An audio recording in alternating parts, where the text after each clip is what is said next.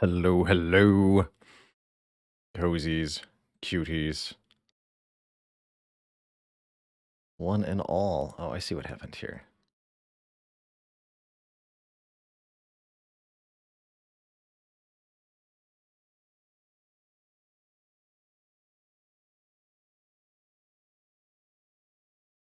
Let me just get Dark Souls on screen properly before I answer questions.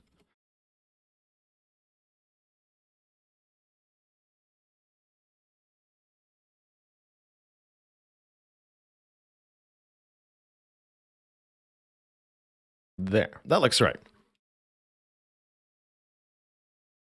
Hey, hey, hey, everybody. So good to be here on, it's already Friday, 1. That's cool.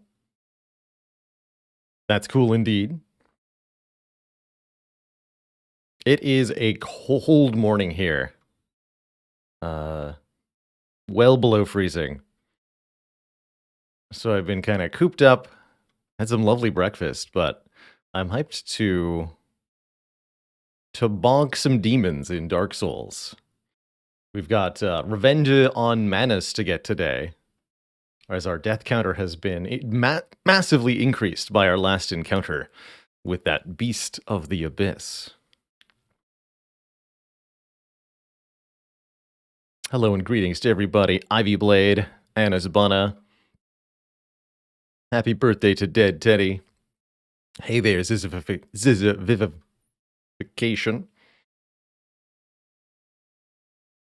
Hey there, G-Max Happy Meal. Omni says, I'm ironclad, I have good exhaust, you've beaten Act 2 with pure ease, and you have a dead branch, but no corruption yet. With a max energy per turn of 4, barring Berserk, do you buy the Prismatic Shard? And I guess I respond with a question of my own, which is, how much do you care about winning the particular run versus how much do you care about experiencing something novel in Spire? Are you on a win streak that you care about? Do you have a lot of emotional investment in just making sure that A20 heart gets killed?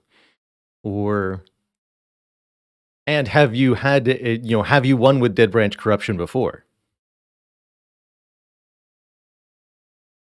There's a lot of different ways that Prismatic Shard and Dead Branch can get very, very silly with one another. Just simply a blade dance, for example. So in terms of possible interactions with Dead Branch, Ironclad card pool is pretty good, but the broader card pool, particularly the colorless cards, which I think is a very noteworthy inclusion to the card pool for the Prismatic Shard that doesn't get talked about a lot. How good is it to find cards from the other characters in your card rewards? Middling. How good is it to find colorless cards in your card rewards? Extremely good, as those fit into decks quite nicely a lot of the time, and especially Dead Branch decks, because so many of them also say exhaust. Some fun little Spire thought for you. In your position, I would surely buy that shard, especially if you've, as you say, beaten Act 2 with pure ease. It sounds like you're right before the Act 2 boss, so you'd also get a rare pick off of that Prismatic Shard. I would definitely take it. I would definitely take it. So many fun ways for that to go.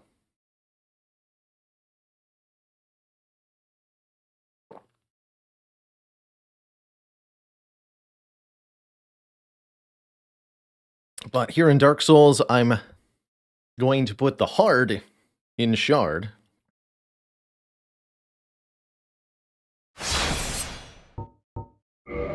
With our soul level 1 character. Only 13 hours of playtime here to get to the end of the DLC. Actually feels pretty good. We have gone through the game at a very speedy and satisfactory pace with only, I'm going to say, relatively minimal repeated dying to giant dragons and abyss demons. If you weren't around for our last venture here, we defeated Calamite after many dozens of attempts. And now we're on some dozen plus number of attempts at the final boss of this DLC. His sorcerous dark magic has been catching me off guard repeatedly, so making effective use of the silver pendant, I think, is still going to form the core of my strategy against this boss.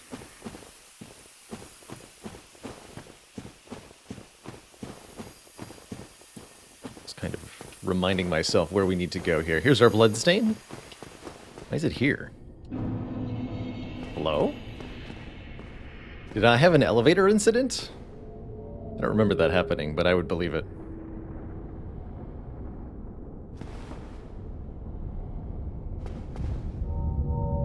I think I did have an elevator incident.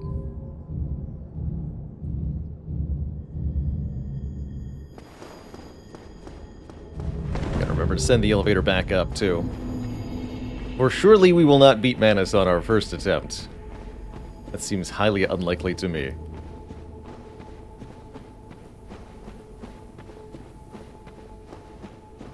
Go down, then up.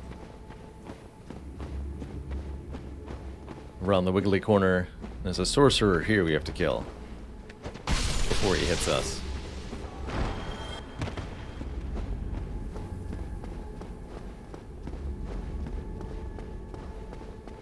This big wooden mallet has served us well. It does pretty good damage here in the late game of the DLC, where the enemies are really resistant to just about everything.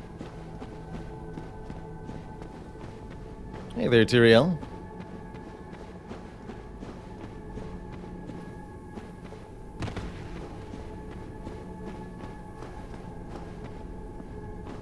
So, we'll watch the intro cutscene. Kind of remind ourselves of what we're at.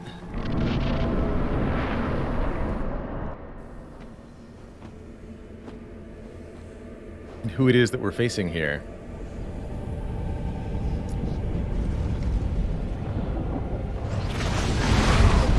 This primordial soul of the abyss. Tormented and enraged by the villagers that disturbed it. Last kerfuffle. Keep march for 18 months.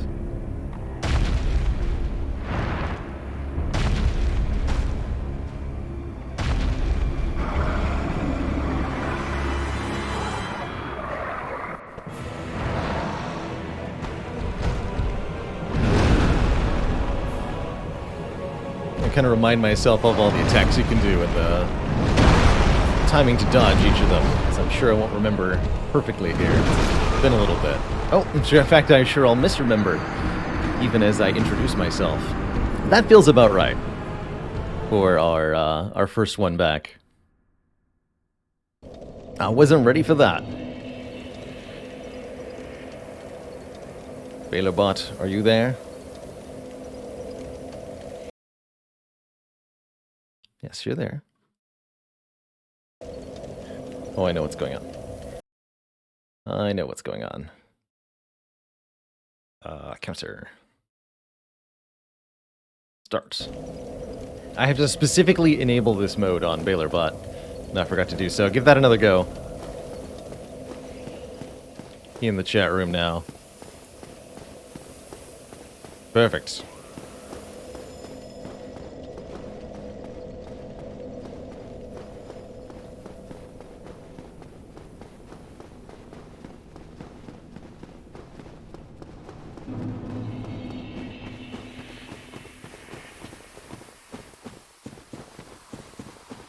So I think that Manus has introduced himself quite adequately there. I really want the elevator to be just the front one. That's not the one I'm taking, though.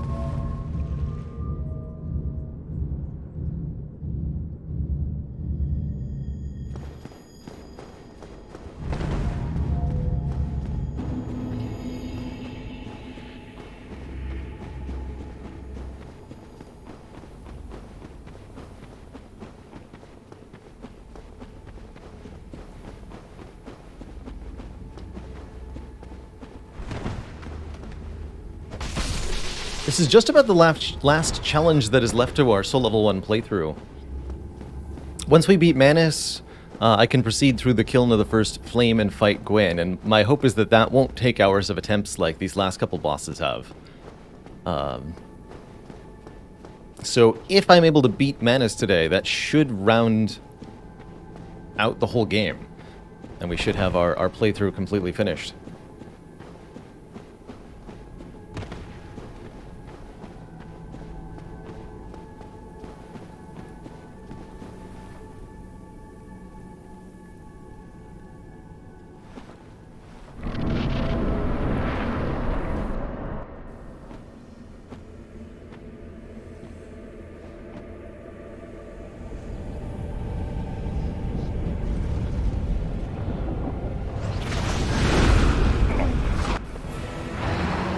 Let's go, buddy.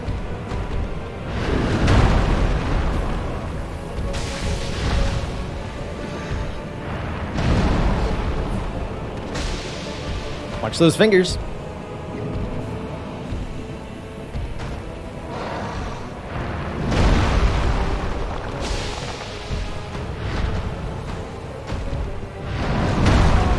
Just a little early there.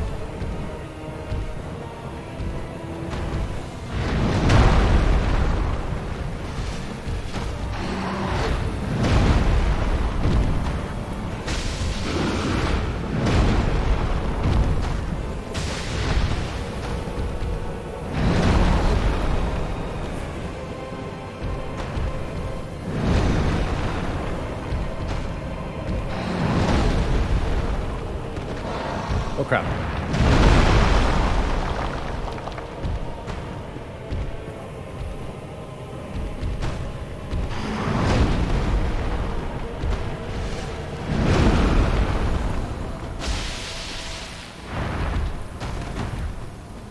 Note that we have spec'd our character armor-wise to be able to just barely survive pretty much every hit Manus can do from full.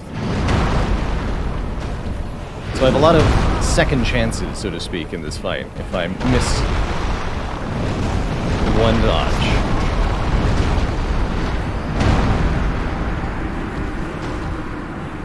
And a good reminder there to myself, a good tip for anybody struggling on this fight yourself with combo attack. He'll do a roar to signal the start of the combo. Don't dodge as soon as the roar starts. You have to wait maybe half a second and time your dodge to the first swipe that follows up the roar to avoid that attack. Otherwise, oof, you're dead. I kind of like panic trained myself to dodge as soon as I hear the roar, and it's wrong.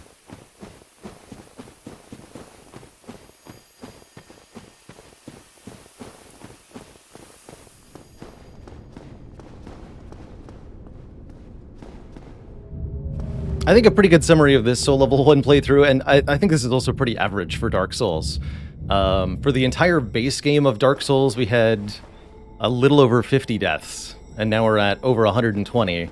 So 70 plus deaths just on the DLC, which is only 4 bosses. They are really a step up in a big way, and being unable to level up the character amplifies that in a big way. It also showcases my relative unfamiliarity with these bosses, I think.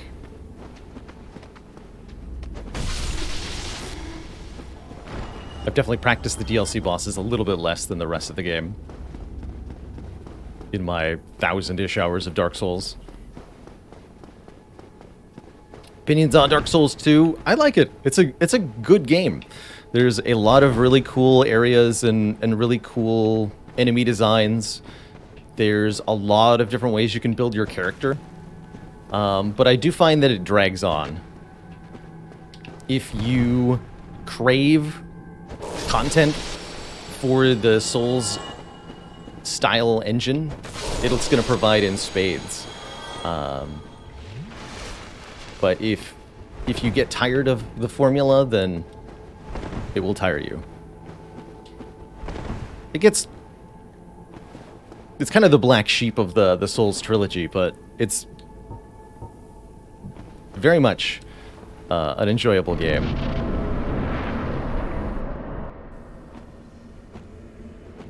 My first playthrough of Elden Ring is going to be on my own for a lot of different reasons. Yeah, for a lot of different reasons. I don't want spoilers on it. I don't think I have the hardware to actually smoothly stream it. And there will be lots of competition on Twitch from bigger channels of streaming the same game. So for all of these reasons and more, I'll be playing my my first playthrough of Elden Ring off stream.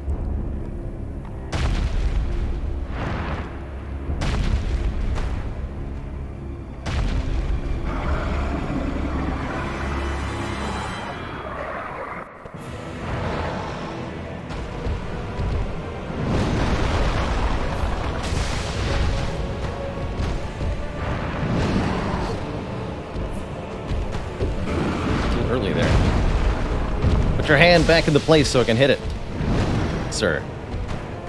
Okay. That was just greedily ambitious of me to swing my hammer there. I don't know why I thought I could get away with that.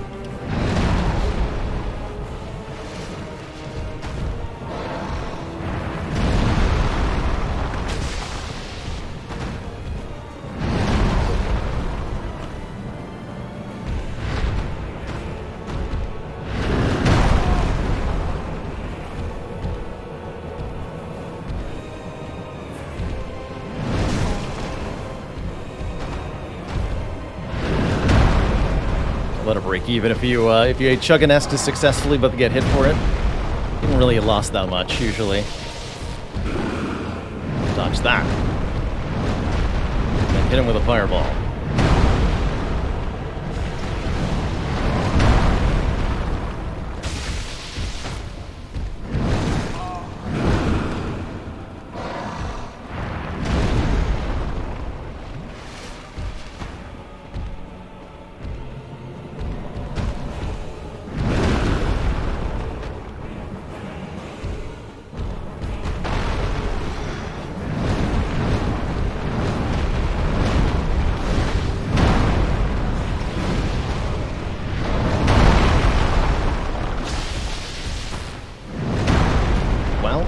He missed me, but I completely failed to dodge that.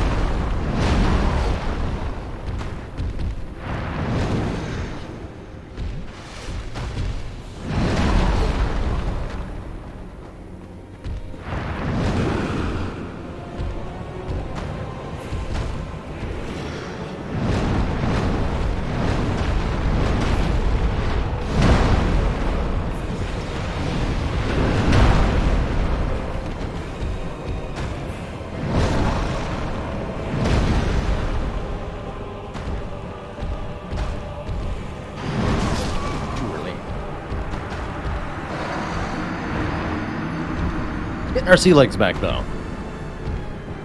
Getting my sea legs back.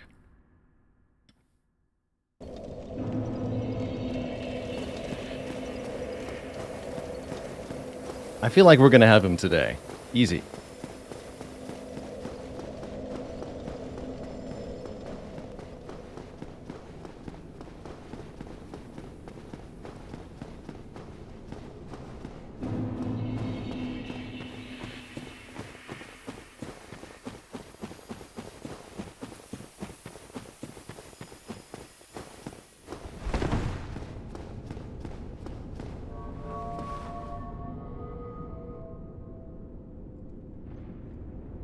We failed our elevator. I'm so sorry, elevator. This must never happen again.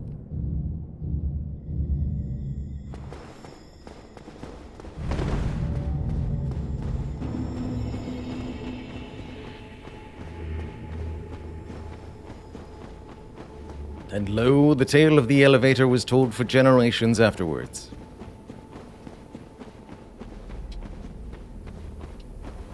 It uplifted everybody's spirits, brought them to new heights as a people.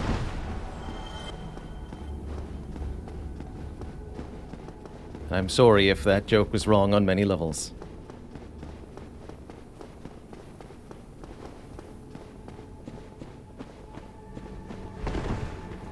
But no, there is no floor to which I will not stoop, comedically speaking. I played Sekiro. I have not, actually. On my someday list of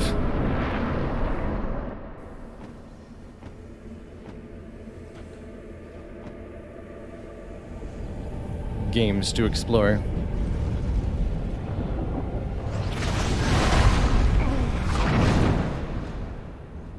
Maniac in a mask. Thank you so much for the 30 months.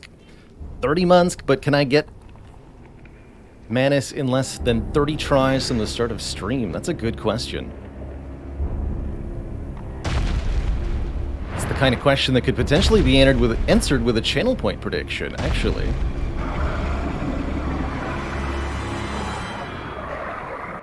What if we were to wager fake dollars on the outcome of this fake fight between me and a video game demon?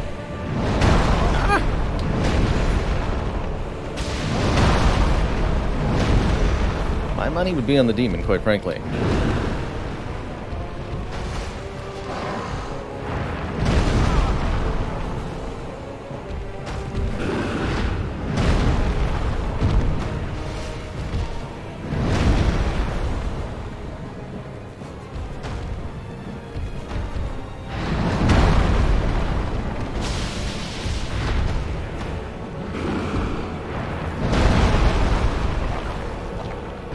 Dodging a little early on the hand slaps, which is just fair, because they are really slow.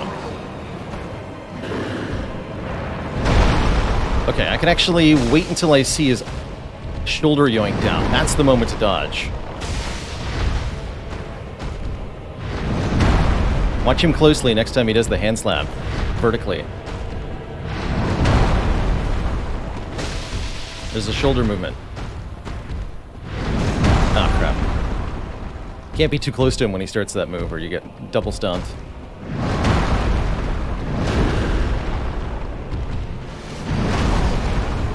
Net gain. Net loss.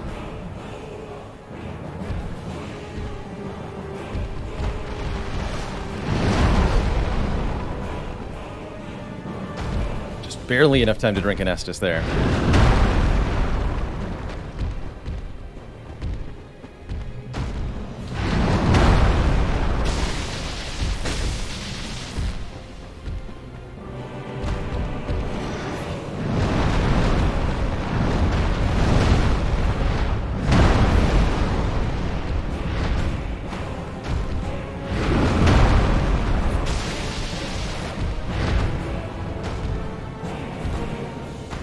I can do light followed by heavy in some of these attack windows.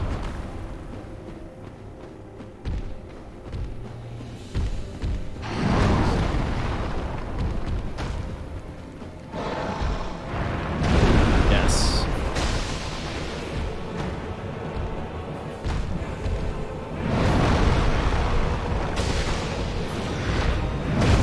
Ooh, still too close. Fair enough.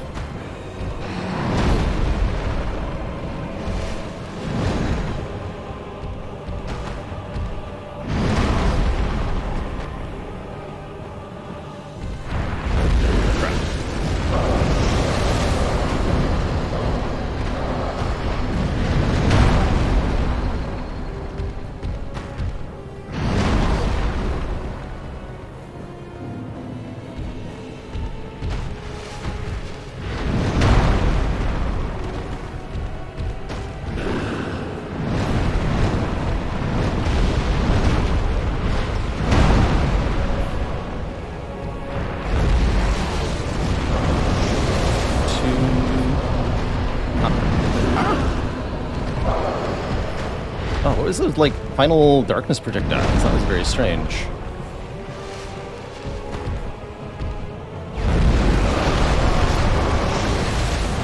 Well, that was unfortunate on a lot of levels. I was not ready for that one.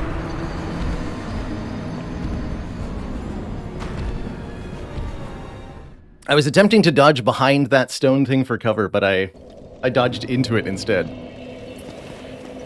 Oof.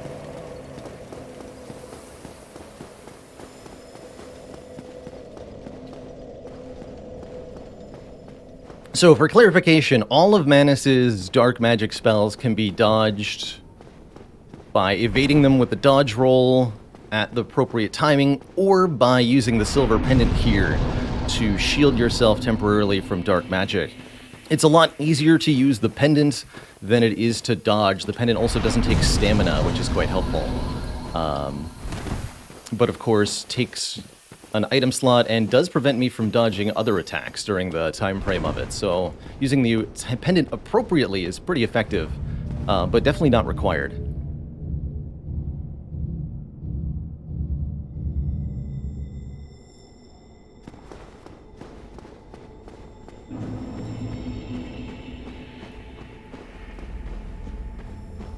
Definitely not required. But if I can consistently get Manus down to half health, I'm sure I can beat him quickly.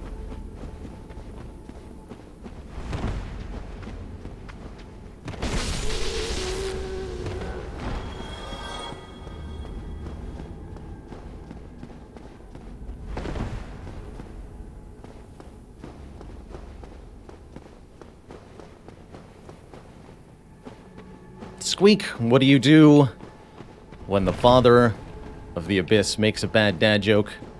You have to ban us, Father of the Abyss.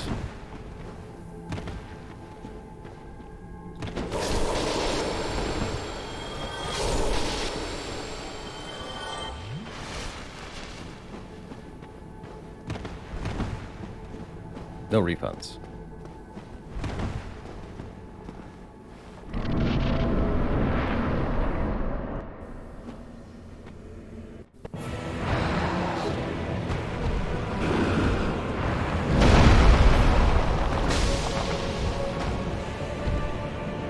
Good reminder why intentionally having Manus clear some of the debris on the battlefield can be helpful too.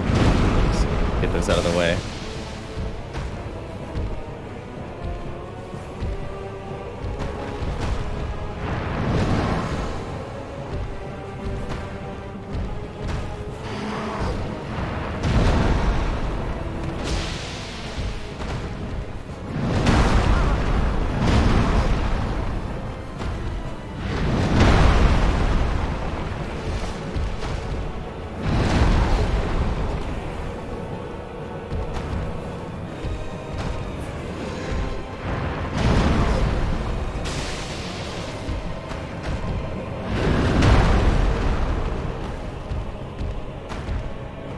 I'm now watching Manus's left shoulder when he lifts his arm into the air, and using that as my dodge cue. It's working perfectly.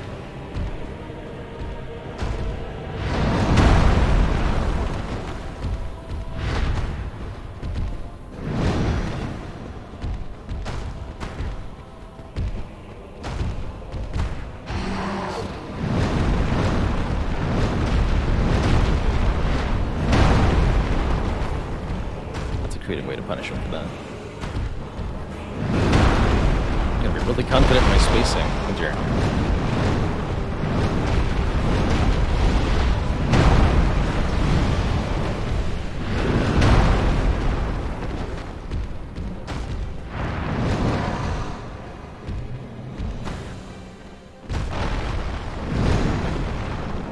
It's janky. It's too early.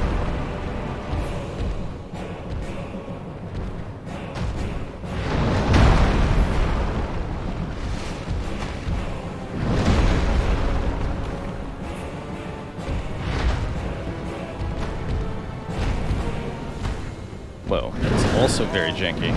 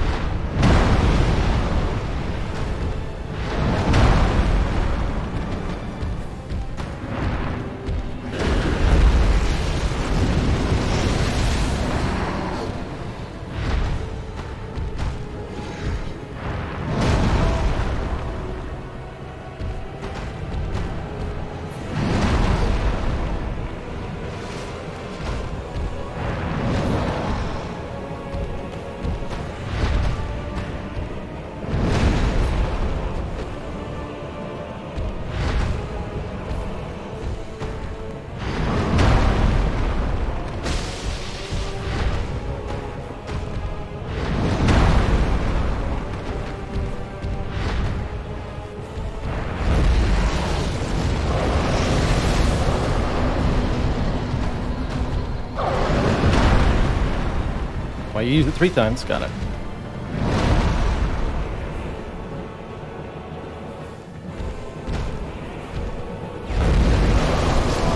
Not quite fast enough on that one.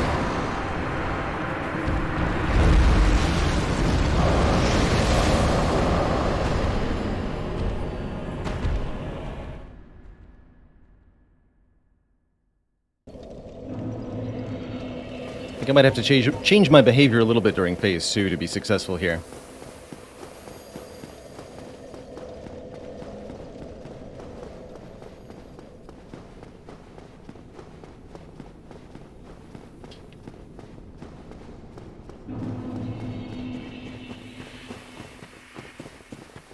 I think the amulet might be a trap for one or more of the spells. It's very good for the circle attack.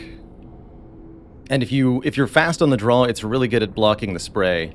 The rain is where I'm having difficulties getting it to perform properly for me. So I might stop using it against the rain attack.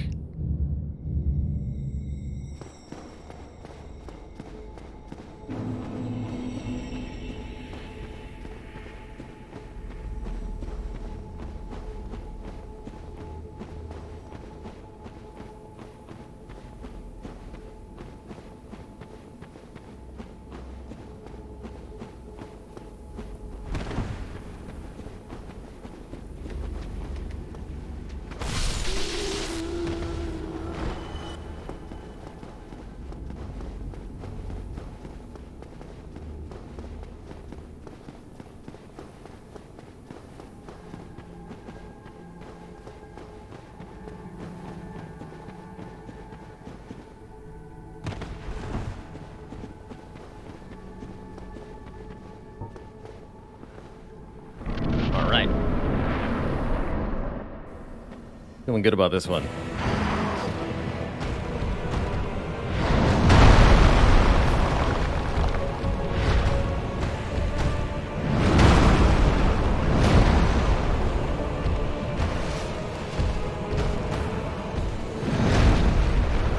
Please break some stuff. Thanks.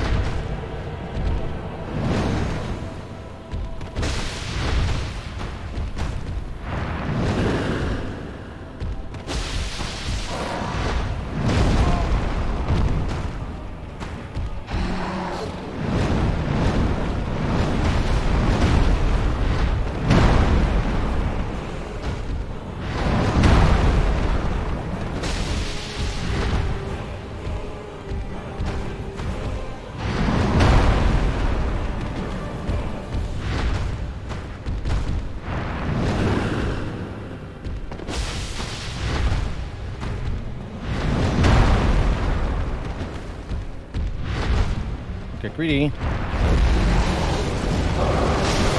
Ooh! Wait! I think that counts. That says victory achieved. I'm taking it.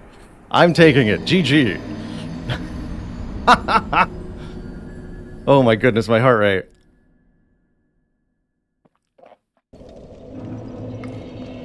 Double KO. Wow. Wow. That's an FTL flagship moment for you right there. That totally counts. We have his soul. I guarantee if we go back to that place, he will not be there. Where is it? Soul of Manus.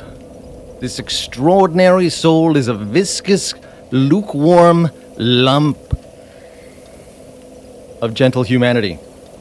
Ancient Manus was clearly once human, but he became the father of the abyss after his humanity went wild, eternally seeking his precious broken pendant. Very cool. Very, very cool. What a battle that was. Alright, well, we have to go back to get... I'm actually very curious if the souls he drops are going to be on our bloodstain in the battle arena. But that was an amazing battle.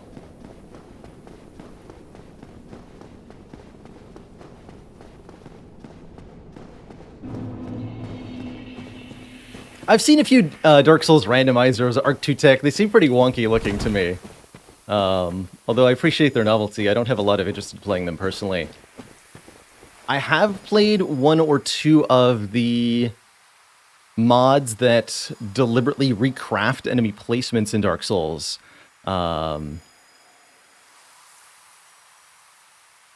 Rekindled, I think was one of them called. There's a whole bunch for across the Souls series. And those I've found quite some joy in.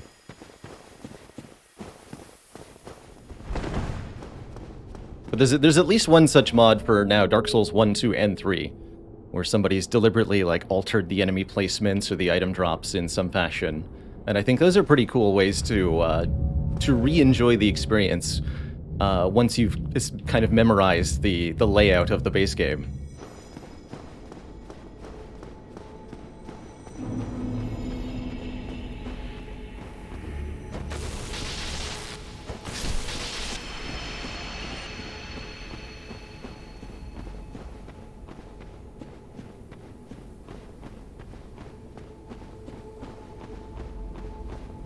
What about a mod that replaced every enemy with clams? May that day never arrive. And the clams exclusively make the Tim Mellengrot noise.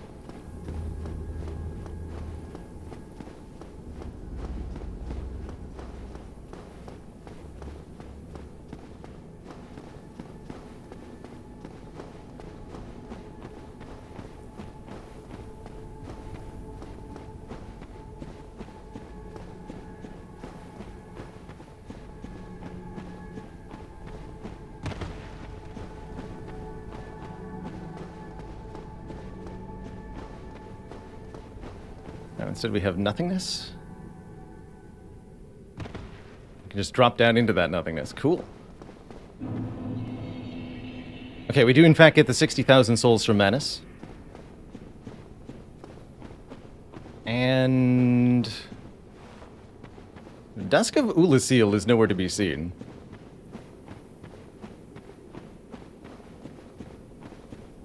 Normally after you defeat Manus, you find her lying on the ground here. She really doesn't say much, and then she just kind of disappears. You don't really get a satisfactory ending to her storyline. It's rather odd, I found, but very fitting for Souls. So now, we return to...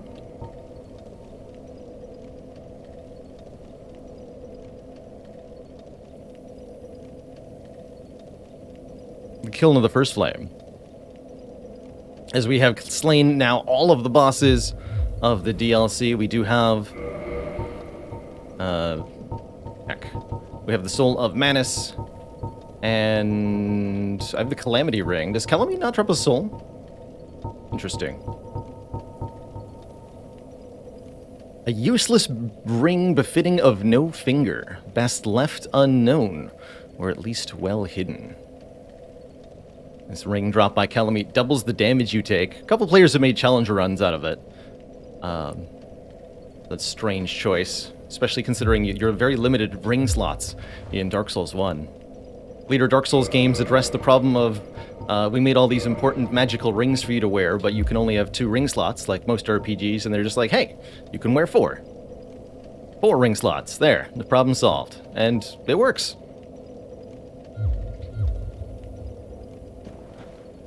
Helmet does not drop a soul. I didn't think so.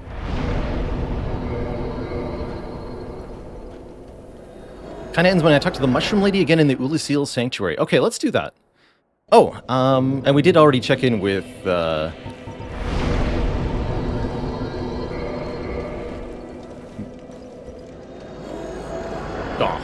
and we got a great bow. So we saw that dialogue, too.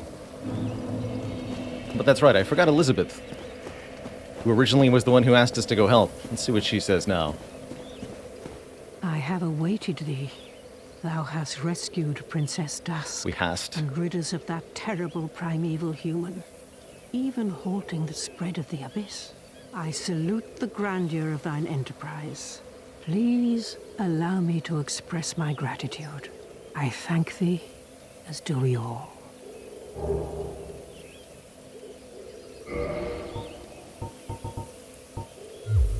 I will remember thee, but I will keep thy story to myself. This is the best way, for thou art come from a time far ahead. Maybe I'll use those on Gwen. Gwen. Sing thy praises. Mushrooms. But yet thy greatness shall live on, for it shall be my purpose to remember all thou hast done for us. Was thine eye glancing hither? Thou needst not hide thy wonder. I am a mushroom, after all.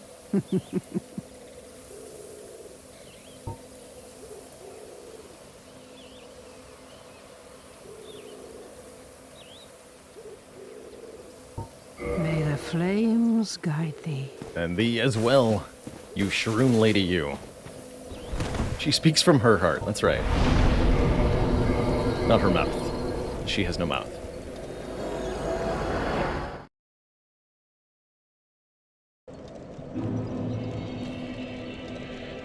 So, quick thoughts here. I do have the Fire Reinforced Club +5. I guess I could just use that to kill Gwyn. I'd like a weapon that I can equip in one hand so that I can do parries with.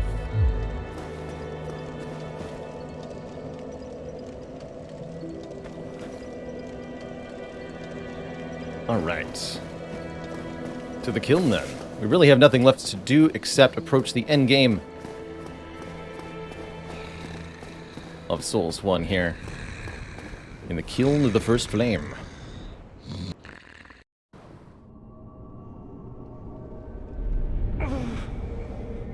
We won't bother waking him up. He seemed like he was having a good nap.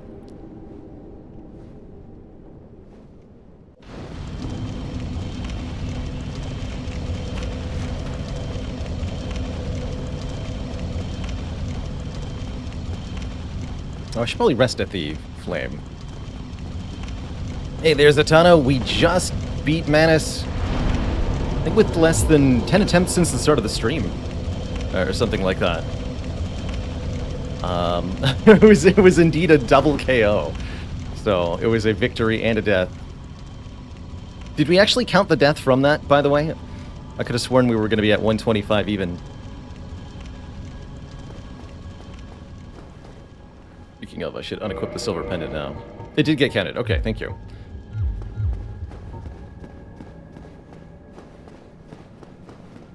Wonderful. 25. My goal for the base game plus DLC was personally under 200 deaths for the Soul Level 1 playthrough. So I'm feeling very happy with our score at the moment.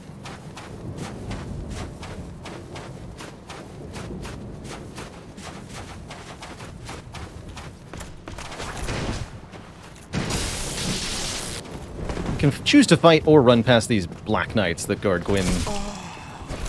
It's the smarter move to run past them, generally speaking, as fighting them has a chance to result in you missing some kind of execution.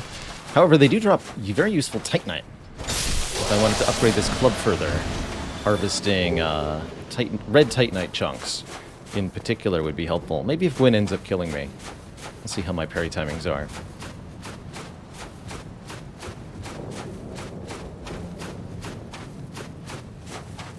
I'll definitely kill them all the first time through. In fact, let's actually practice our parries. Let's just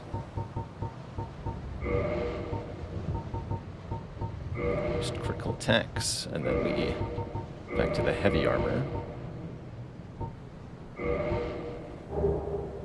14 out of 61. Now we gotta get down to 12.5.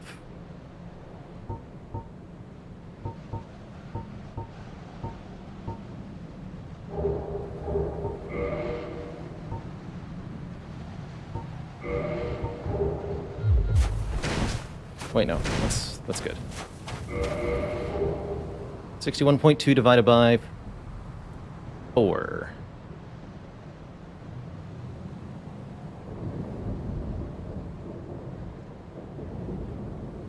Calculator time. Should be just over 15 actually. Yeah, no, so we're well under. 15.3. I can actually go to better gloves. Yeah, that's still good. Okay. Wondered why that was breaking my brain. It's because I was dividing 60 by 4 and getting 12.5, that's 50 by 4. Very classic Sailor Math moment. I don't know why I thought you had very little health left, sir. Because I was talking, that's why. Dark Souls has made me... Oh, jeez. Has made it abundantly clear to me how unable I am to talk and play at the same time. Something I don't practice that much in Spire. Where's my turn-based game, hey?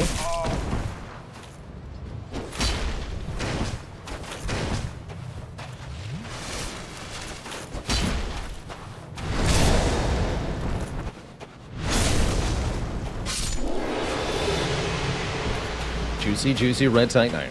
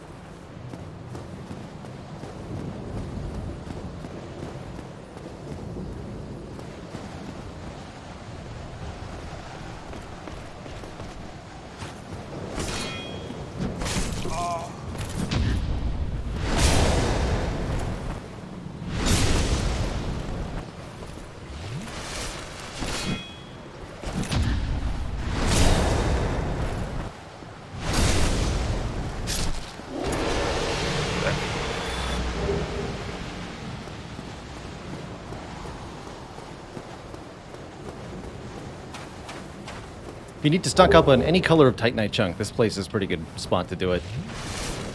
Here's where we find the armor of the Black Knights. Curious if the description has anything interesting to say. The knights followed Lord Gwyn when he departed to link the fire, but they were burned to ashes in the newly kindled flame, wandering the world as disembodied spirits ever after.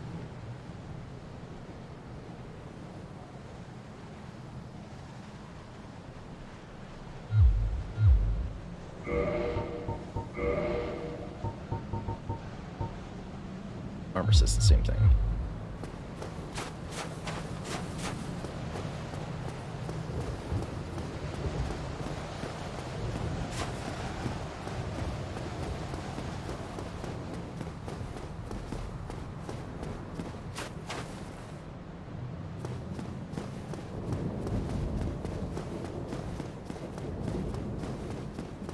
Two more Black Knights in my way.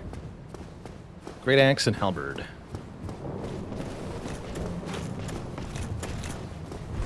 Love that leap attack the axe ones have. Can't just let me walk behind you like that, sir. Bad for morale.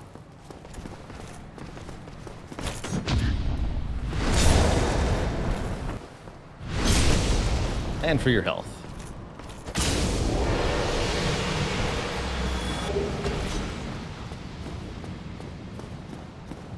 I think this guy drops a blue.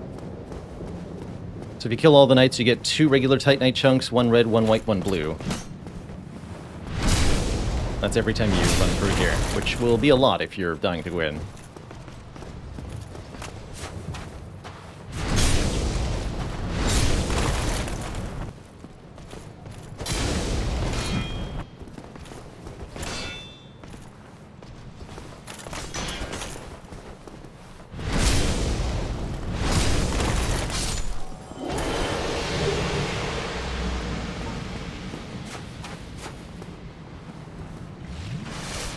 Of course, I would never lose to Gwyn, would I? Yeah. Pretty tough boss. If you don't know how to parry him, or choose not to parry him, this fight can be very, very, very challenging indeed. But the fact that Gwyn's sword attacks can be parried makes him a much easier foe overall. Only if you know how to time them, though. I can't say that I showed that off very well.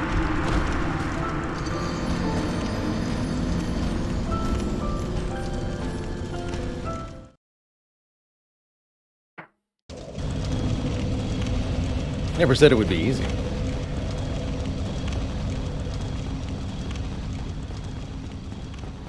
Okay, this time I'll be running past all of the knights and all future attempts as well.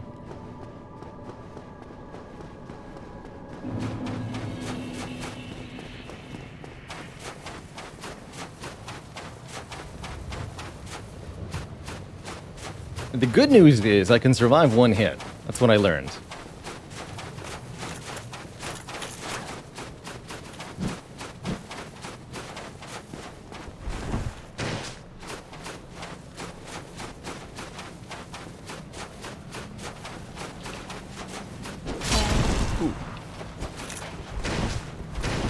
A little slow today. Hey there, Twinkie Main. I will not be streaming Elden Ring on release. Some number of months after release, perhaps. But definitely not anytime immediately upon release. I'll probably play it through once or twice on my own privately before I decide to stream it. If I ever decide to stream it.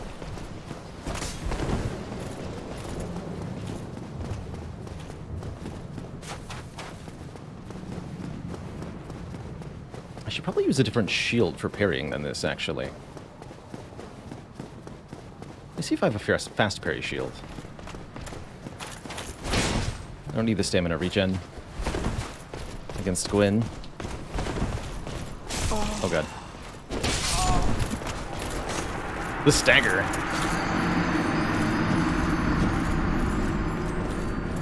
However, I came to a thought.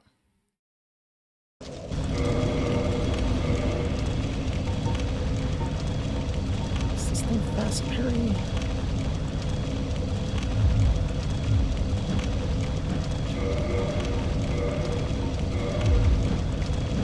Yeah, that is faster. Okay. We'll use the wooden shield for this. That also lets me equip heavier armor too, which is quite nice. Can I put on the knight's suit? Oh no, that is already +9. The knight boots then. 17.4, no. 14.5. Yes, we can wear the knight gauntlets.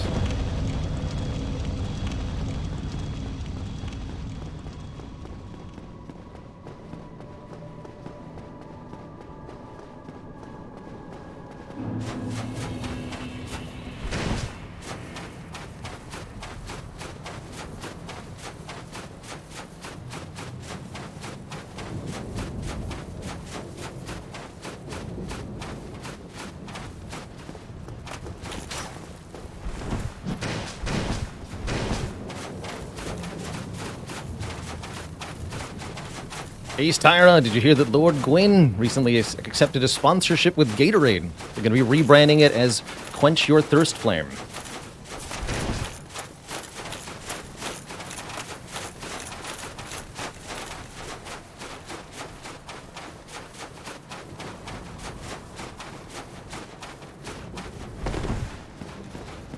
No apologies. And definitely no refunds.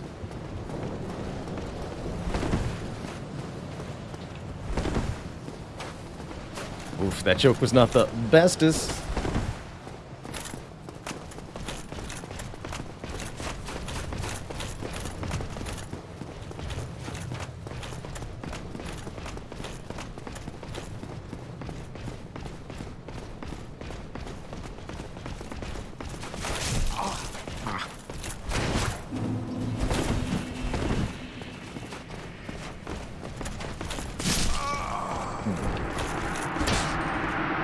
Actually having difficulty with this, apparently. Rhyme Nasseraz, thank you so much for the 10 months. Lord of Cider. Cider.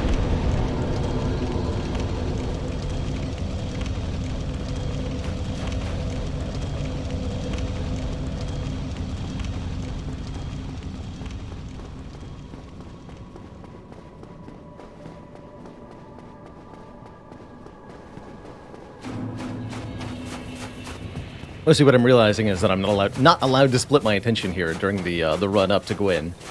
So let's try focusing this time.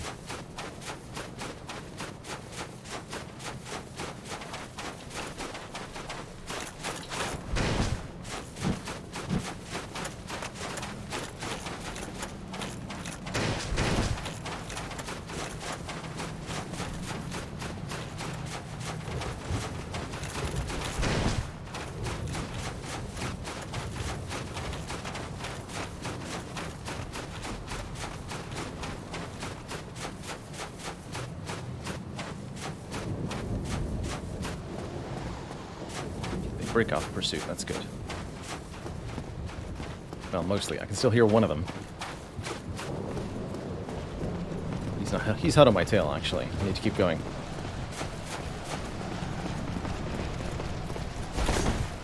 There's a gap in the bridge there you have to be mindful of.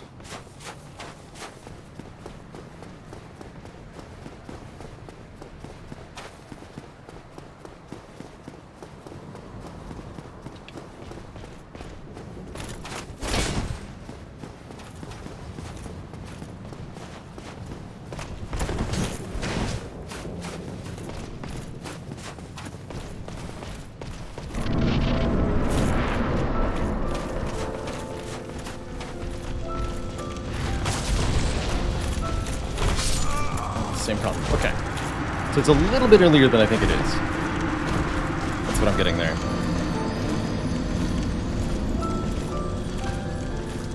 I guess I could also dodge that first swing, but I really want to parry it.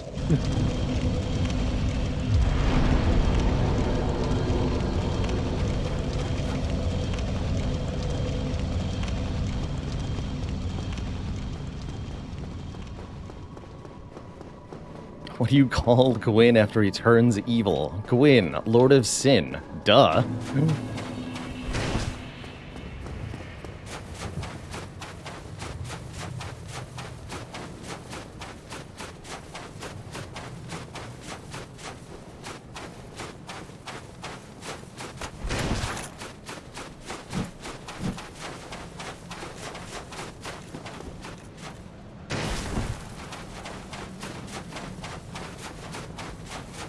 Actually reminds me of one of my favorite dad jokes of all time. What's the difference between a good joke and a bad joke timing?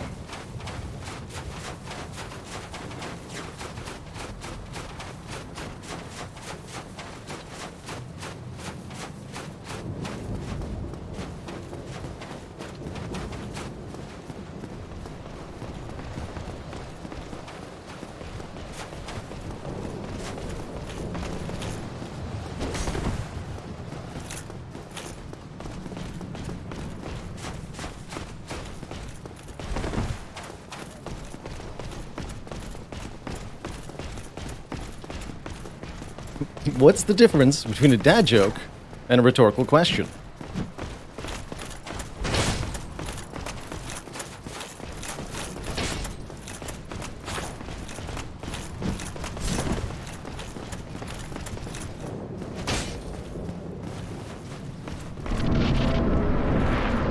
I'm gonna do it.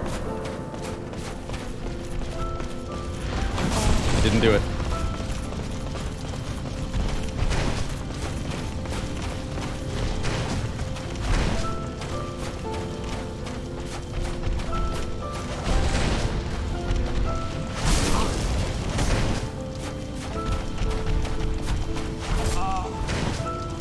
Seemed like it hit me, but didn't do any damage. Very hard to find healing windows in the Gwyn fight. He's lightning fast and has crazy range with that greatsword.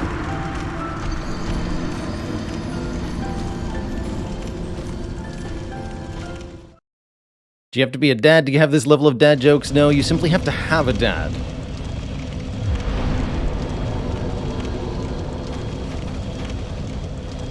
Don't even need to spend time around him, necessarily.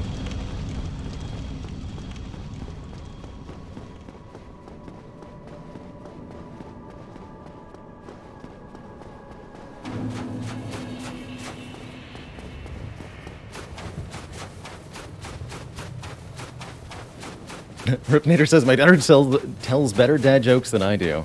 I've never been more proud. Your daughter will make a great dad someday. I believe in her.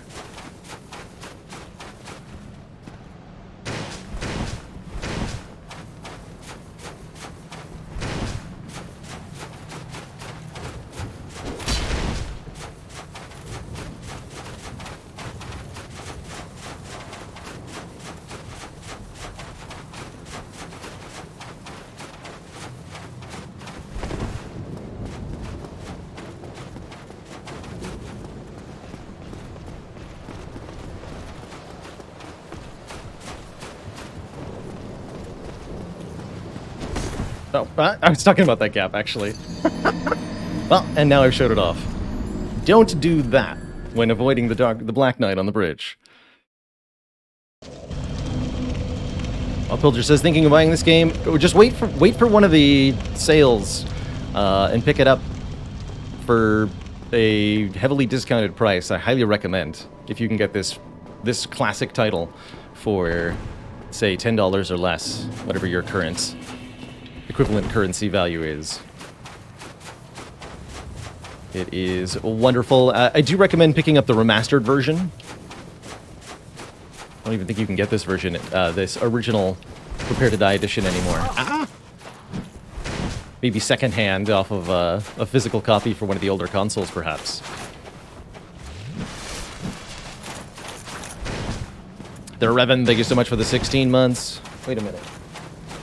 I have a physical copy of Dark Souls somewhere around here.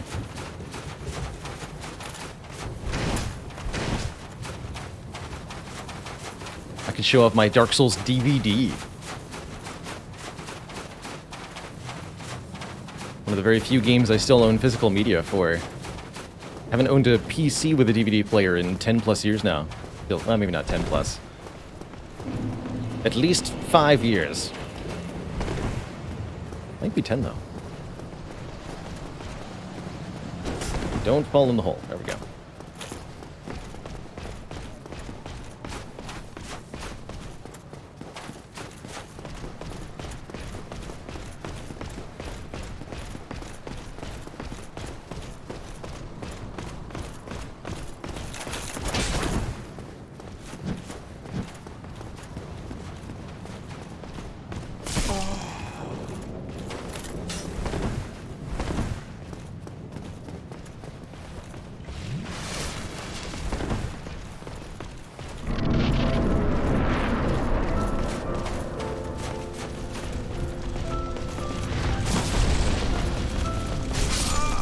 Wow, that was the exact wrong thing to do.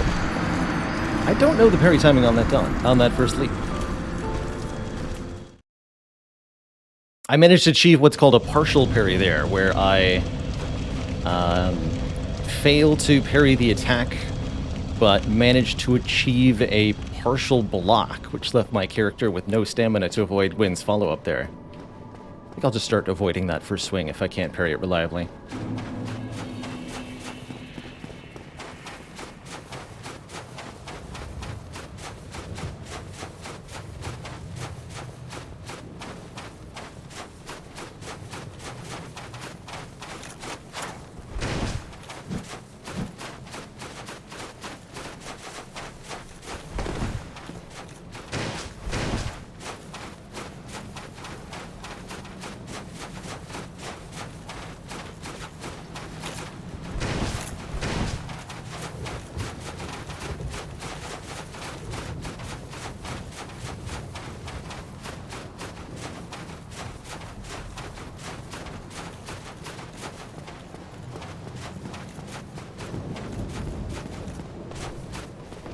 Got a Blu-ray external for your PC because your PC monitor ended up being better than your TV, so now your PC monitor is your TV. Success.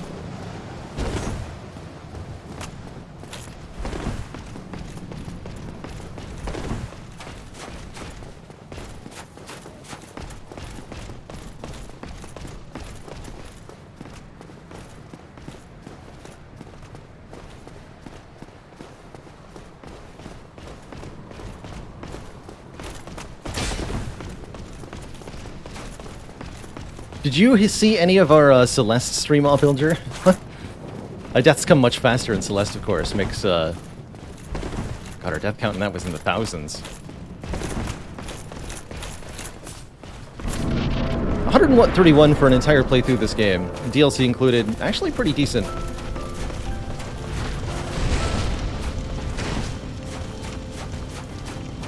I would say. You have a kick? That's right, you have a kick.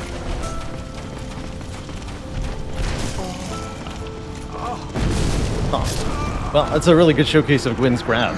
Interesting that that caught me despite the dodge that I did a moment before.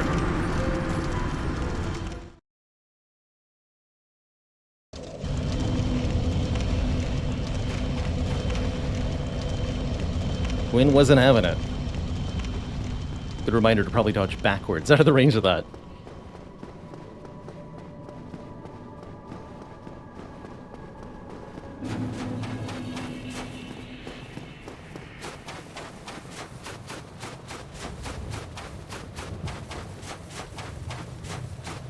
It'd be so much nicer if I could have a nice big health bar. Oh well.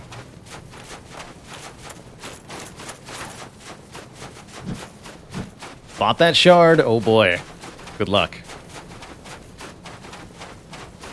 Am I actually supposed to beat that guy? Oh yeah, I'm gonna beat that guy. I'm gonna beat that guy today.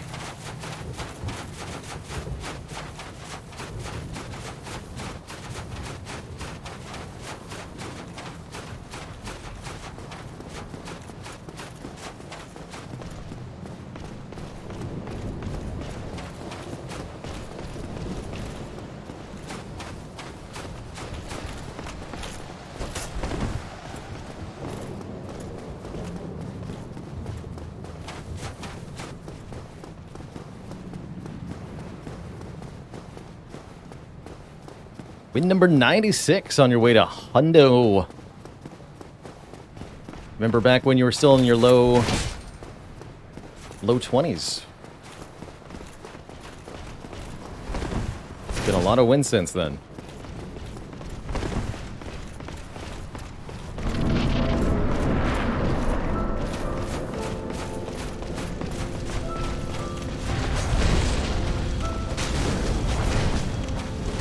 Really not going to do any damage unless I parry.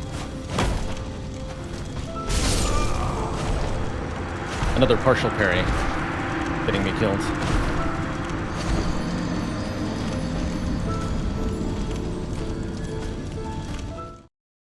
You heard that thonk of the sword hitting the shield.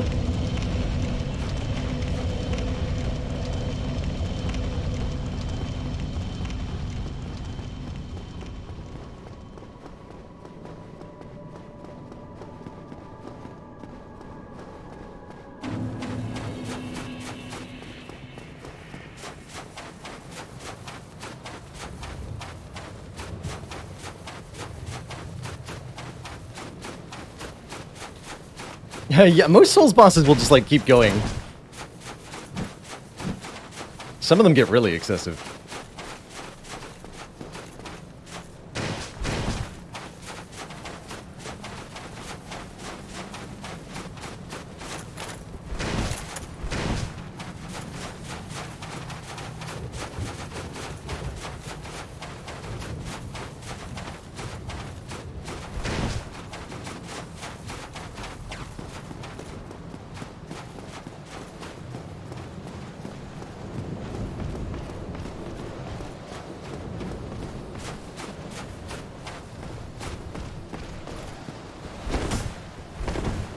Almost fell in the hole.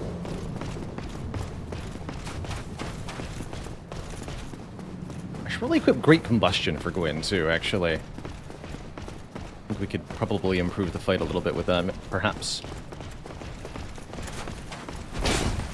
Love that jump attack.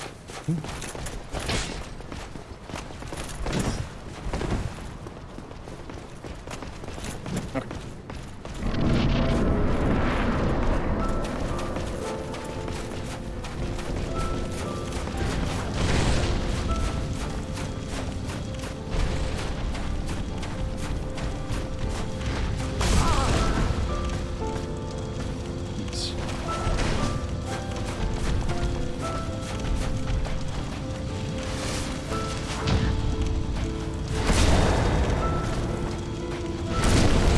There we go.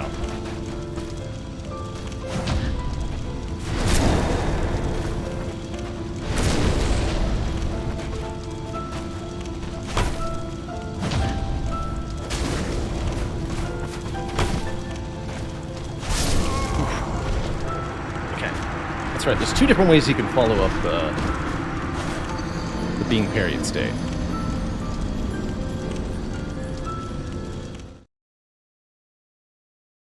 Do all the shields have the same parry window in Dark Souls 1? No, Captain Planet. There are 3 different categorizations of parry in Dark Souls 1. Primarily what are called fast parry and then medium or slow parry. Most shields are one of these two, with smaller round shields and lighter shields being of the fast parry variant, which have a quicker recovery, so you can parry again more quickly or dodge more quickly after a parry. And then other medium shields like the Grass Crest Shield and Crest Shield, and basically any medium shield that you're allowed to parry with is a medium parry shield. There's also a special parry that's on the parrying buckler, which has a wider parry window, but a long recovery. So the target shield would have a few more frames during which I can parry the enemy's attacks. However, the overall parry window is longer. I don't think that necessarily matters for AI, though. So perhaps I'd be better off using the target shield against Gwyn.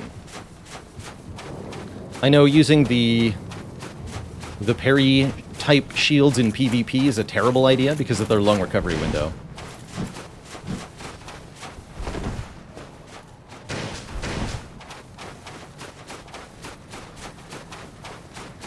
Leaves you open to backstabs.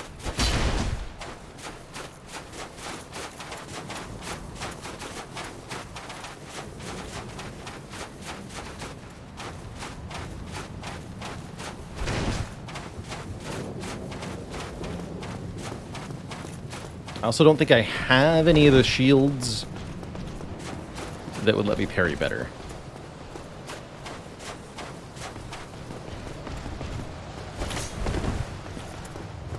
Really want a mid shield with high fire res. Guess what? Can't equip those at soul level 1. But the wooden shield actually has it's 30 fire res, 65 lightning res. Oh, that's not the shield I thought I was using. Yeah, I do want a different shield than this.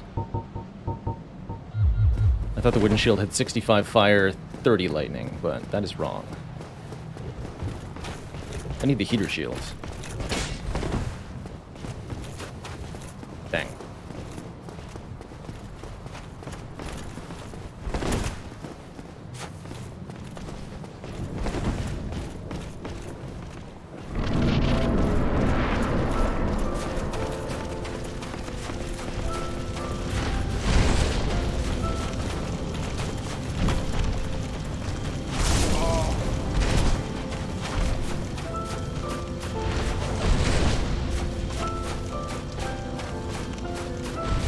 You can sometimes get a heal window if there's a pillar between you and Gwyn, as it'll block his attempt to donk you.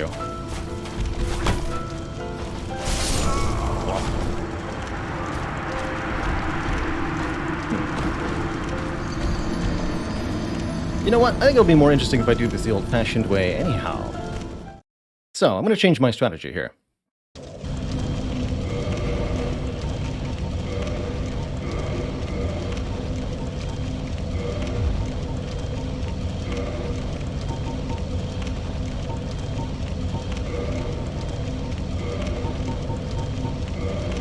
hack it.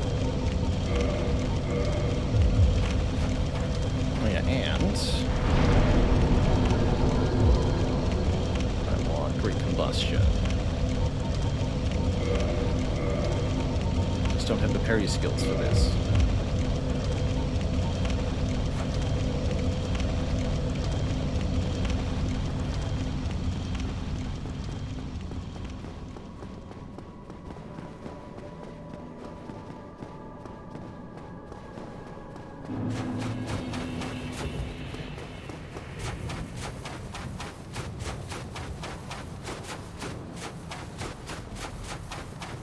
Trying a no-hit run at Dark Souls seems so stressful.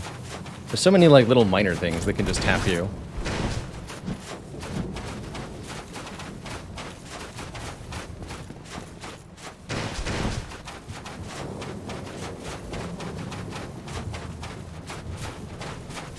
Like contact damage with various creatures, or the AoE lightning of Sanctuary Guardian or something. Yikes.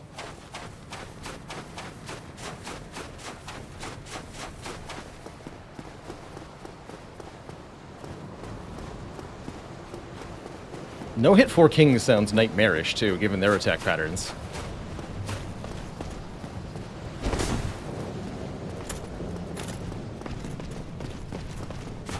What if they do the magic projectile attack repeatedly? What do you do? Just save and quit? Is that your only hope?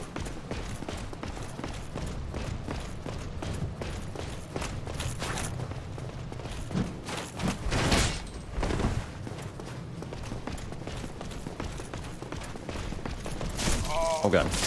Ah! That stinky stab. That stinky stab.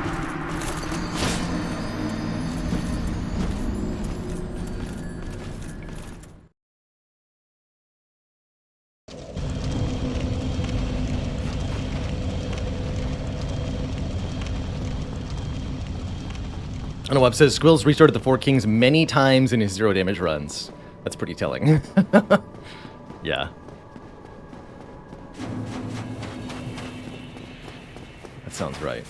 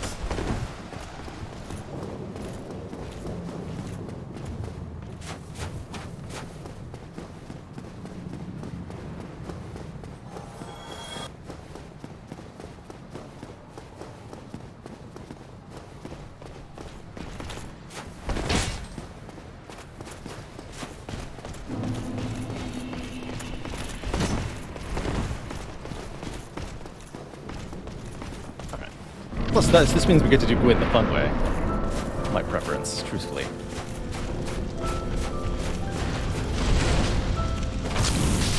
Wow, only 100 damage. I do need to reevaluate our weapon choice here.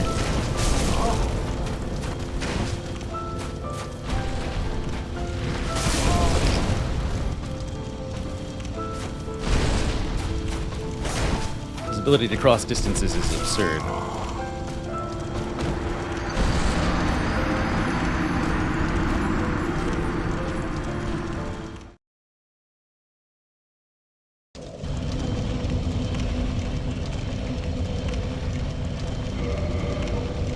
How many red type magics do I have? Just one. Alright.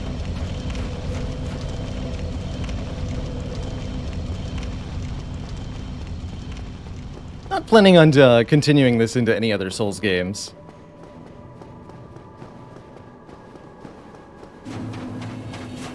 If there's a substantial enough interest, maybe.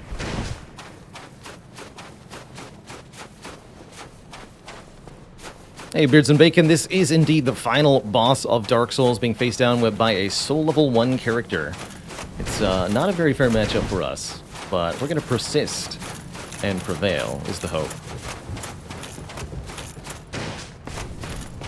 Hey, Rickanady, I actually recently completed a playthrough of the Mass Effect games off stream over the past month or so. I went very renegade with that playthrough, as I'd played the Mass Effect games once before, back upon their original release, and then I just replayed Legendary Edition quite recently, deciding to see how the Renegade storyline goes. I liked it.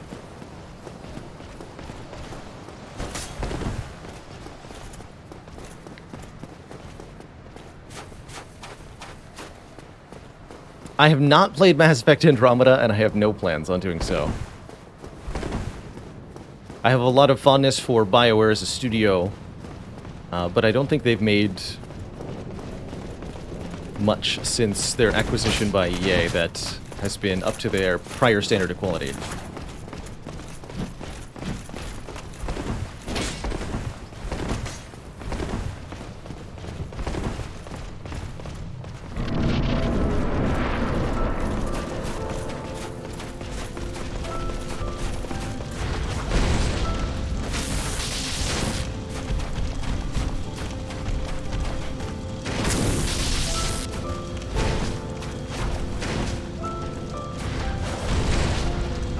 That's not a good idea. I have no idea how I dodged that. Didn't dodge that.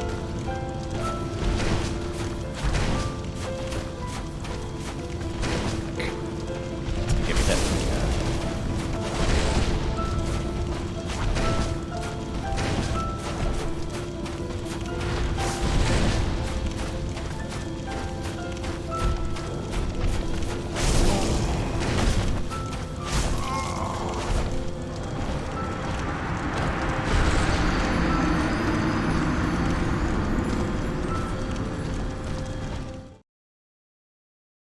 He's tough. I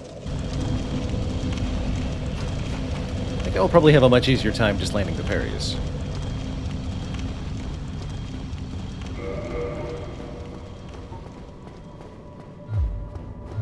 Upon review of the footage.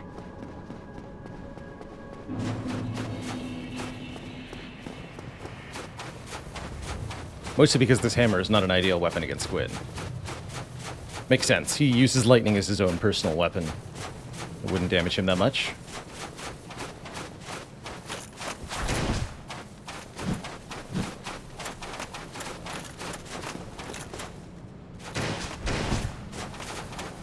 Parry's not an option with this hammer, but I have a weapon I can use to parry him. Problem I'm currently experiencing is that I don't have enough practice parrying Gwyn to land my parries consistently, and because this character is low level, I can't tank enough hits to make that work.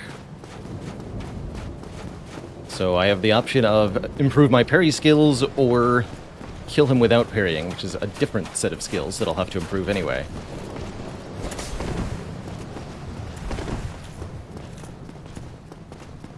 You can parry and then two-hand the weapon if you're fast enough, I believe. But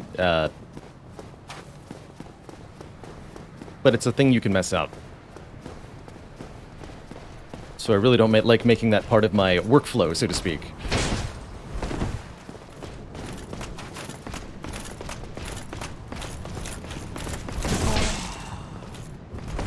Rude.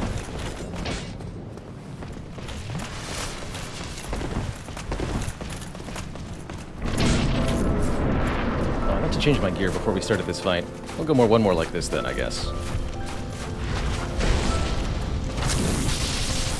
What I will note about Gwyn is that he's relatively vulnerable to being staggered. If you can hit him with... Yeah, exactly. It's only 2 hits to stagger him with this thing. Okay, that might be more manageable than I thought then.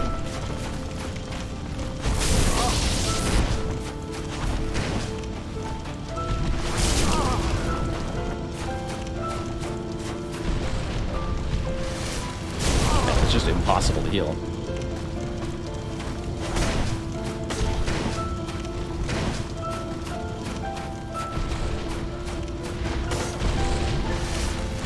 Secret is the pillars.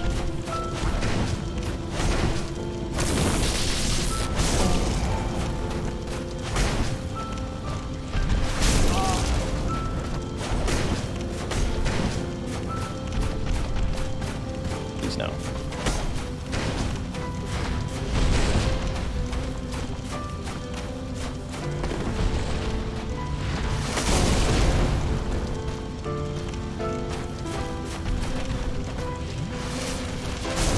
Really?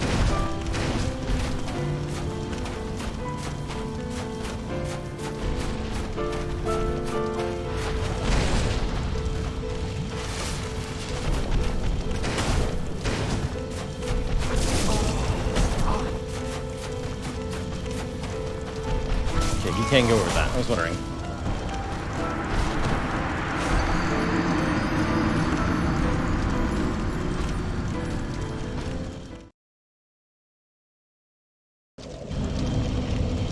Gwyn and a lot of other entities in Dark Souls are coded to begin an aggressive action, basically instantaneously, if the player tries to begin healing. It really does make finding a window in which to recover in a lot of fights, especially the endgame fights, very challenging.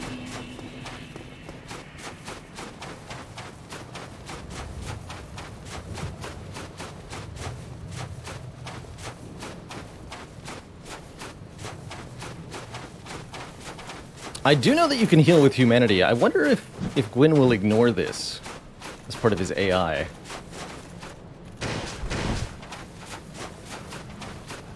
Humanity is not replenishable in the same way Estus flasks are. So I'm hesitant to use them and then not have them, but we're at the end of the game, so what difference would it make? Wait, humanity's faster than Estus? Are you serious? I actually did not know that. It has such a long animation. But so does the Estus Flask, ultimately. I think that's the secret. The Estus Flask feels short in its animation, but it's not.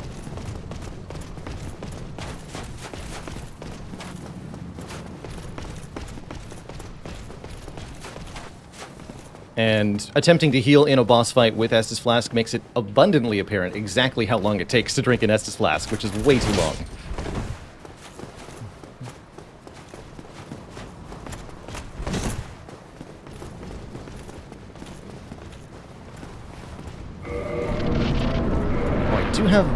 I do have the mushrooms. That's what I meant to use in this fight.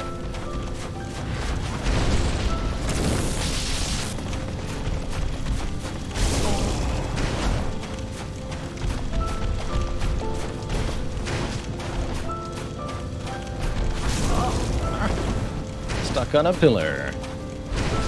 Death by pillar. Yeah, that's pretty slow, but I believe it's faster than Estus. That's sad.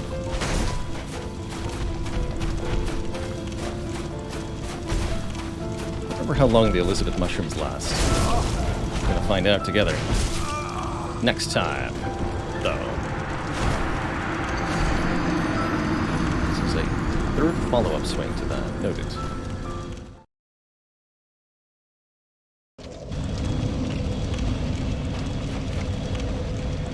If the humidity's faster, it's not much faster. But I'm curious if it triggers the same AI in enemies. Let's compare again the fire reinforced glove. It's lighter, which is quite nice too. There might be a stamina per swing is my main concern. 1, 2, essentially 3 to empty versus about the same. Okay. But yes, Gwyn is weak to fire damage specifically.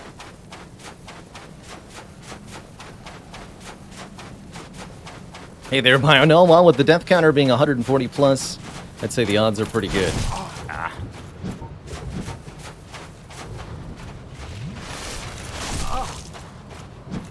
Hold on. I have to at least kill the second Black Knight anyway. if Gwyn keeps killing me, then I'll upgrade this club further.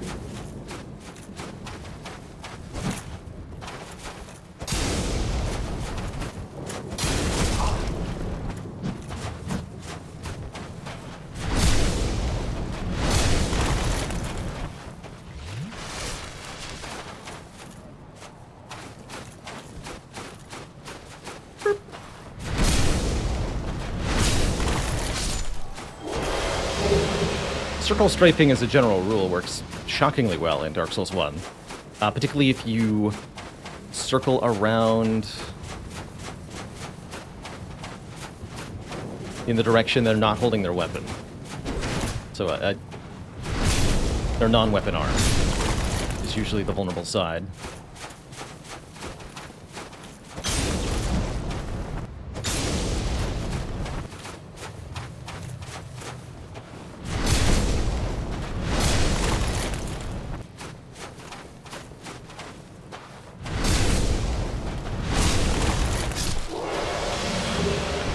Titanite chunk. To upgrade this club any further, we're going to need more red Titanite.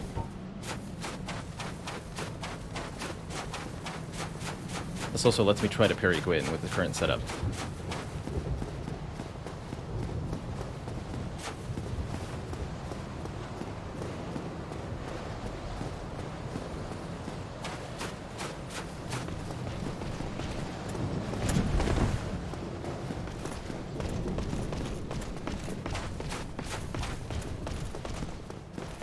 Currently we have 2 red chunks. If we want to further upgrade the club substantially, we'll need 5. Plus 3. I also don't have either of the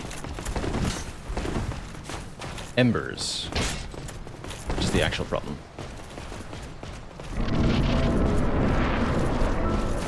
Hey, Grey Frog, bitrate's been fine today.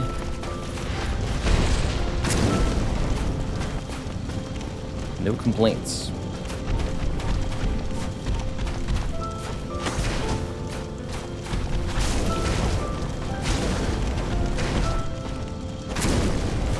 Okay, that's also a very good stagger. Good to know.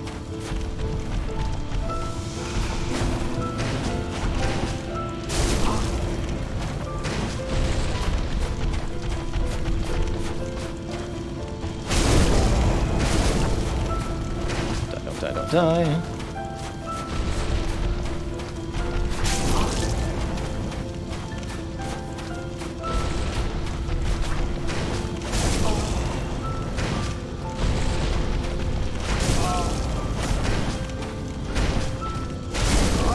No, you can do that many attacks in a row, sir.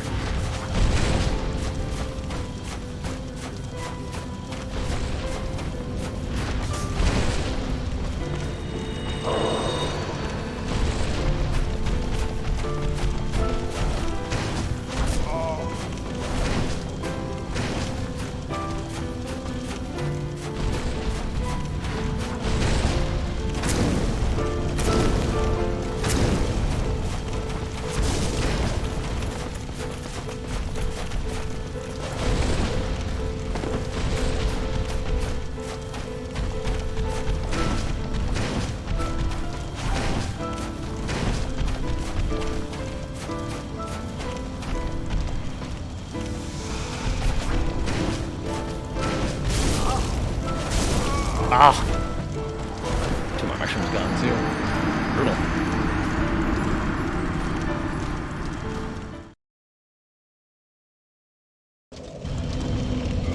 Only the Estus Flask returns when we die.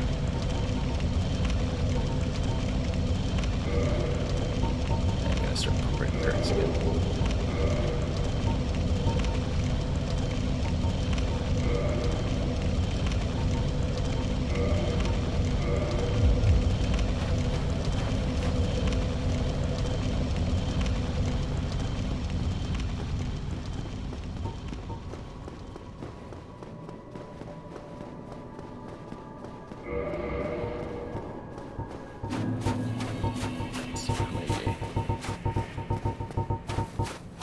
Titanite section. Hang on.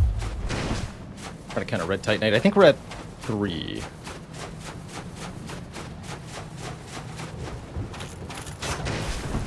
dramatic jumping. Here, come here.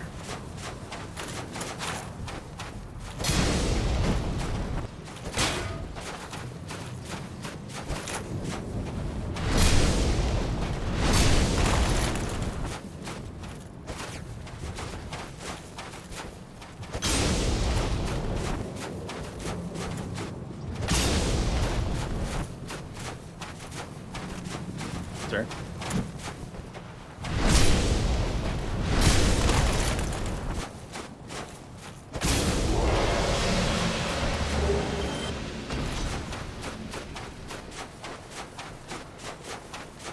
So, please.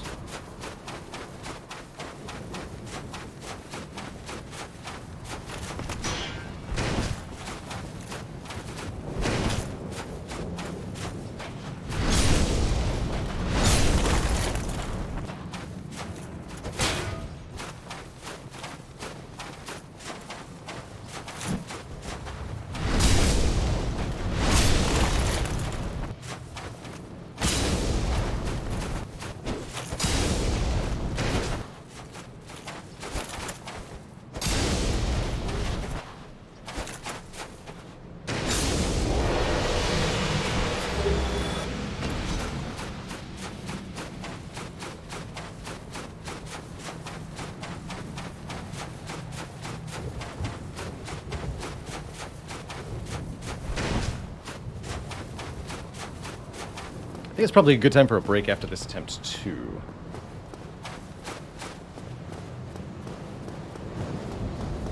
So I haven't taken a break since actually beating Menace. Probably be a good idea.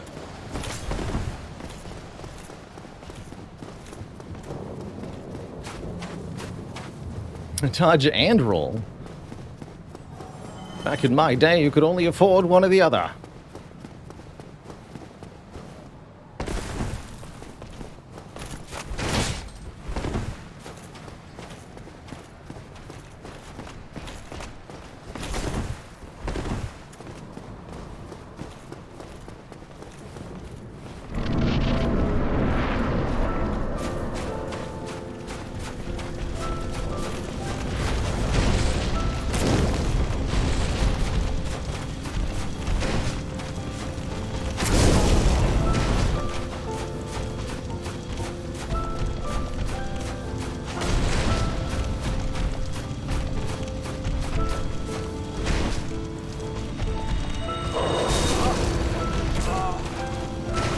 That follow-up doesn't do damage if it hits me usually. Not sure why.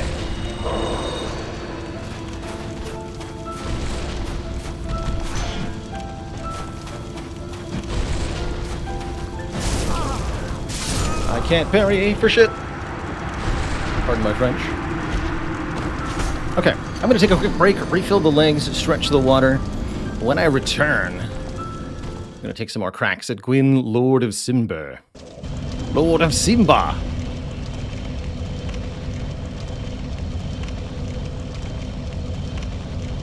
And we'll keep trying. Here, let me get you a slightly different sound to listen to. And then I will be right back. Don't go nowhere, everybody.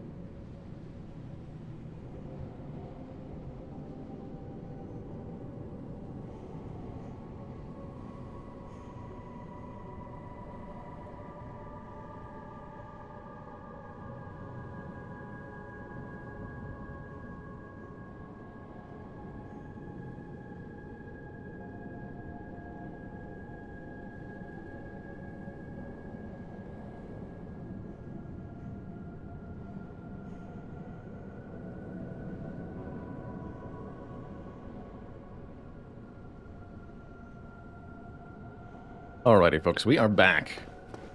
Thanks for hanging out. Quick count of the Red Titanite. 3. Okay, no, we need 5. So 2 more before I warp back. And we upgrade this club further.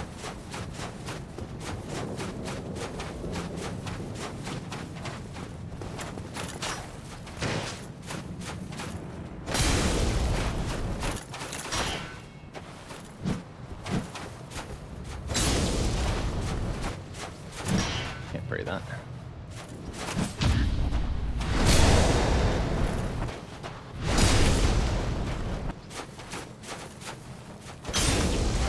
Your timing is flawless. You can chain backstab or parry and then from there backstab the enemy once they get up. Very rude.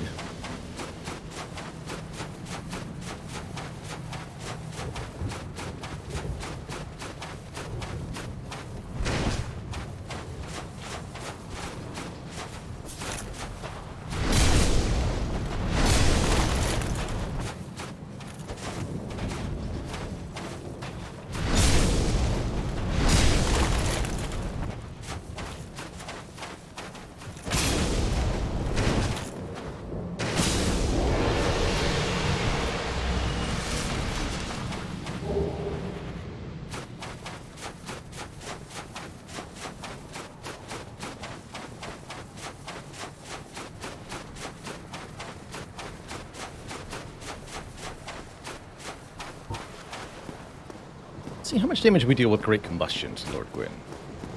Probably not much without some kind of magic boosting item equipped.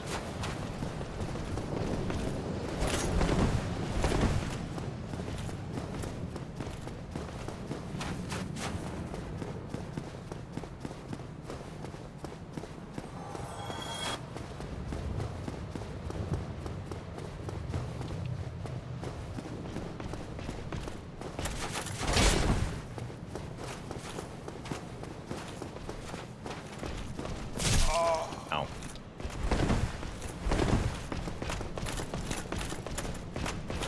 Oh no. Am I allowed to do this? Yes.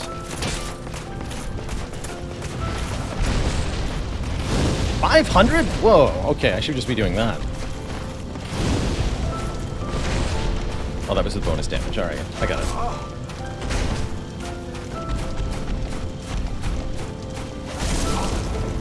Excuse you.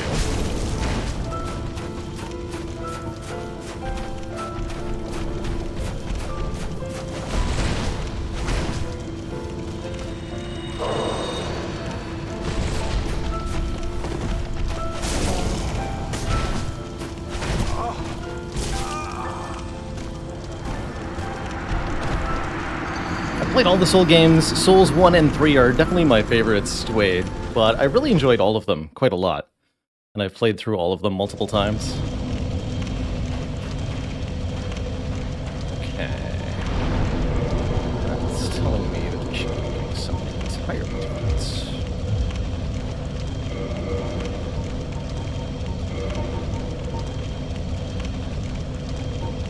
Dust Crown Ring would be interesting.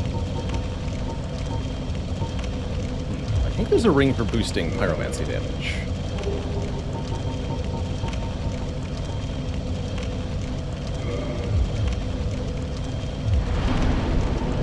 Let's try this.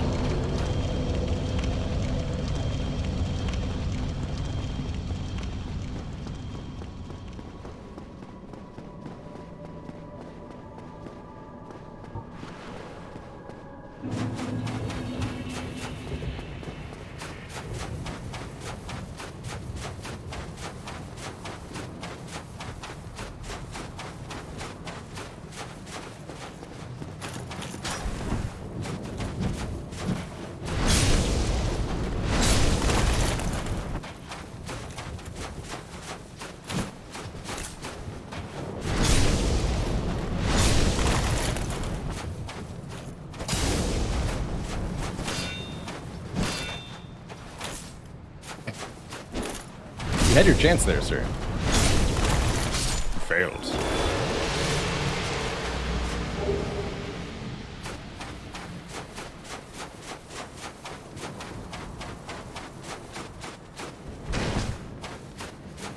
I can empathize with that, by all. The moment that I found out that I wouldn't be able to beat the Radiance without having to beat the Empty Vessel beforehand every time, or whatever that pre-boss is. The other boss that comes first. I was heavily dissuaded from progressing further.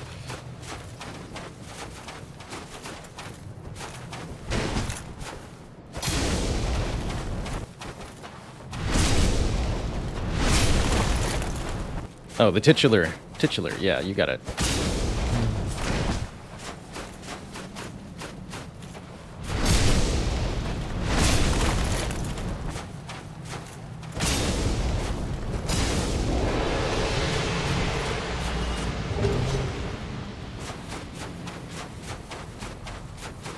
Yeah, that one. The one whose name escapes me.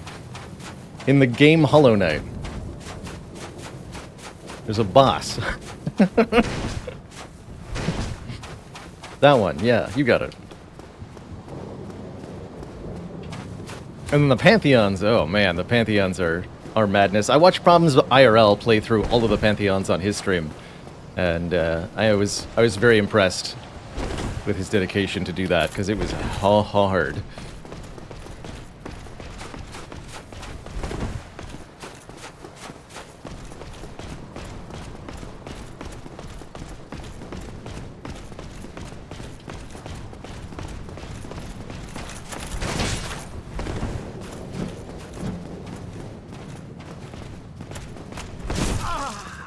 No.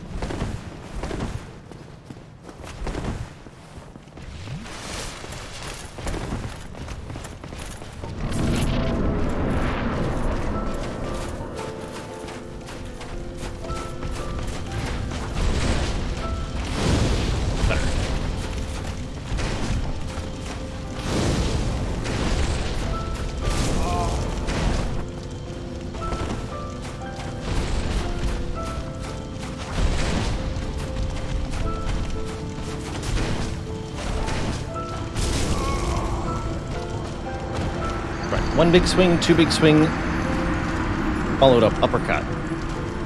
Always tricky with boss combo attacks. The bosses are not obliged to follow up their attacks, but they may. And I think it's ultimately random chance whether they choose to do so or not, which can make learning their patterns and exploiting their patterns a little tricky. Hey, they're unrecovered. Both Calamite and Manus are done. It's just Gwyn left.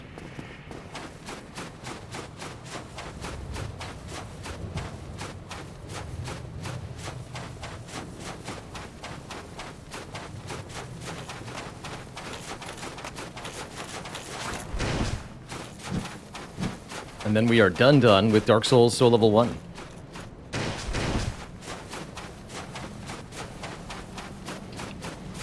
Highly recommend. The Mana Showdown was earlier in the stream. Recommend going back in the VOD to catch it. It was, let's say, a photo finish.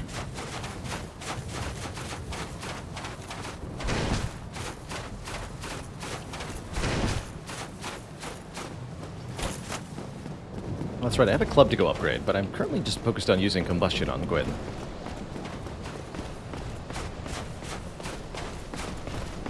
A lot faster. It'd be great fireball hits Gwyn easily.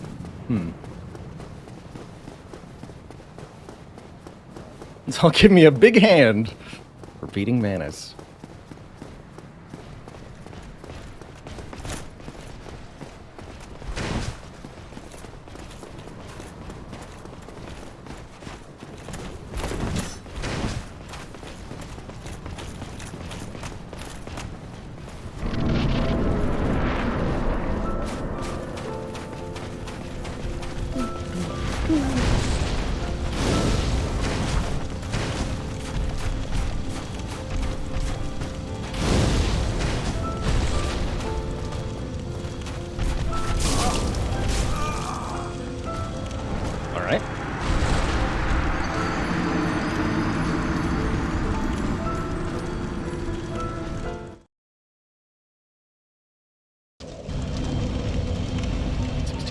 I'm not going to need to use my weapon, actually. There's no need to upgrade anything.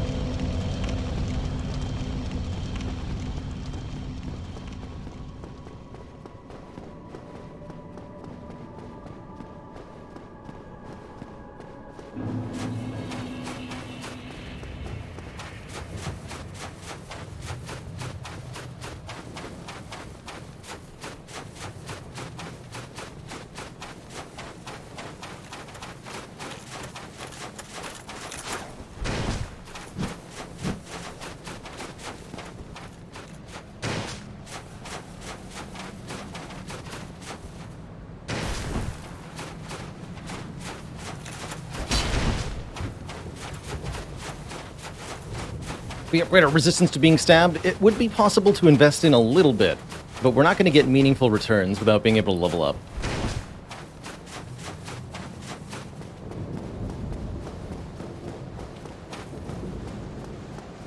We can already survive any one swing from Gwyn. That's probably the best we're going to be able to do, realistically.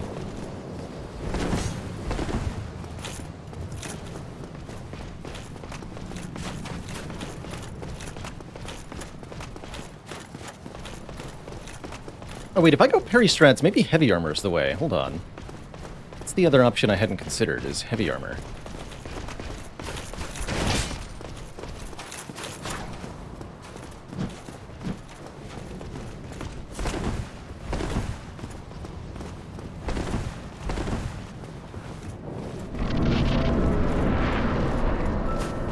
Leveling up is done at Bonfire's mech sack and has to be done manually using souls. So it's quite easy to avoid by declining to do.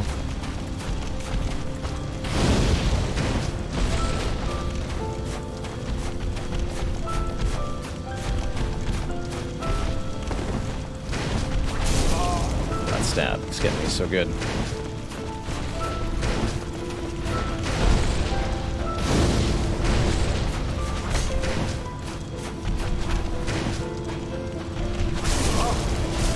Wow.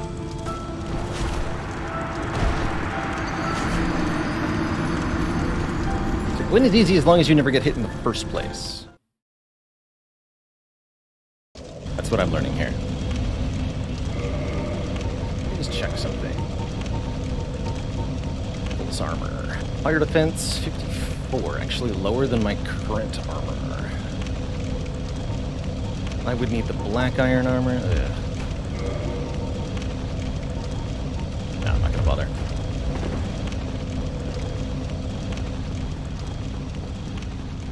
Yeah, so you get hit, so you try to heal and end up taking more damage in the pursuit of healing. The best route at all is simply don't have to heal.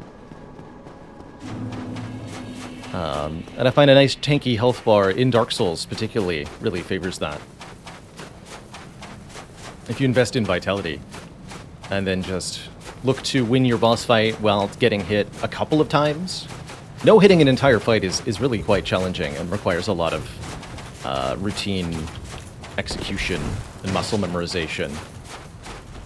But winning a boss fight with a few mistakes, that's a lot more doable.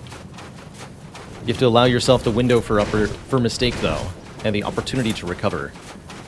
That's what healing is supposed to be.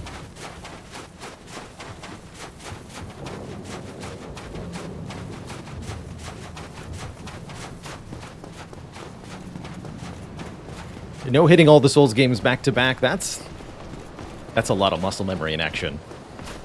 Right there. Just practicing each piece until the whole thing can be assembled flawlessly. Pretty cool.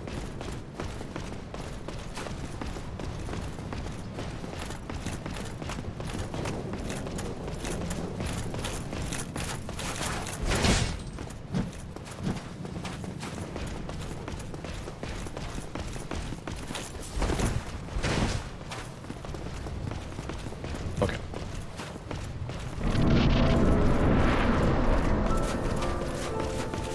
Have mercy, Lord Gwyn.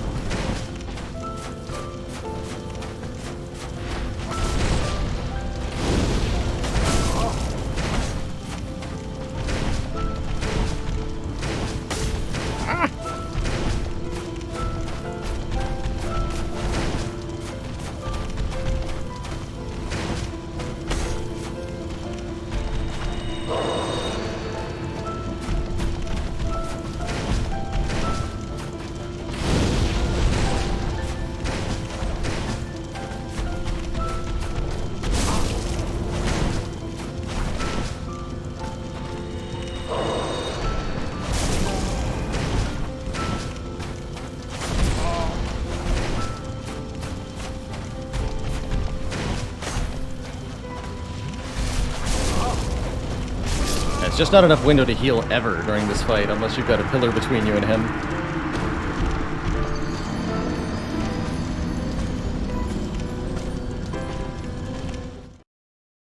Immediately after he whiffs an attack is not enough time. Immediately after he jumps away from you is not enough time.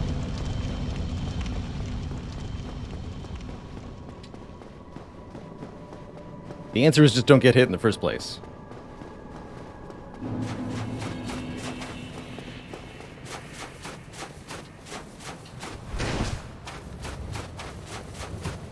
Do I have the Darkwood Grain Ring? I don't, but I could go get it. That would make life somewhat easier.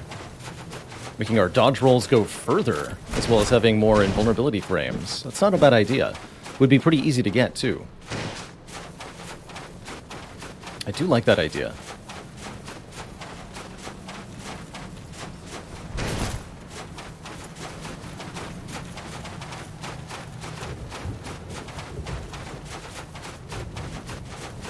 Yeah, flipping plus combustions, I like it.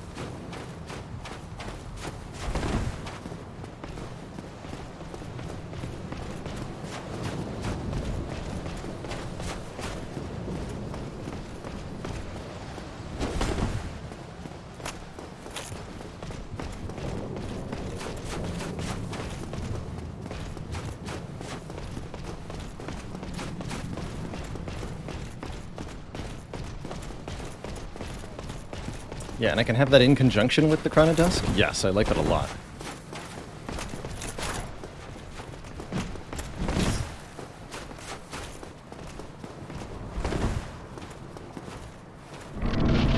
It's a very good idea.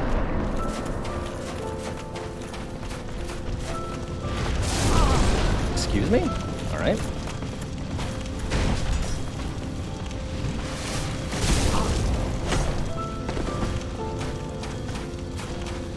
Grab is also not enough time. Just like zooms over it.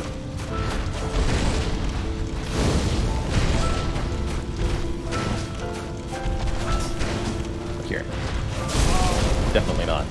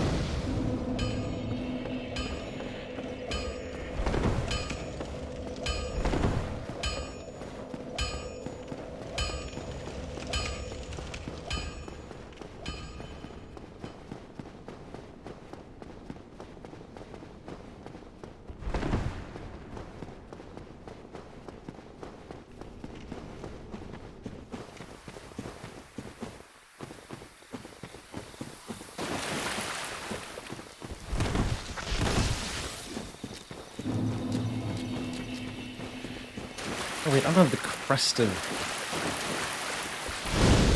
Yeah. Wait 1 minute.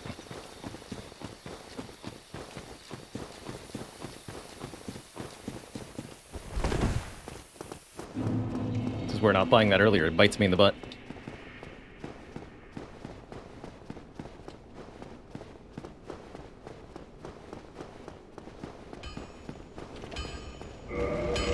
Don't ask why we don't have it already.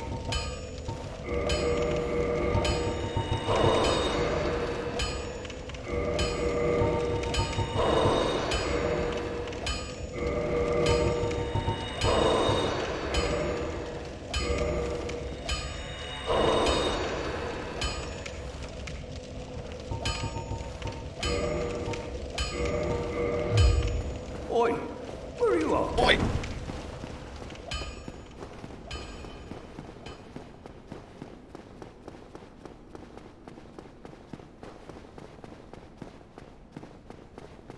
The Sith fight is not required to get the crest.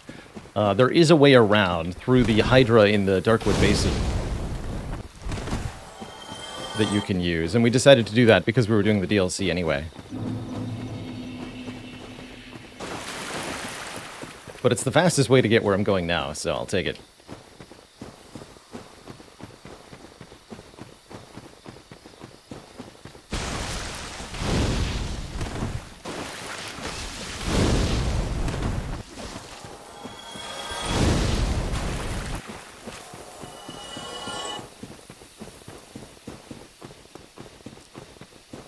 We're going to join the Forest Hunter Covenant, led by the cat Avina.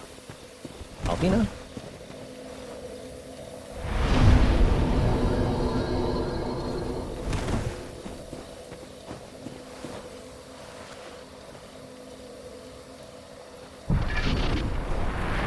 Artorios. Yeah, join temporarily. Only so that we can suddenly but inevitably betray them immediately. In order to get a particular magical ring.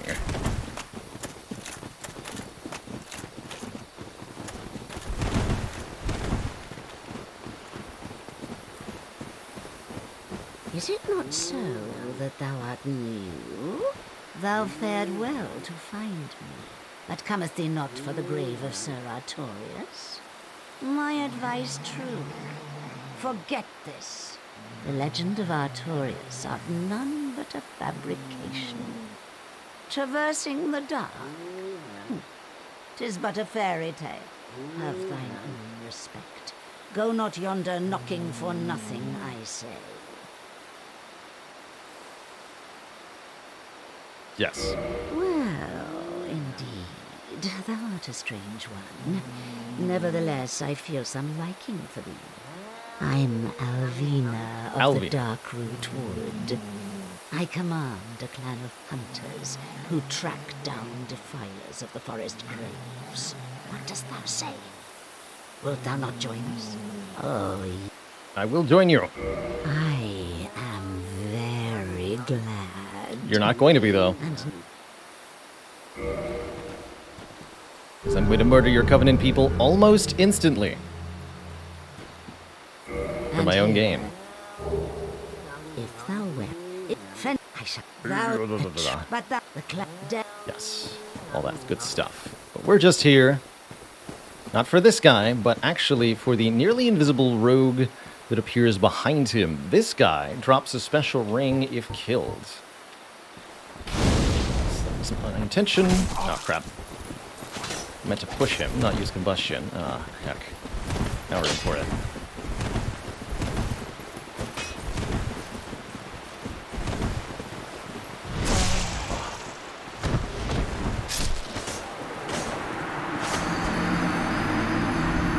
I knew I was going to do that, too.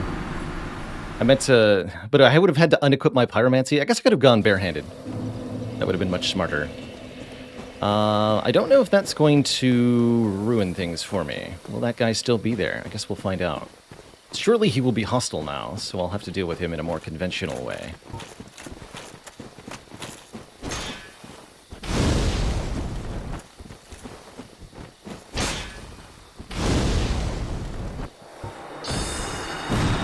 Hopefully he's still here.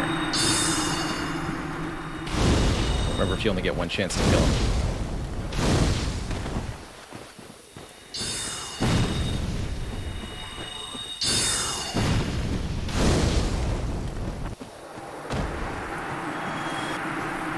Okay, Shiva's still there. That bodes well.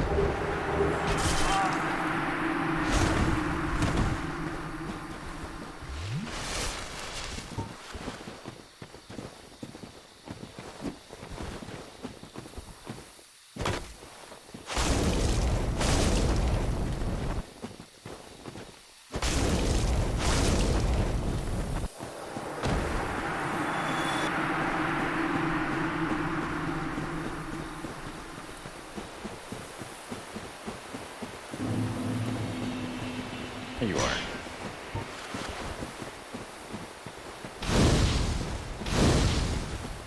Got fire attacks? That's kind of cool. I had no idea.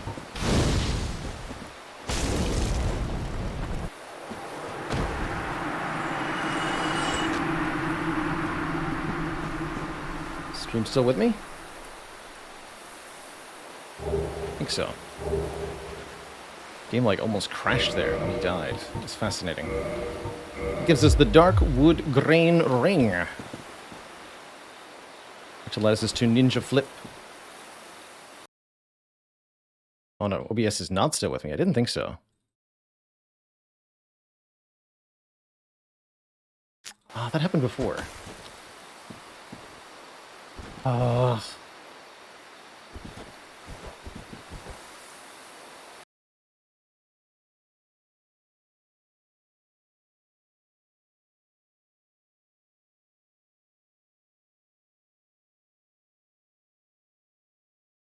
Let's see, is my stream still up? Yes. Okay, good. My OBS is frozen. Fun. Deal with that later. Anyway, we have the ninja flip.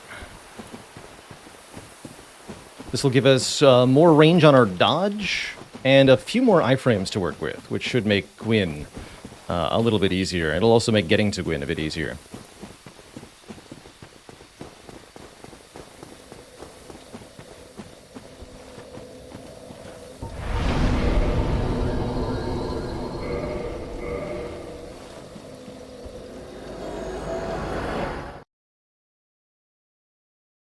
Now, armed as we are, we'll attempt Gwyn.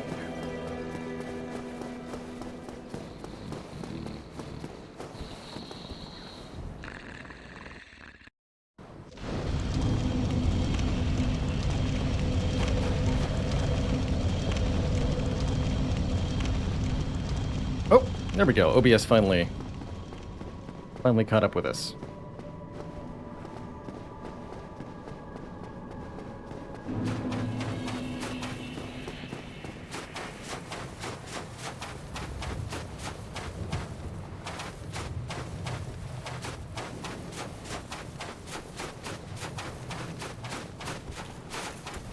Wee.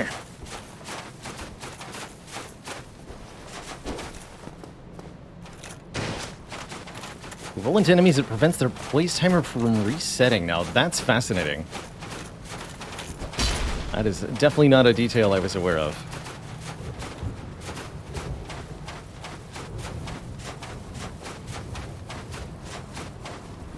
Wee.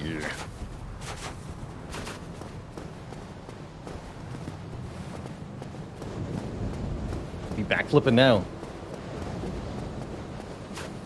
And yeah, that's a new animation that goes with this ring. To indicate how powerful, how zoomy, how zippy, how magical it is. This only works if you're light rolling, so if you have a medium or heavy roll, you don't get to do any of this. You have to have under 25% equip burden for the ring to do anything.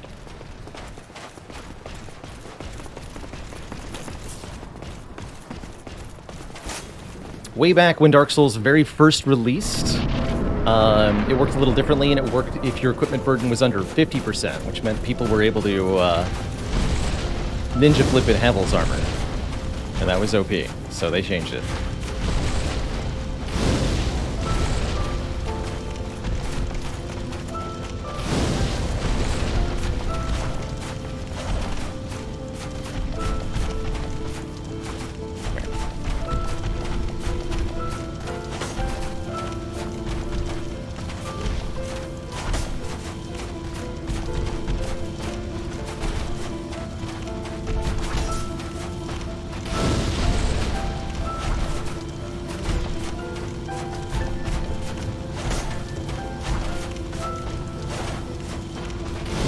What? Should lock on for that.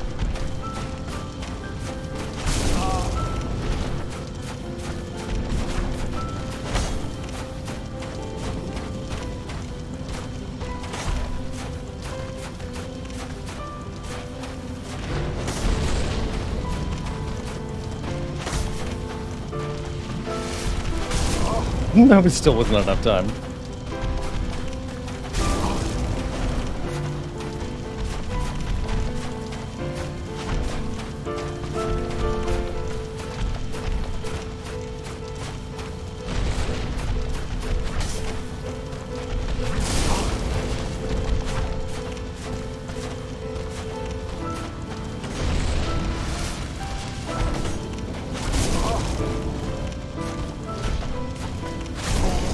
Wow, it still hit me.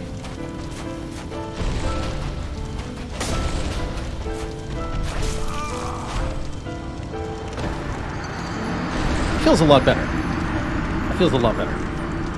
Let me fill my water when I was on my break. Hold on.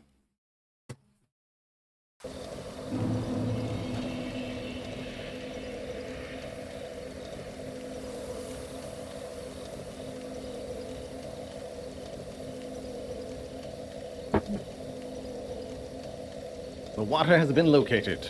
But you know what I forgot to do? Rest at the freaking kiln of the first flame.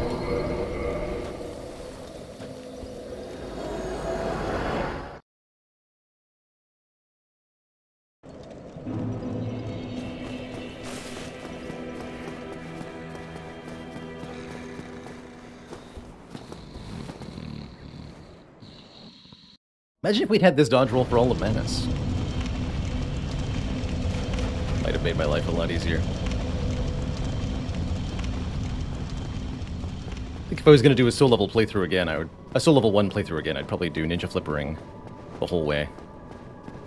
Wait, did I rest? Let me go back and double make sure.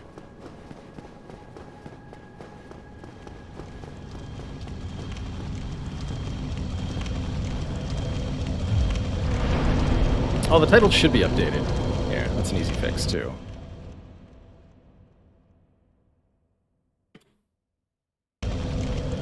Easy.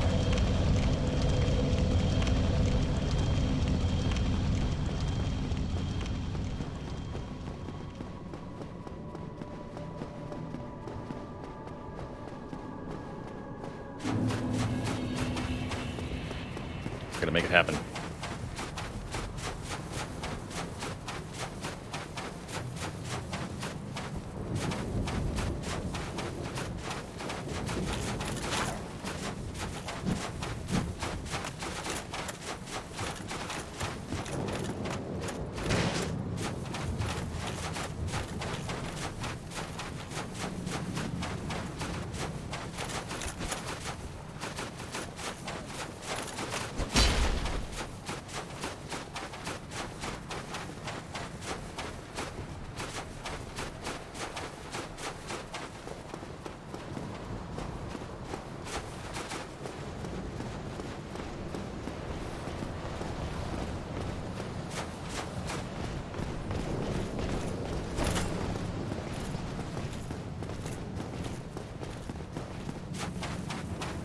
I'm going with a non-parry strategy for Gwyn here. We're using pyromancies.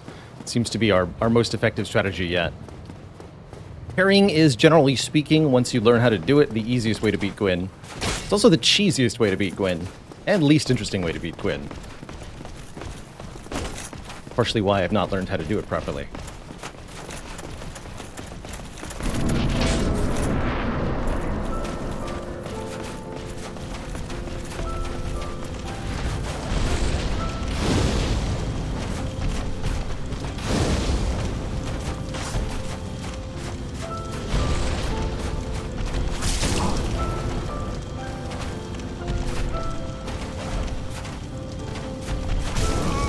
Stab.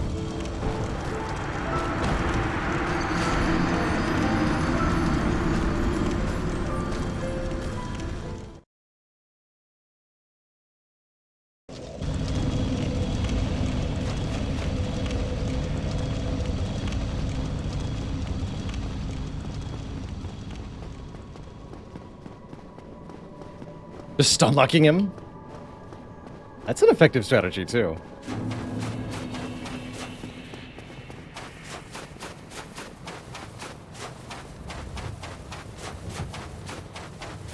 Gwyn doesn't have a whole lot of stagger resistance, so if you have a heavy weapon, it's pretty easy to get him into a stagger state.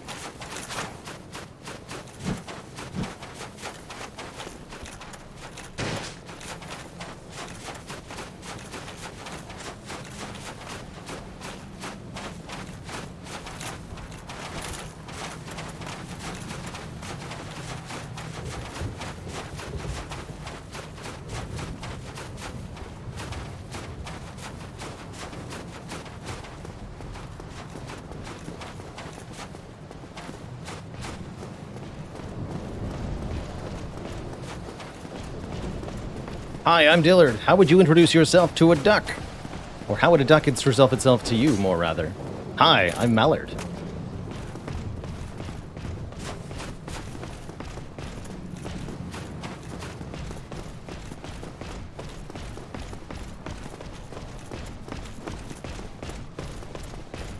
No refunds. Unless mandated by a court of law.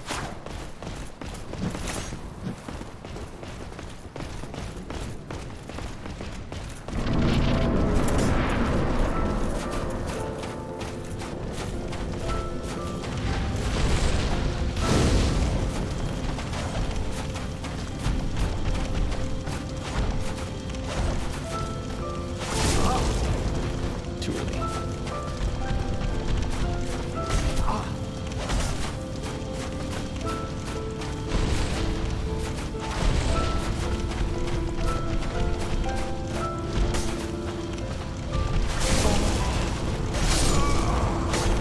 It's just guaranteed death if that happens.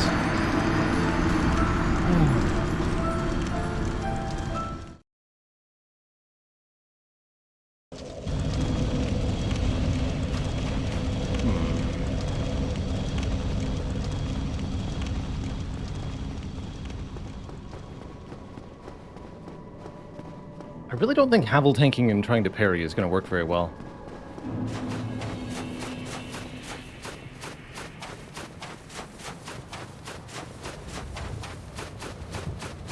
One-level character doesn't have enough stamina bar. Or health bar.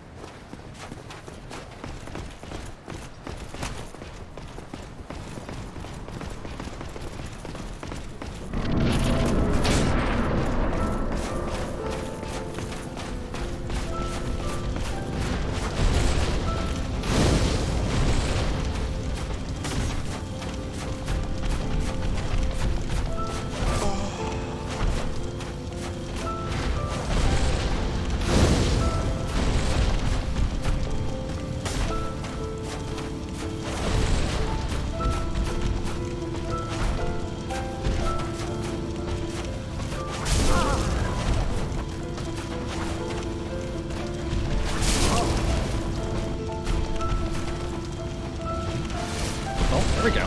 Got away with that one.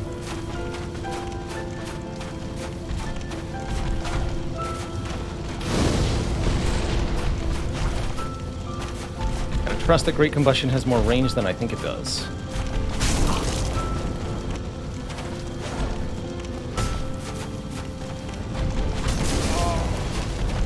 Take it.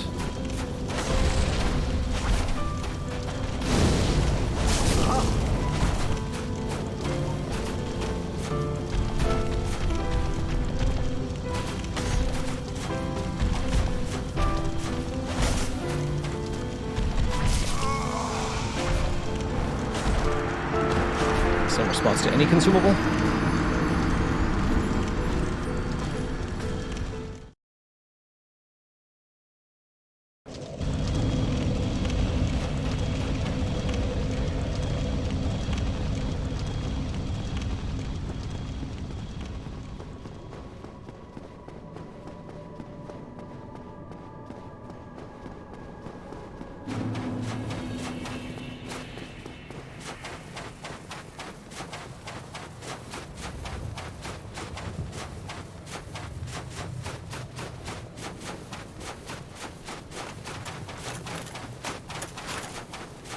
Okay, I think I know what I'm going to do.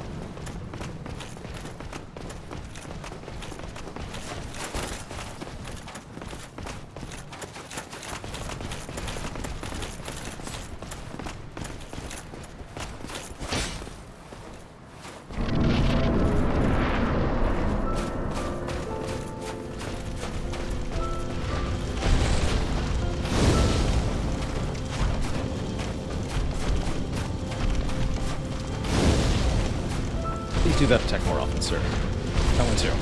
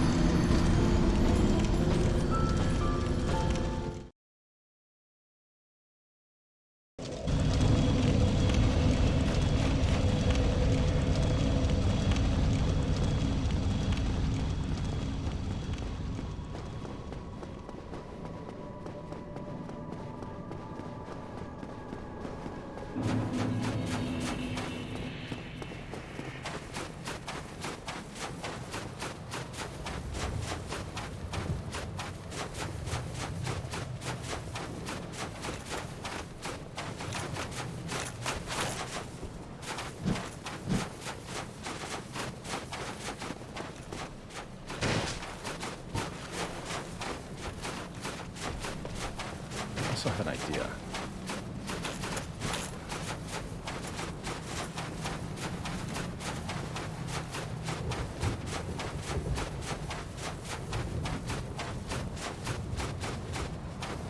Might be able to capitalize on Gwyn's lack of stagger resistance in a real way.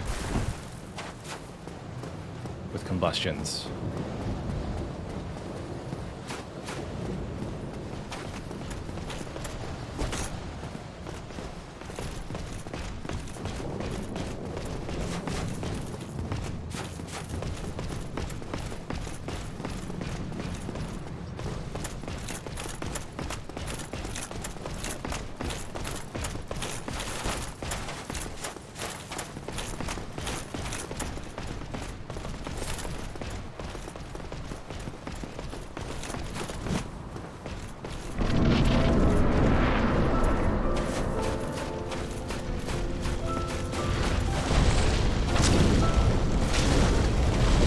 Him? He's already dodging.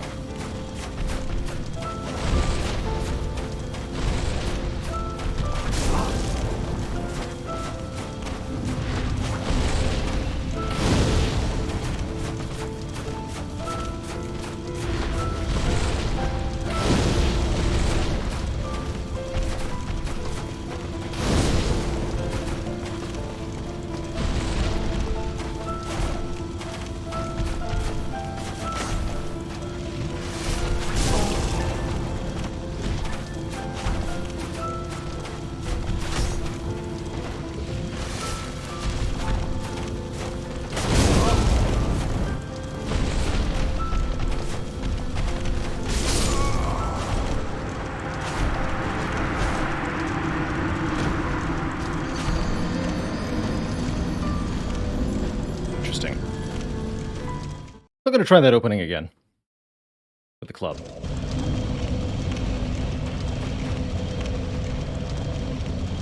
Let's just do the final boss. He sure is B Killer B.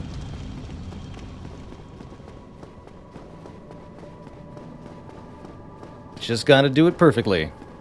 Really is a fight built to, I think, reward you for not making mistakes.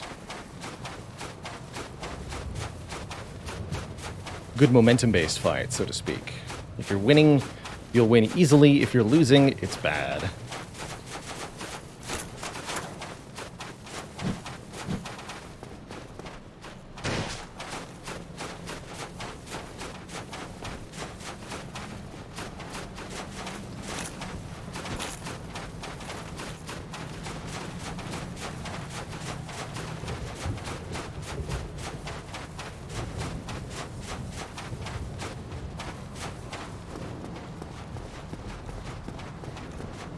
Who I think is the toughest DLC boss? Manus for me personally.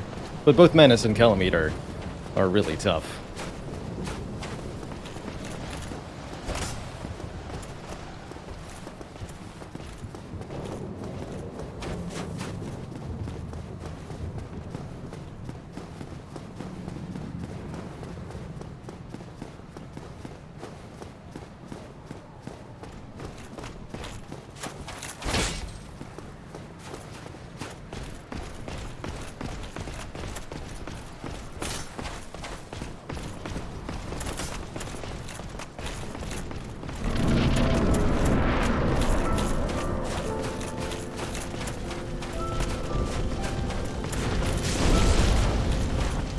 Didn't work out.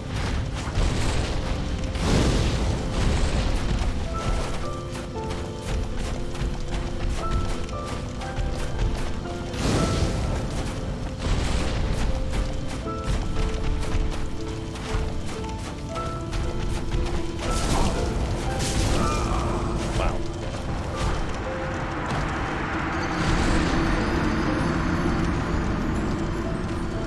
Okay, I'm gonna try a different strategy for a second. Raise my shield. Yeah, blocking Gwyn's attacks. Good luck.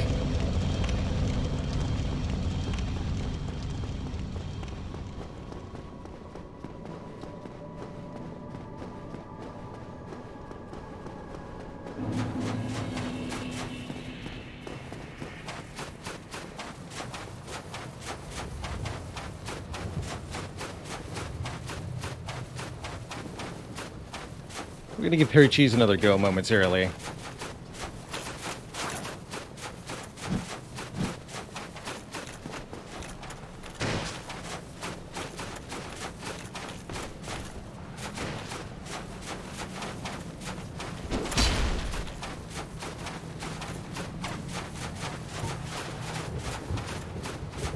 Different armor for this, though.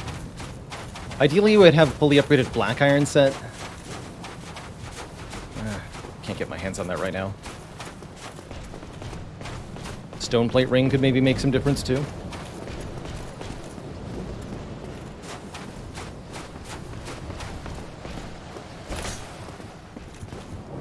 Oh, jeez. That's what I get for turning the camera around. Oh. Problem is I have to run past the Dark Knights, then swap out my armor, then go through the Fog Gate. But unless I kill the Black Knights, I guess I'll kill them all.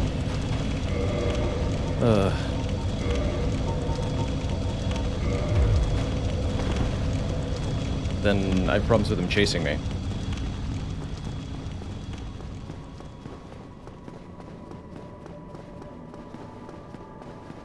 One moment, actually.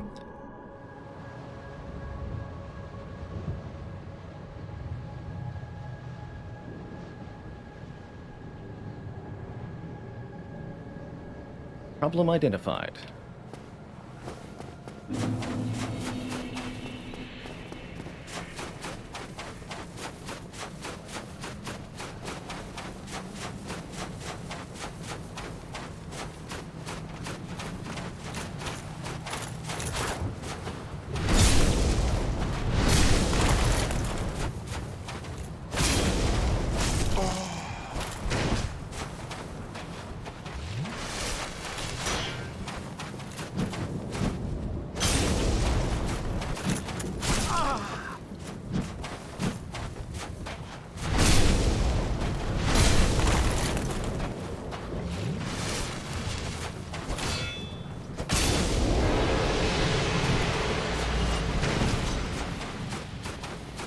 That would then ideally also mean upgrading this club a bit.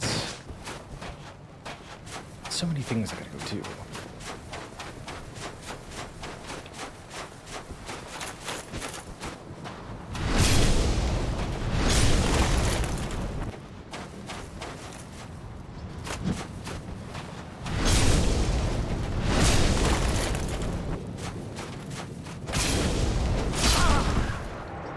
That's what I deserve. Okay, I'll go upgrade the club anyway. Just makes more sense.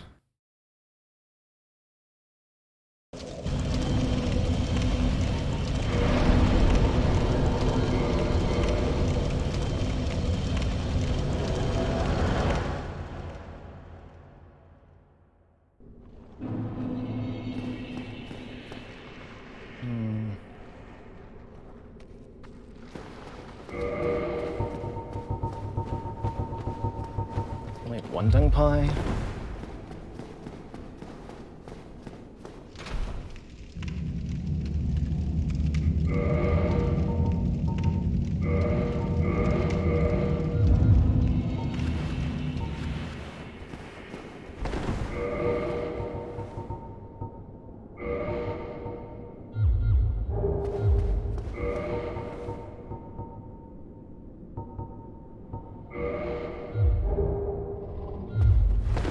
Okay.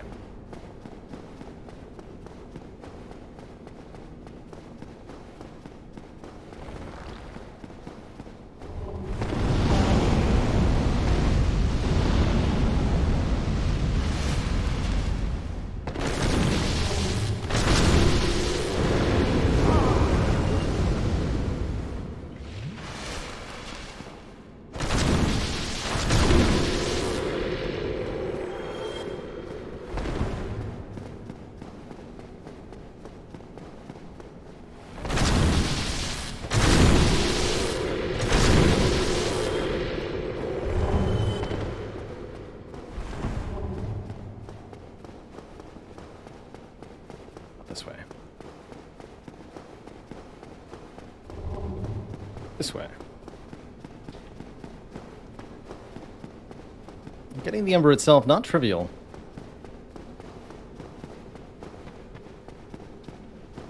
Some fairly powerful demons in my way.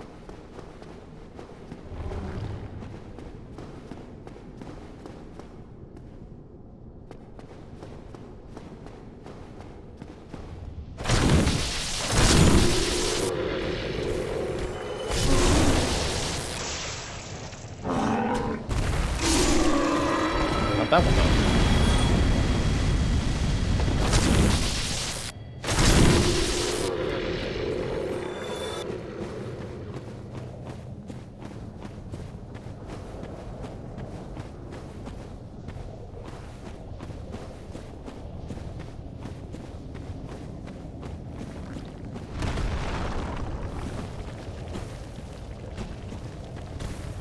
What's up? Okay.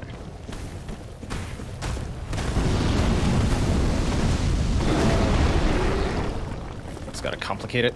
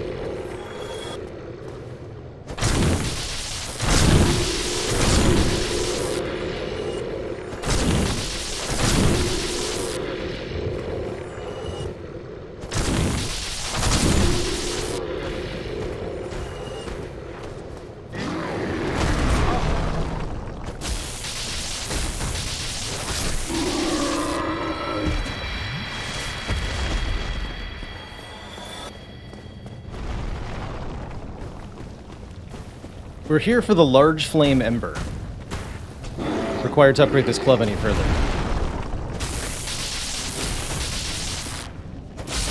It's at the end of this little walkway area here.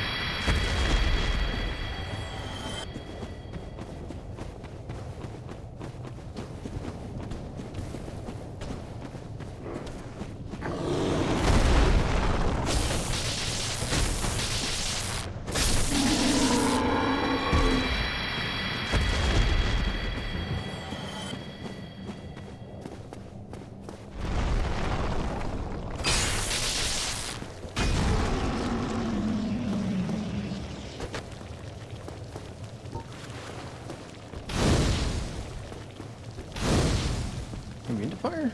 No.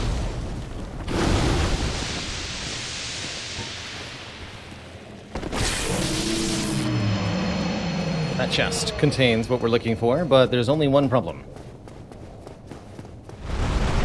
Well, 4 problems.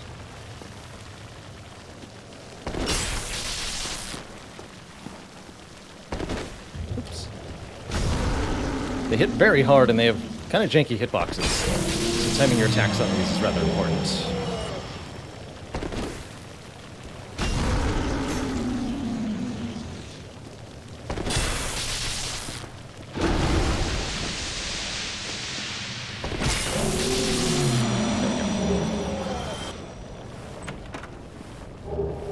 Large flame ember. We'll kill these 2 as well, because they can drop Titanite chunks.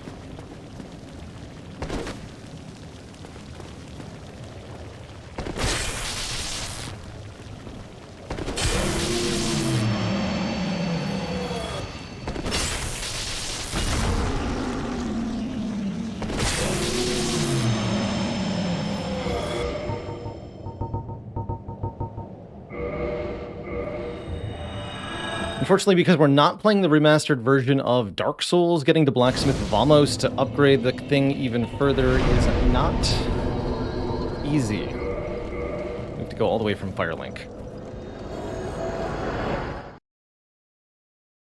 The closest warpable bonfire, I think. Actually, wait, no, there's one in the catacombs, isn't there? Not one that I visited. Fair enough. Okay.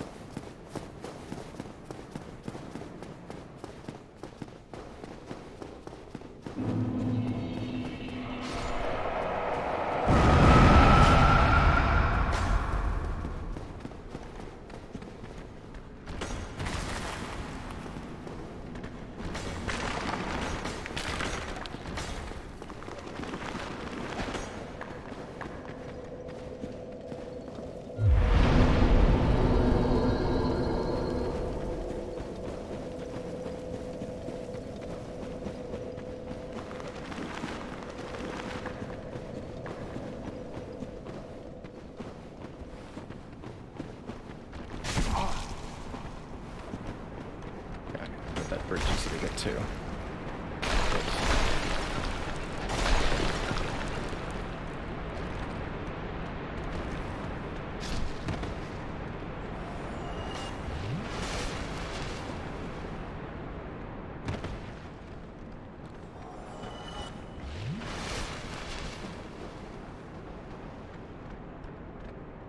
See you.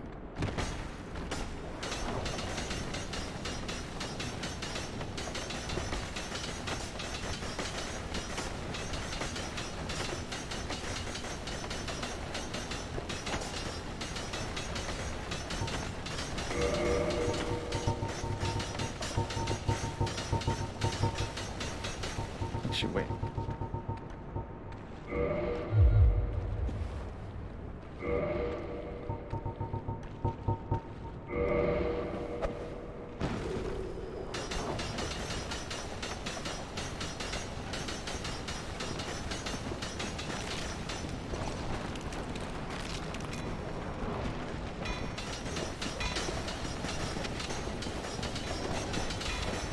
crud.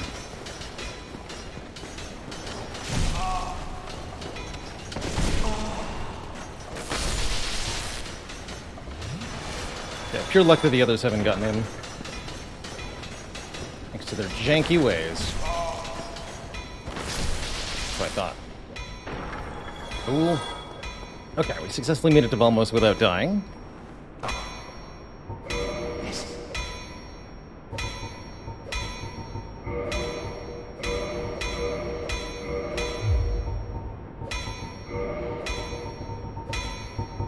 Okay, make this fire club go to... If I kill one more Black Knight with Red Titanite, we can get that to +9. That'll be as much damage as we can reasonably expect to get. Dang it.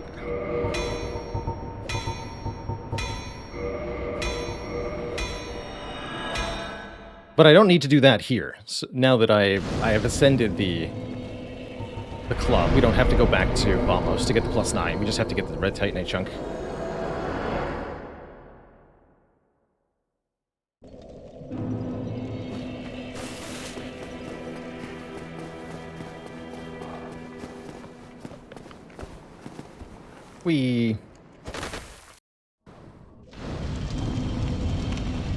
Okay, rest here.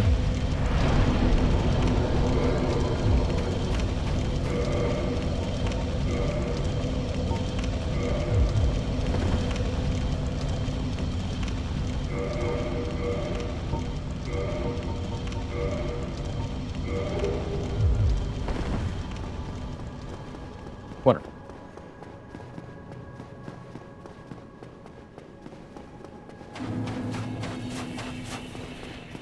Okay, on this attempt, I'm not going to run past the Black Knights. We're just going to kill them. And then I'm going to try heavy armor against Gwyn with parry timings. Hope to keep the Grass Crest shield for that. We should see substantially more damage out of this club now. Especially once I upgrade it one more time.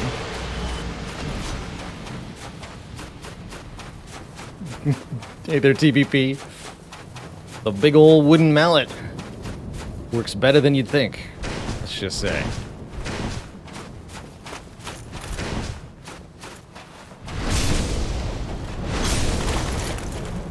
The Searing Blow Club. The chain backstab. Good stuff. Okay, the last Red Titanite chunk we need. We'll use that if Gwyn kills me on this attempt, which she probably will.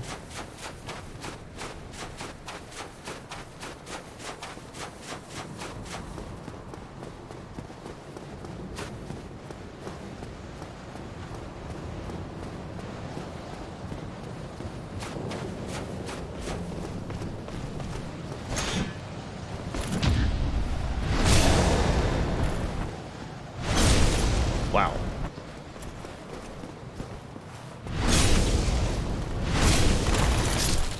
We won't have souls for leveling up after for upgrading the club after dying, but I can just pop one of the consumable soul items in my inventory to get the very small amount required. Or I could kill one Black Knight. That would work too.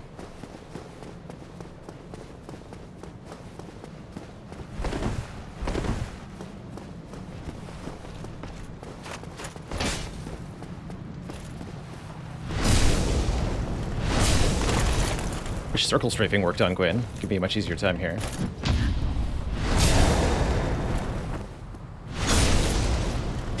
Cringer, thank you so much for the Prime sub and the 8 months of sub support.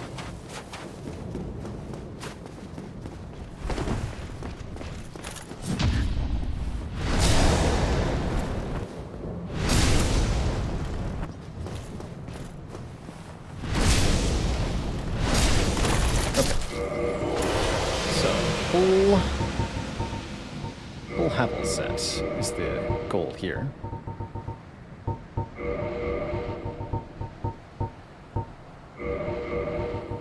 Gives us a lot of defense, gives us a lot of poise.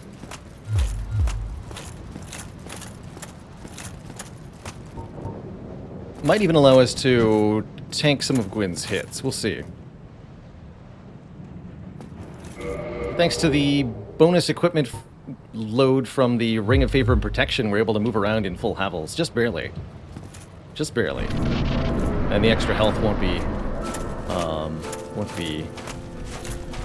missed either. Another partial block. Okay, well that didn't work.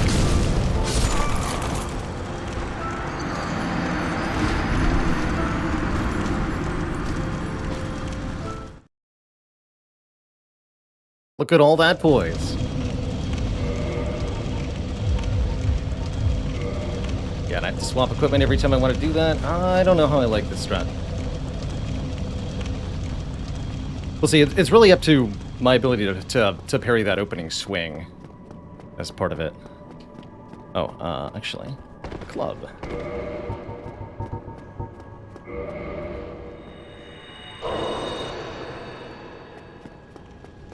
Put those skinnies on display.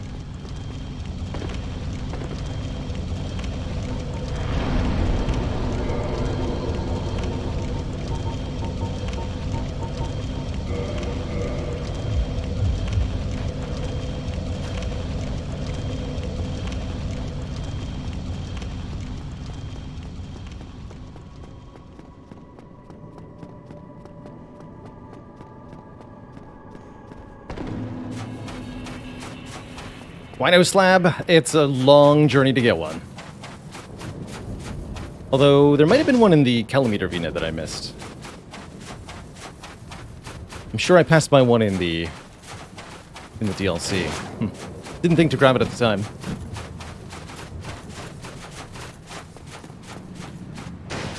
The other one's at the very, very bottom of Lost Isolate. That's the one I'm thinking of.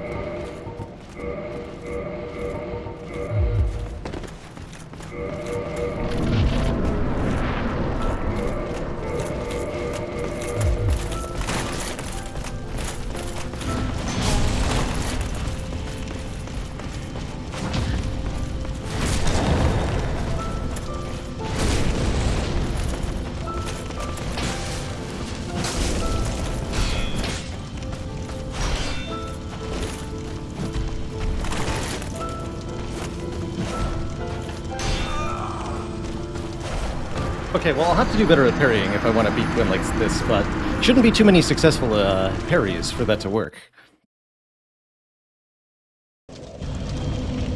I'm using a shield with which I'm most familiar on the parry timing.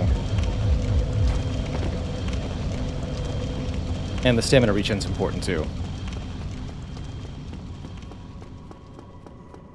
Block the first hit, parry the second hit. See if I can block the first hit with this shield.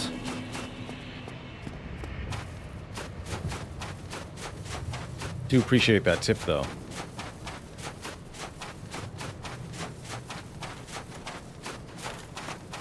Havels doesn't help me parrying in any way. It just means that I'm more able to stand in front of Gwyn for a brief moment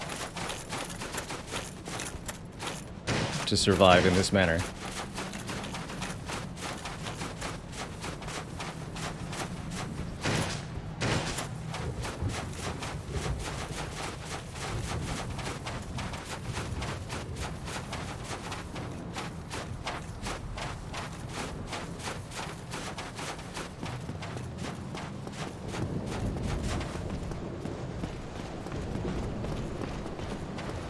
Heal after the riposte.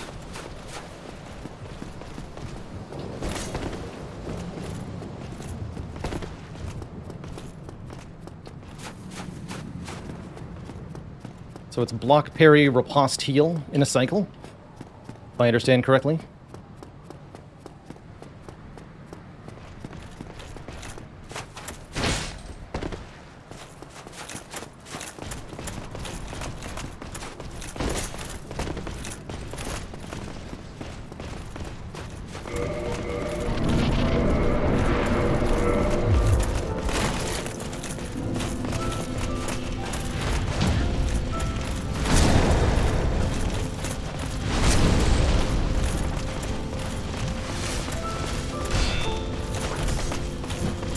Can't block that first hit.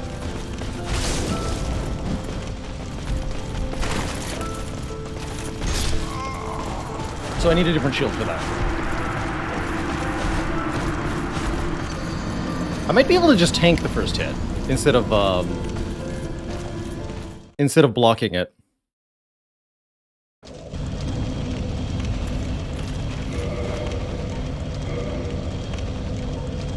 It's a 51 stability shield. Upgrading it's going to get it to 55. I don't think that's going to be enough.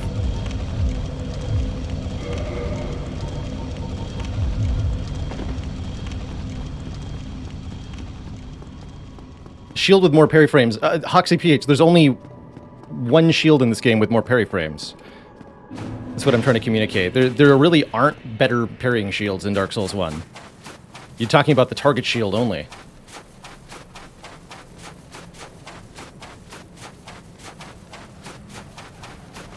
All shields have 6 parry frames, except for the target shield and the parrying dagger, which have 8.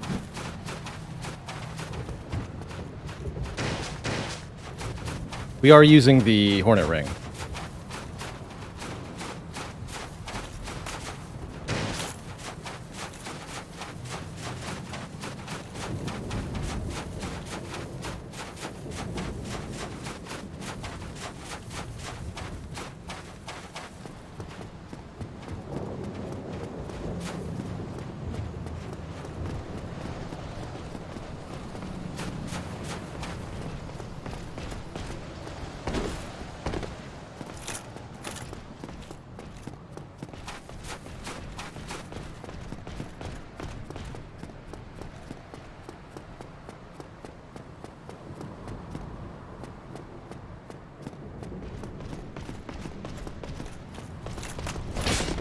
My understanding is also that the different shields don't vary in how quickly those frames occur or when those frames occur, but rather the difference is how long the recovery is afterwards before you can take another action.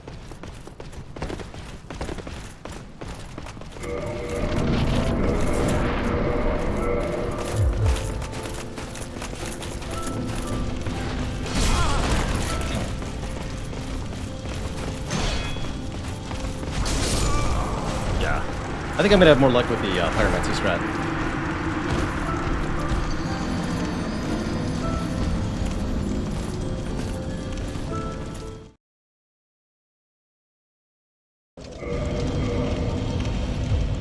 I think win or lose, the strategy will only anger me.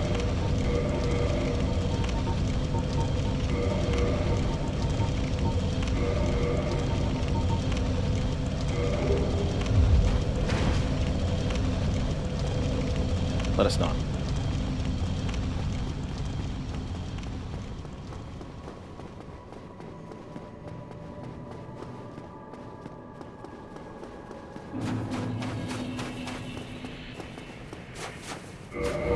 Okay, so no Hornet Ring.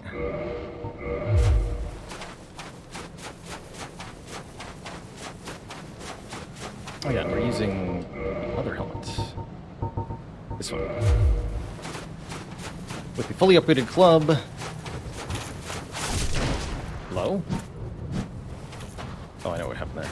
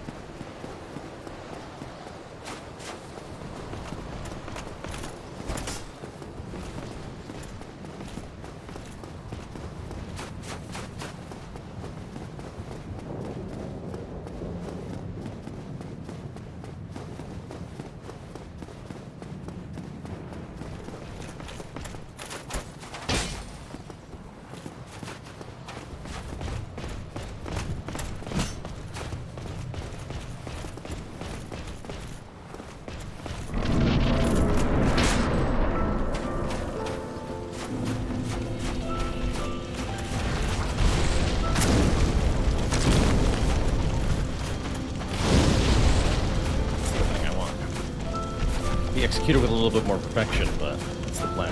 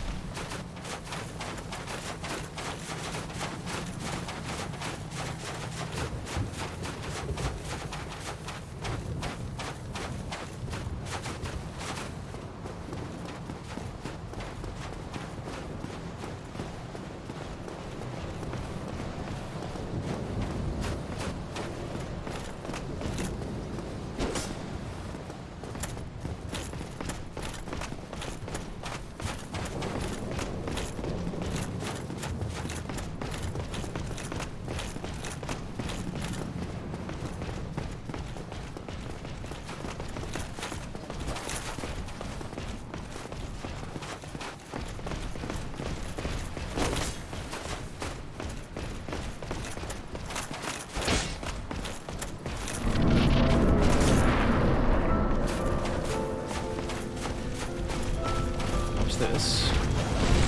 1, 2, bust. That's the key.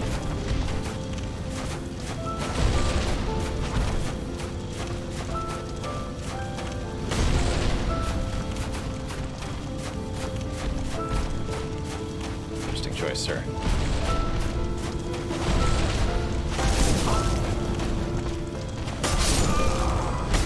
The killer keeps getting me.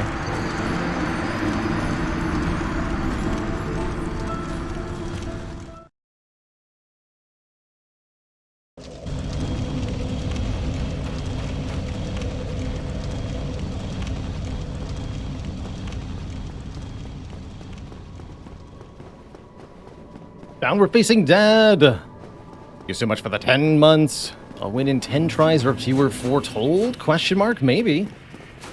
Just maybe.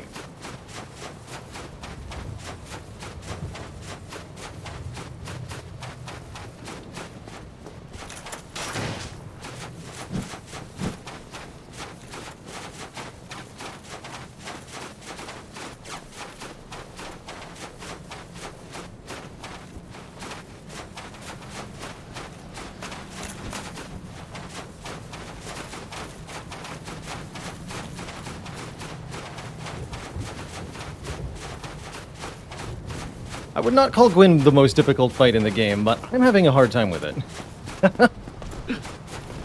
I'd say there are at least 3 fights that are harder. Calamite, Manus, Artorias, Four Kings. I'd all rank those harder.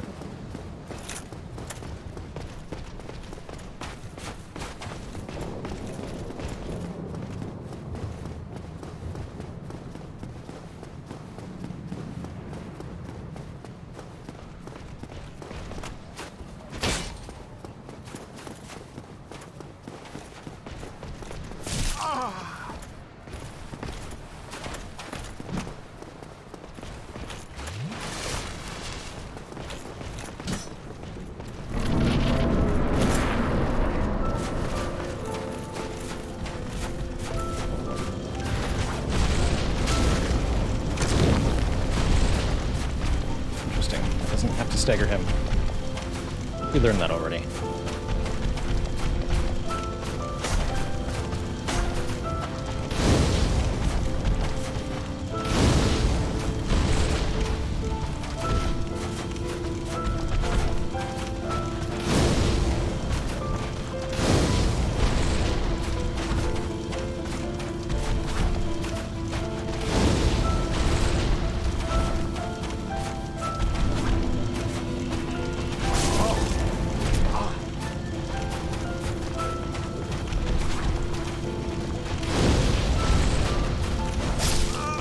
Close.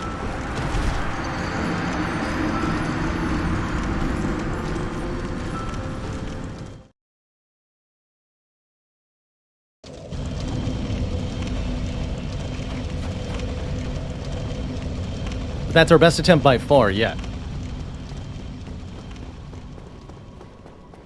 No stage 2 or anything. If that health bar gets to the bottom, we're done.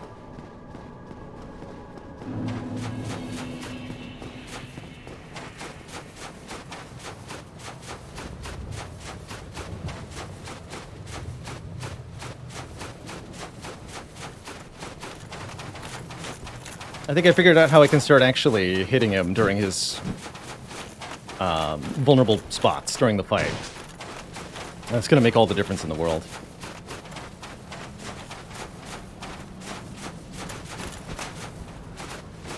If I could exploit his weaknesses.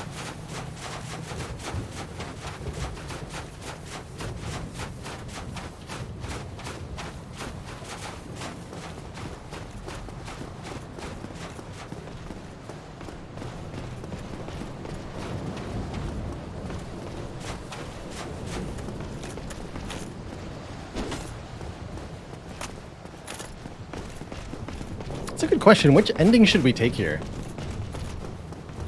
Do we kindle the flame or become the Lord of the Dark? Kindling the flame is just perpetuating the cycle, but you can't really escape the cycle anyway.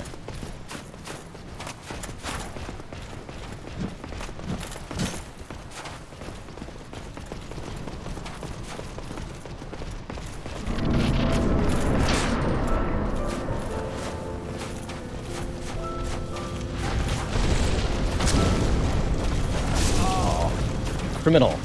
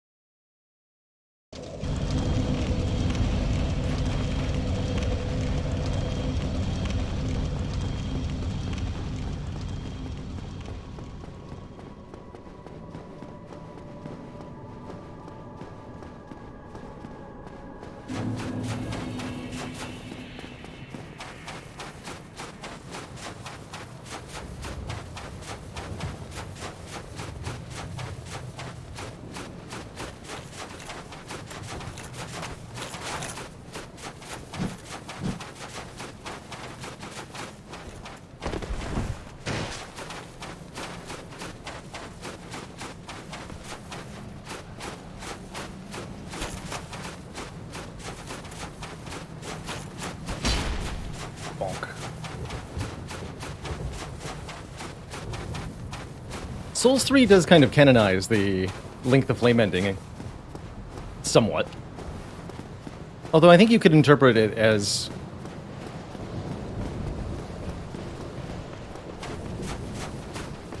all of the above occurring across different realities, different chosen undeads, in different versions of the cycle.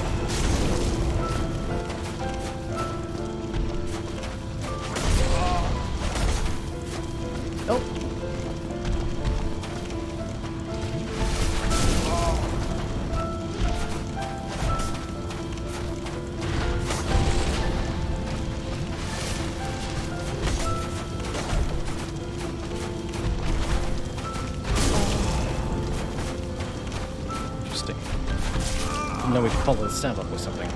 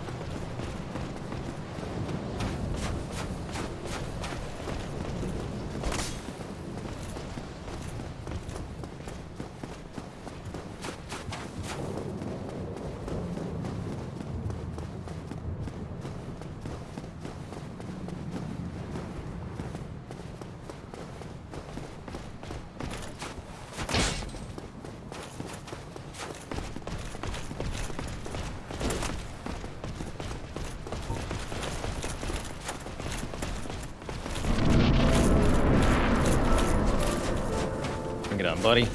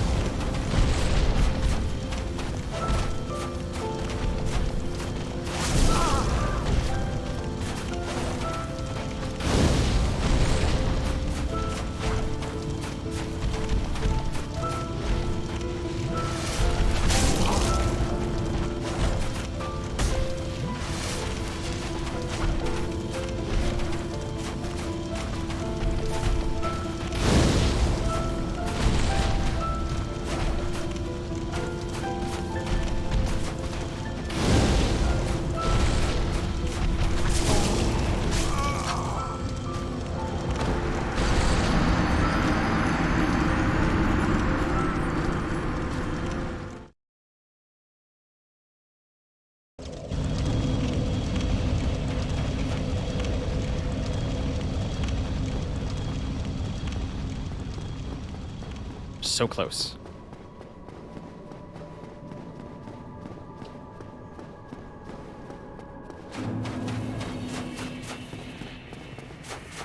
Almost everyone was getting out of the asylum in the beginning. It's amazing, Jason Dalton.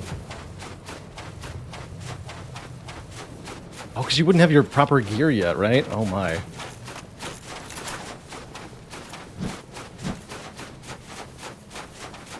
That sounds very hard.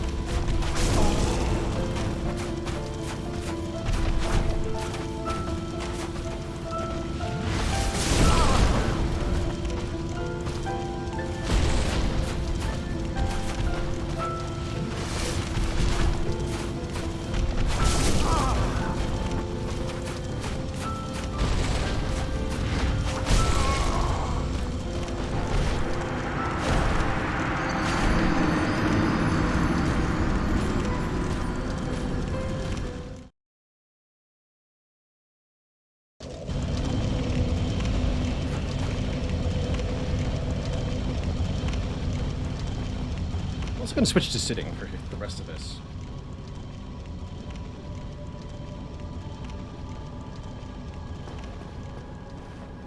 Hello?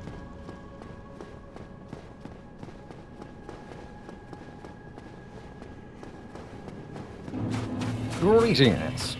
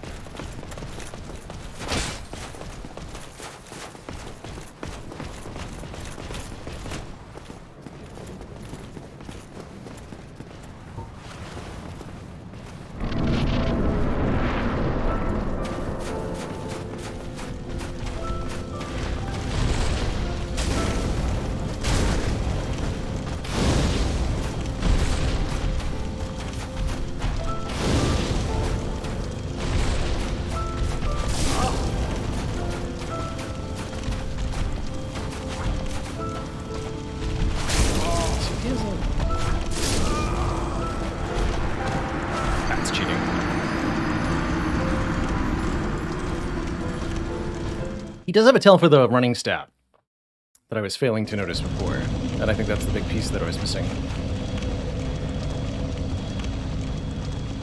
There's a different way that he runs when he's running at you normally versus running at you with intent to stab.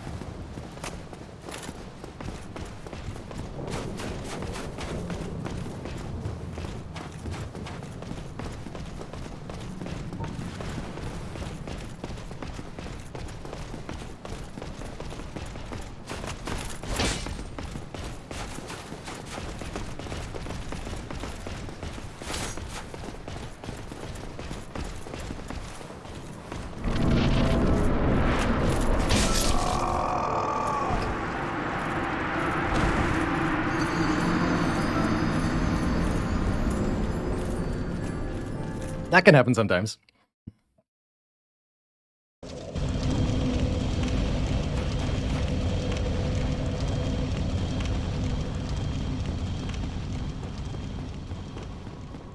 There's the Black Knight hitting me through the fog gate with a perfectly timed attack.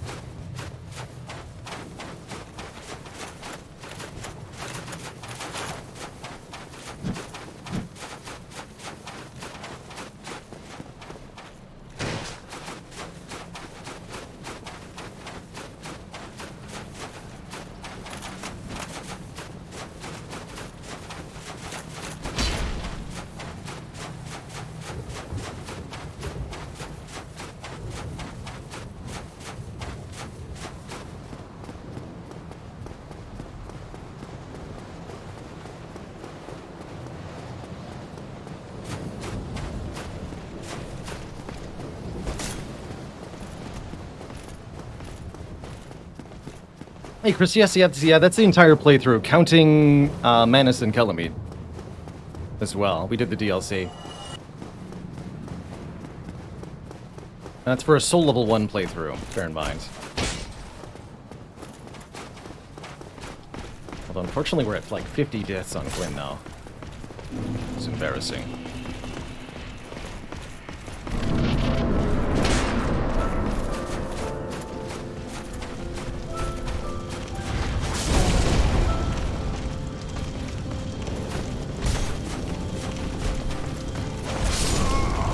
Actually not a spot. Fair enough.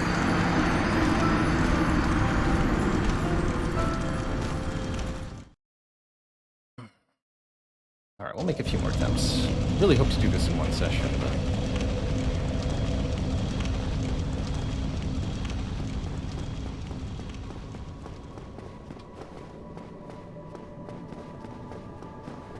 My mistake to assume the finale would be easy at Soul Level 1.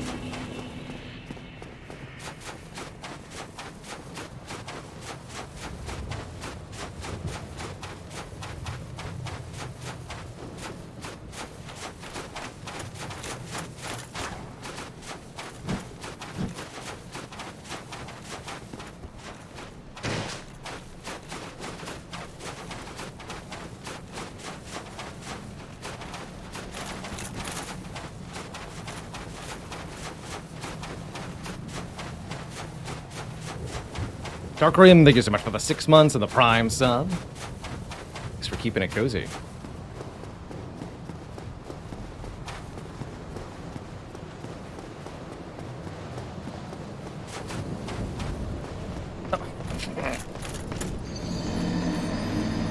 What?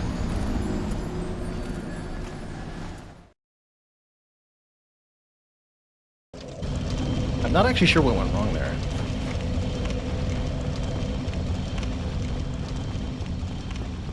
The front fell off.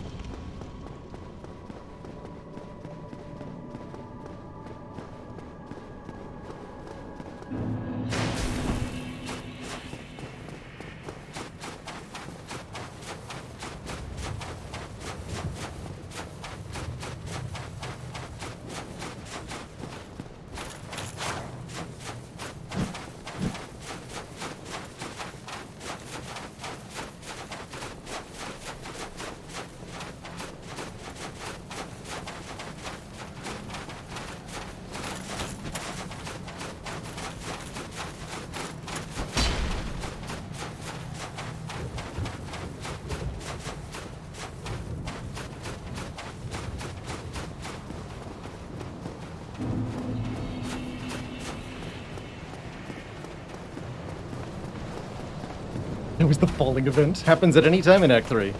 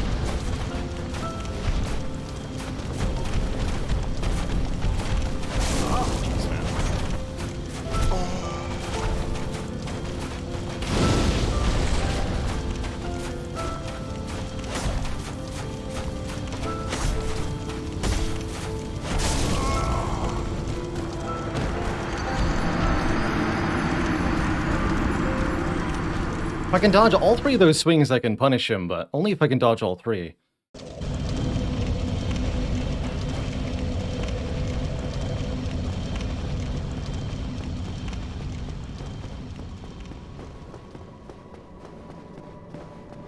We haven't checked in with Gloomhaven in a little while. I'm not sure if I want to continue streaming Gloomhaven, although I like our campaign, and I like the game just fine. It hasn't suited all that well as a recurring stream segment.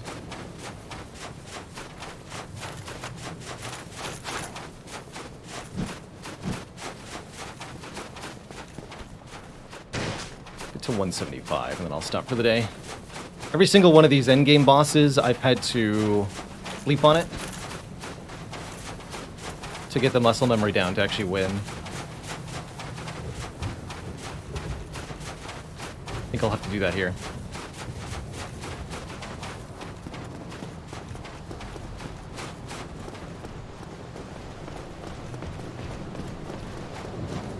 Guarantee you if I just, like, go to bed, wake up tomorrow, I will be much better at dodging than I am right now.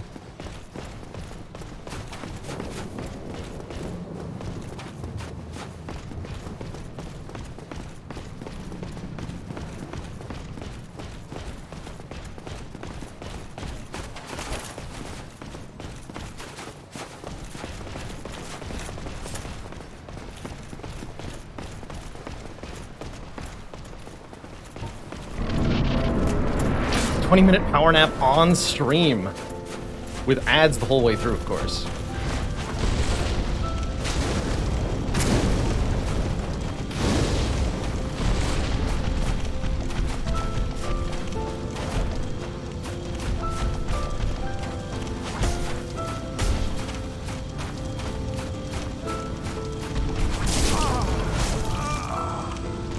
Stab every time.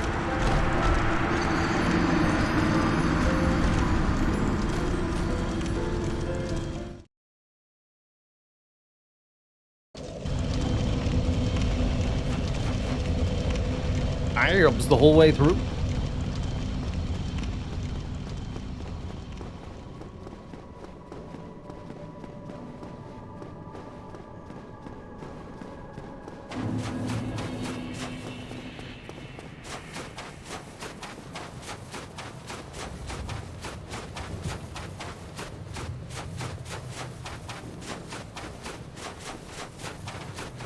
This is also something the Souls games are pretty good at teaching it. Sometimes to overcome a problem, you have to step away from it for a while.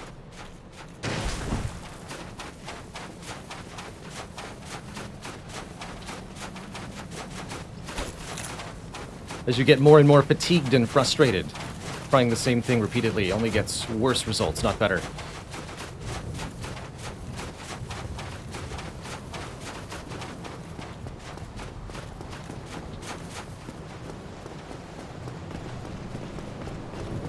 Can't imagine playing this game for an 8-hour stretch. That'd be insane.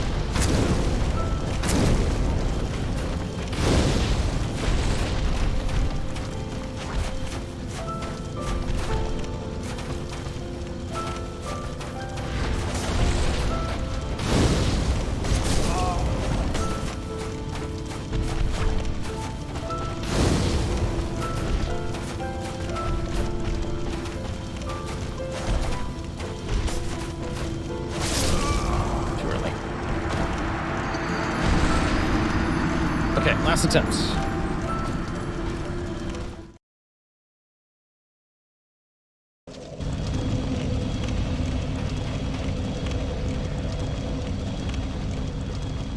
For today, anyway.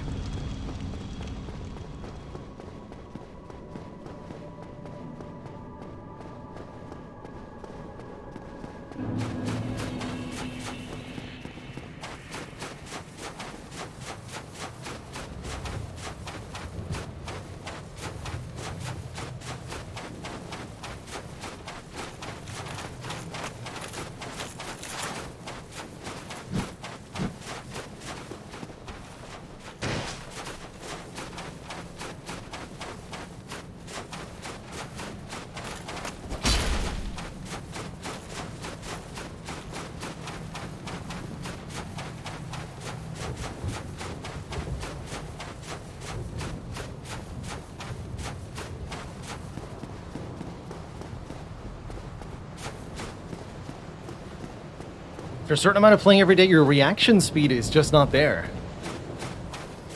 It's a good description. You slow down on the instinctual response level, and it can be enough to miss the requirements.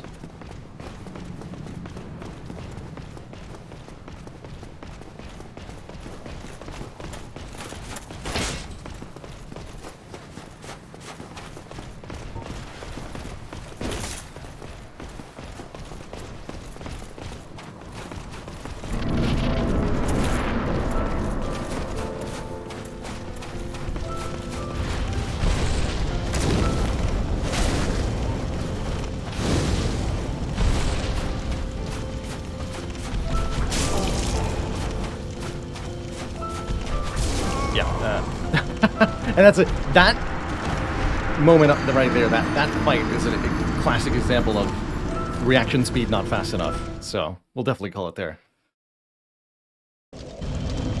I attempted to dodge both of those. I was too slow both times. Let's get some rest. That's where we'll leave off Dark Souls for now. Coming up later in stream, some Slay the Spire. We'll get a few heart kills later today.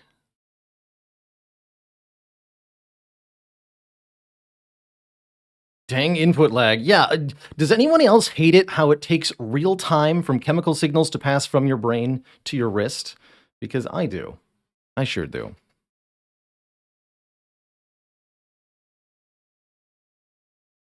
$27. You got it.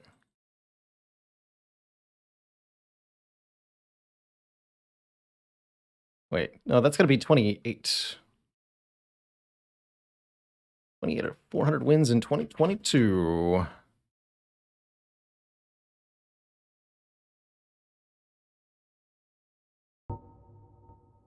See you later, Souls. We'll be back. I have to imagine we have maybe an hour left of content in Dark Souls here.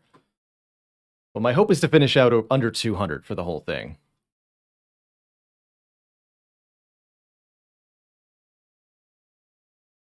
Can't we chemically catalyst? You know, if you replace all of the neurological connections in your body with copper wiring, you might be able to get a better performance.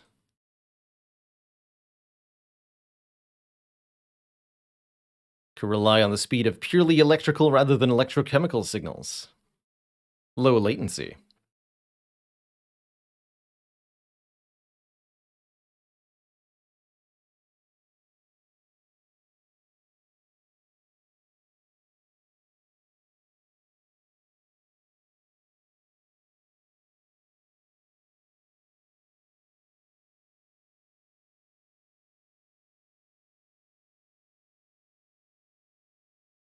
And as we switch over to Spire, I'm going to take a reasonably lengthy break here. Refresh myself, refill the water, stretch the legs, all that, recover from getting my butt handed to me in Dark Souls.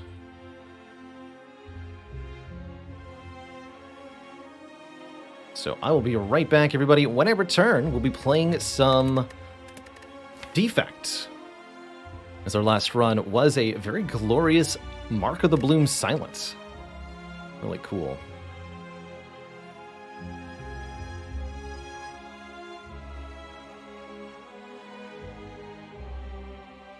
That's right, Wicked Agent. There's a really good demonstrational scene at the start of Young Frankenstein. Young Frankenstein's doing a demonstration on the difference between conscious actions and reflexive actions. Conscious actions, a signal has to travel from the brain to the place, but reflexive actions are done without actually sending a signal to the brain. And if you place a clamp on the correct nerves, you can prevent a reflexive action from occurring because you shut off the signal.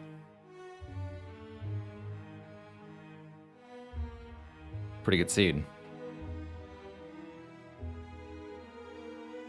Like compress somewhere at the base of the skull.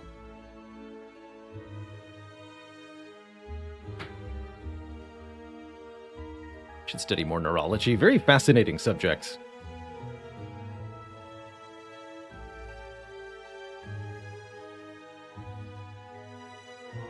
Anyway, let's play some Spire. But first, a break. Be right back in maybe 5 minutes or so.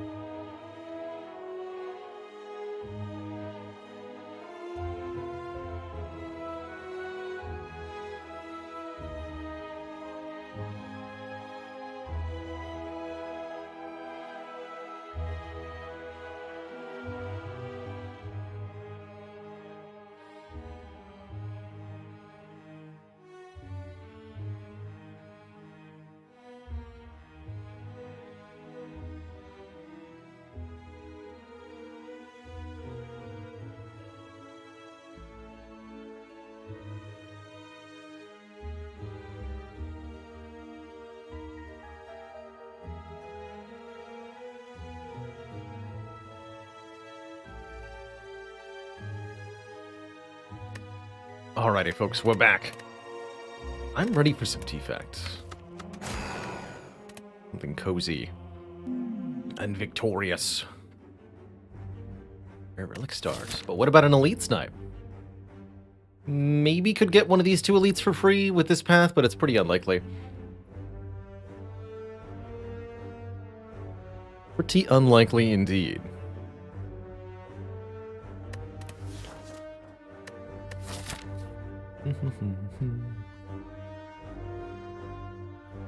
Elite here. Lots of elites if I want to fight him. I think a really good rare relic start could make this run really spectacular. A fossilized helix or an incense burner or something. And we're fighting Slime Boss, against whom I think rare relic starts are particularly good. Now, that said, we end up with a bird-faced urn. Very curious. Bird-faced urn is 2 health healed whenever we play a power card. Currently, we don't have any powers, but of all the characters, Defect has the most powers, I think, or the most access to powers, the most encouragement to take powers.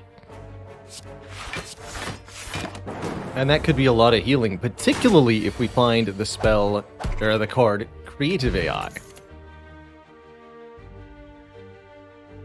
Once we do that, this relic is really going to be able to earn its keep. Hey? Hey? I like an early Streamline just fine. Streamline is a perfectly cromulent damage card, and it will do the job just fine of donking early elites for us. Even better if we can combo it with a rebound or a hologram or something. But simply having access to 2-cost deal 15 is pretty comfortable for me. I'll strike that one just to be sure.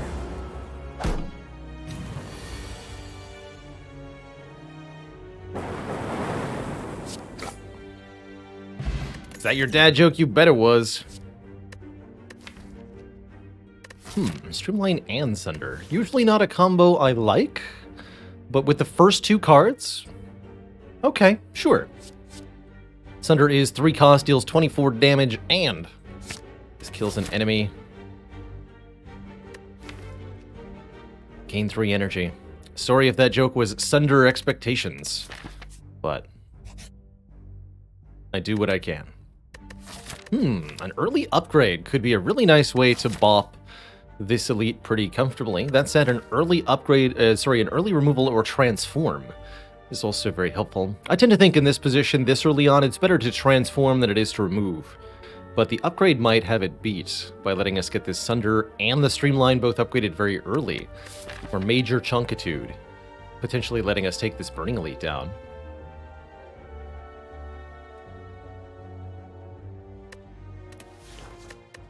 But think of all the powers we could get from a transform. Let's transform a strike. We get Equilibrium, a card I'm very happy to see. For 2 cost, it blocks for 13 and then lets us retain our hand for 1 turn. One of my favorite effects in Slay the Spire. Good old retain. Let's see, 35 minus 16 is less than 24. Last I checked. Bonk. No powers offered yet, but I don't mind a Cold Snap. 1 cost attack, and it's also our first source of Frost Orb. Frost Orbs tend to be good with most of the powers that the Defect has. So it's something we'll probably want later. It's also something we want now. Just get those orb slots filled up. One of my early pieces of advice for anybody looking to learn Defect. Almost no matter what you put in those orb slots, if you can get something in there, you're going to be benefit quite a bit. The Bonfire Spirits allow us to donate one of our cards here. Depending on what we get, what we give them, we'll get healing in return. An interesting opportunity to lose this Sunder to get a full heal, but I think I'd rather simply remove another strike card and help ourselves rely more solidly on these attacks. Let's go with a strike remove then. I think Zap is still quite relevant. Better than a strike, at least for now.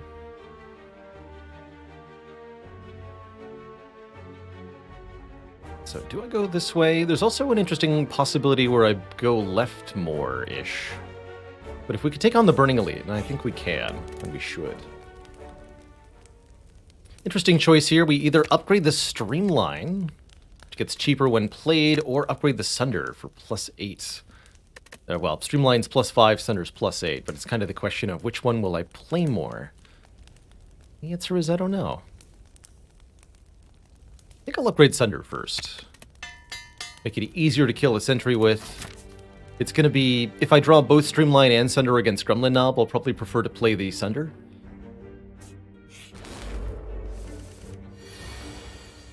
This is not the ideal turn 1 here.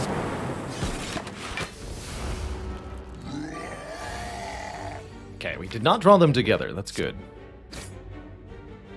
Looks like I might have to block potion next turn, though.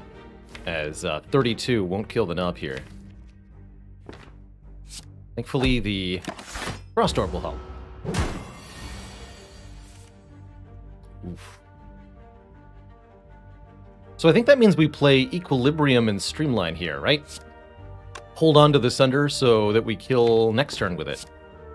And that way we get to at least partially block this hit. In fact, with the Block Potion, we almost entirely block this hit. And come out of the Nub fight with a pretty respectable amount of health, as well as a Happy Flower, giving us more energy to play these very expensive attacks with. Offered a Steam Barrier, a Reboot, and a Bullseye. Normally I'm not that big a fan of Reboot, but I usually see Reboot offered against other defect rares. Here, as a zero-cost addition to the deck, I think it's actually pretty good. Kind of like a draw 4. The reshuffle can be beneficial with the Streamline. Might be time to consider an energy upgrade on something.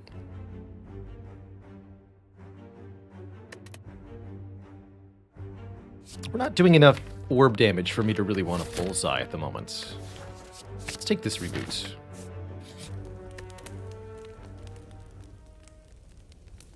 We could consider upgrading the Reboot for draw 6, but I think we should get Streamline upgraded relatively early here. Other upgrades that I like a lot include the Zap to 0 cost, more so than the Dual Cast at the moment. Or 3 more block on Equilibrium is also pretty tasty. But I think the Streamline should be first, and the Reboot should be next. We also get a Relic. Toy Ornithopter, a little late here. But a very good Relic overall.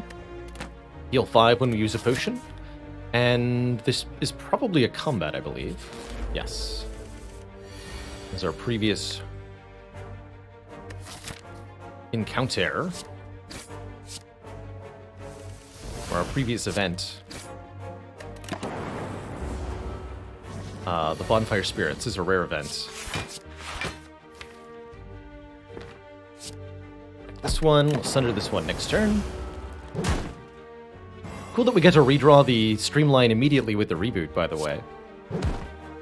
Showing off that interaction. And my hope is that we can get a potion here. Knowing that this is either Sentries or Lagavulin coming up, I really do like the extra energy on turn 2, not on turn 1. So let's deliberately end the fight now. With Happy Flower in mind.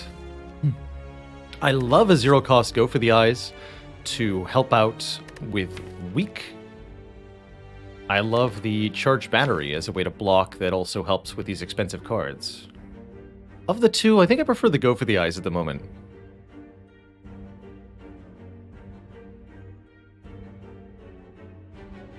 Hey there, I'm Rando. We'll be going back to Gwyn, Lord of Stinking, tomorrow. We'll be having words. Not sure I want to use this Reboot here. If I Reboot, I could redraw the Streamline immediately, which would be sweet, but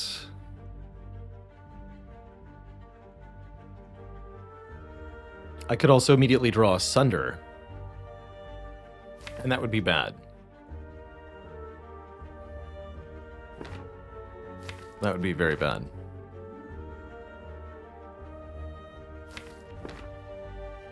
Sentries with bonus strength is a little terrifying. Probably going to take the 12 on this hit. So we're seriously hoping to see Sunder next turn then. The other option is to Reboot without playing any card other than the Go for the Eyes. Just play Go for the Eyes, Reboot. That way I can play Sunder if I draw it. Not sure if that's a good idea.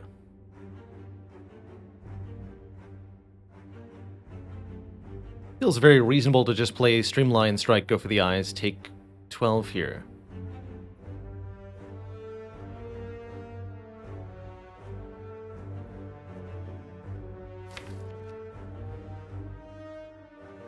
If I draw Defend, Strike, Zap, Dual Cast next turn, I'm going to cry, though.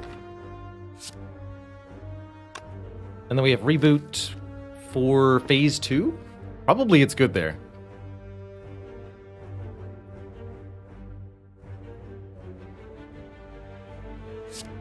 And what we want to do is bring one of these below 32 health and then bring the other one as low as possible. So yeah, I'm thinking go for the Eye Strike on front. We could also go Artifact Remove on the middle one, but I think it's unlikely to matter.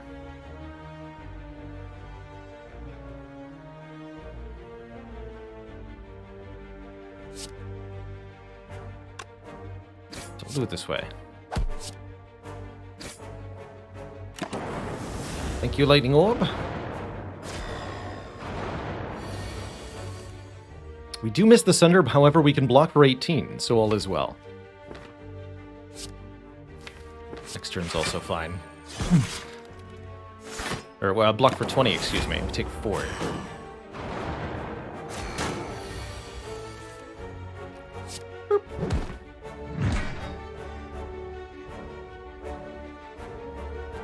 Merle! Coming in with 243 of his best friends. Welcome on in, Merle and company. Dare I say, it's a pleasure to have you.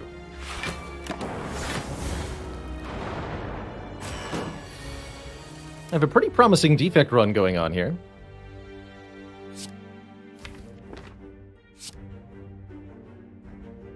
What's the play here?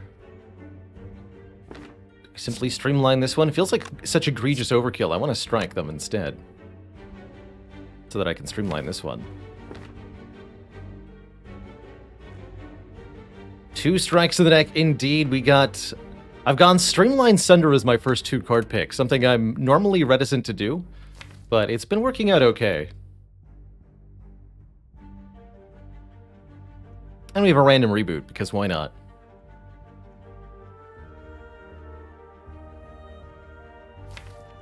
Yeah, this has got to be the most reasonable play. Yeah, Lightning Orb just gets there every time.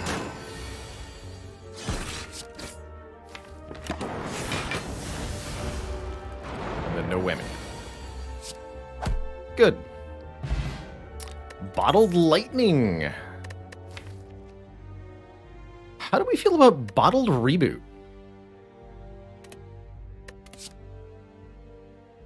Finally a power? Probably going to take that with the Birdface turn. Although, actually, Beam Cell's way better, yeah? Yeah, it is. Beam Cell is just way better here.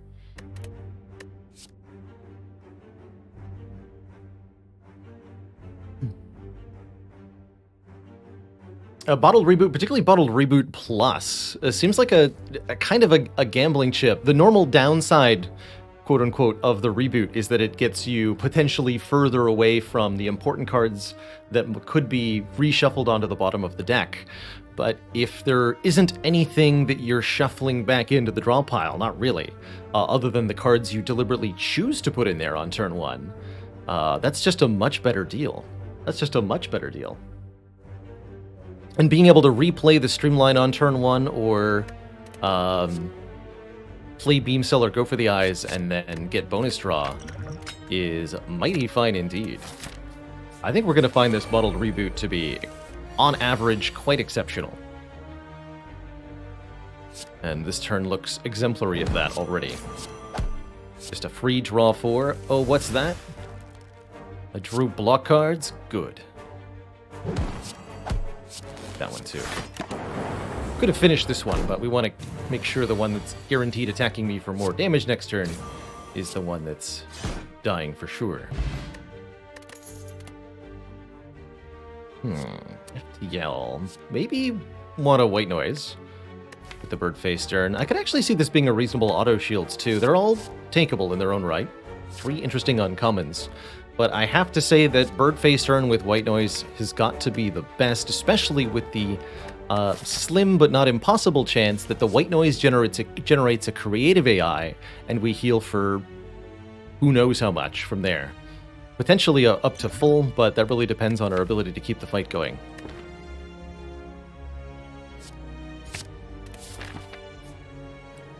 And no matter what I get, it's going to be 2 health at least. I think we can opt into one more fight. I've got 2 good potions and a Toy Ornithopter, so we should easily handle this last elite. I'll even click 3 times in this event. 1, 2, 3 gets me a pocket watch. Whenever we play 3 or fewer cards during our turn, draw 3 additional cards at the start of the next turn. And I think there's a lot of times that could be mighty useful.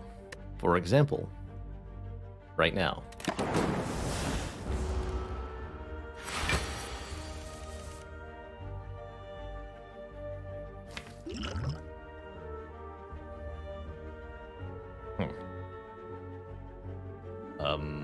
That looks like a Distilled Chaos to me, actually. We're guaranteed to hit at least one of the big cards off the Distilled Chaos.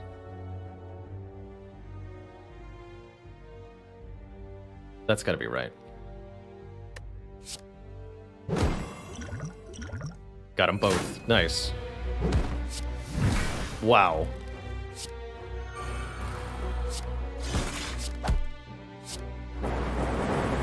Defect, doing his best Watcher impression. Holy moly.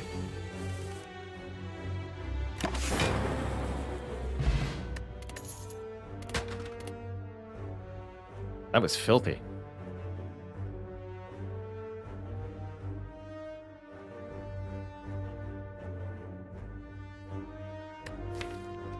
That was filthy.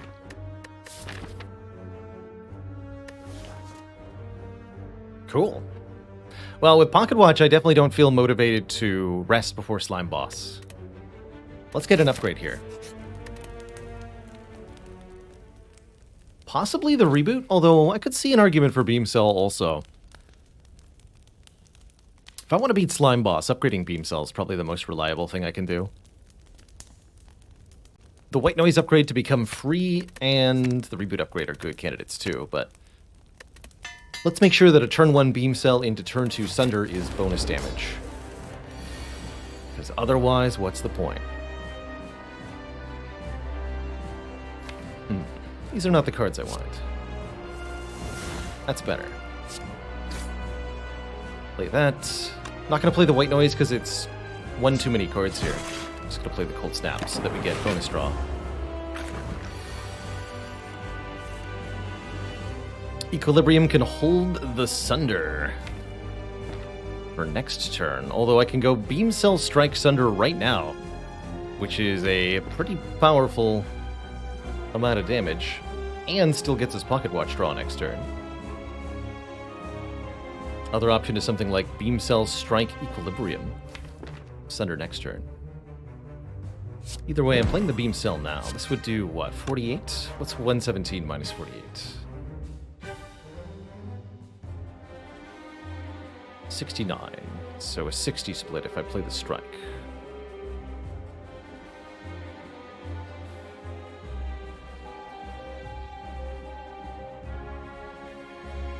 Actually, no, this is the correct line. Equilibrium, dual cast, Strike. Go for the eyes. Keep the Sunder. This turn, just play the Sunder. Split at 40. Get the Pocket Watch draw.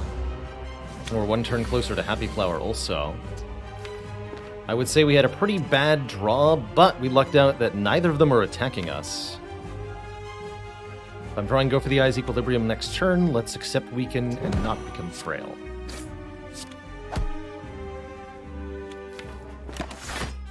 And let's keep drawing with Pocket Watch.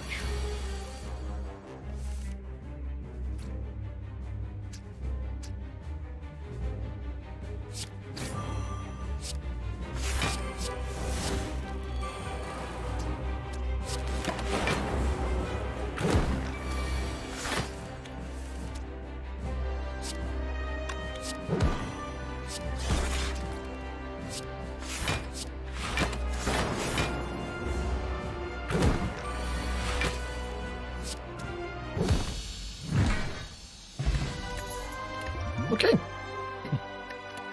That was pretty... Oh, man. That was pretty good overall.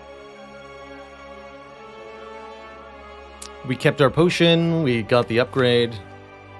We had a good time. We now have a very difficult choice before us, which is, what power do we take? Creative AI has obvious benefits with Birdface turn. If we can play a power every turn, we can heal for 2 every turn, which means we can heal in almost any battle. Potentially up to full. That is a very, very strong thing. It's also a really nice way to power ourselves up against bosses in the later game. Additionally, it lets us kind of have a power-dense deck without actually having a power-dense deck, which is rather cool. Meanwhile, the Echo Form lets us double anything we play, the Sunder's other powers, or more.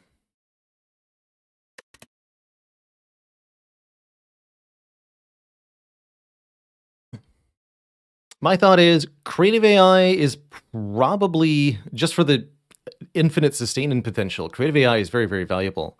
And we can stall a lot better than you might expect thanks to the card draw we have from Centennial Puzzle and the Pocket Watch. Then you add Equilibrium and Go for the Eyes into the mix. I think we're quite good defensively. This is going to work out great. Especially if I can get my hands on some more Frost. What I don't think we're ready to do is tackle elites blindly or willy-nilly. So I do not like the idea of this Black Star very much.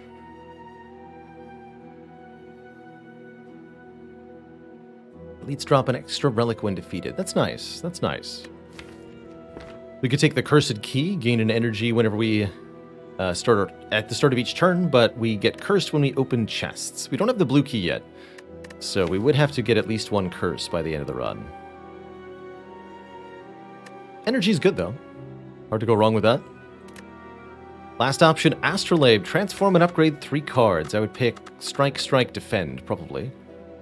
And that could be very good. I'm actually leaning towards Astrolabe. Continue to purge this deck of inefficient cards.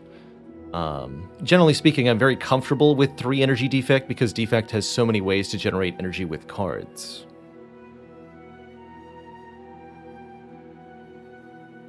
I'm also a little bit less interested in more energy because we have the Pocket Watch, and so I'm already often going to be deliberately withholding energy from my turns. That said, it's hard to play Sunder or Creative AI on 3 energy. But we've got Happy Flower helping out, and I suspect we're going to see a energy-generating card pretty shortly here. Ooh, Skim. Skim plus Capacitor Barrage. What a combination of things.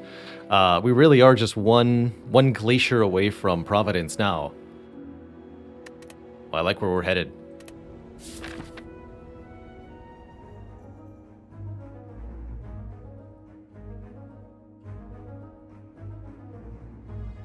I like where we're headed. Now, the real question I have, our first combat in Act 2, do we lose health or do we gain health? I have no idea. Let's find out together. It's chosen.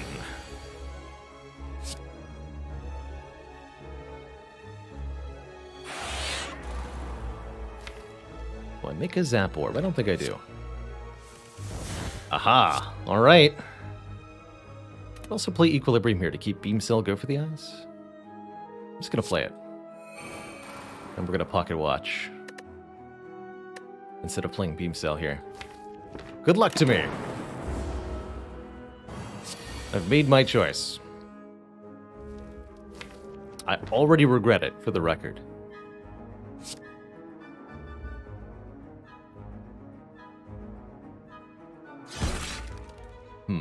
Next turn's going to hurt quite a bit if we're vulnerable. Could be up to 31 damage headed our way. But perhaps that is okay. Question is, how long do I remain in this combat? I guess that depends on what powers I get.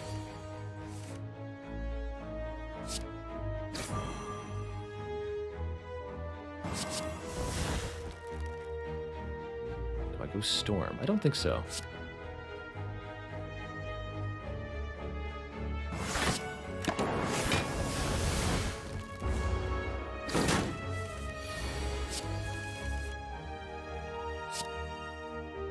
Here, I can play more cards.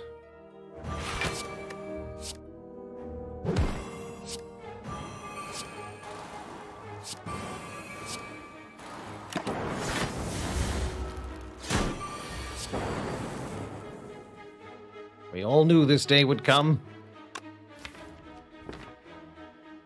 Lines in the draw pile, inaccessible. However, second creative AI is here. Looks like I'm gradually losing the battle to get health in play.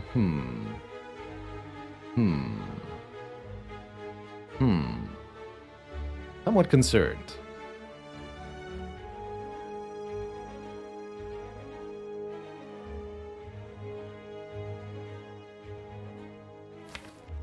Again, we can get it all back if we play our cards right. That's the big if. Definitely need to get the Frost Orb in front. Otherwise I'm going to be doing too much damage here.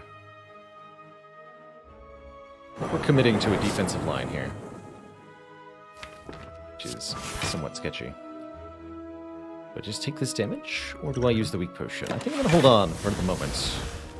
I'm just going to tank the health. There's our first buffer.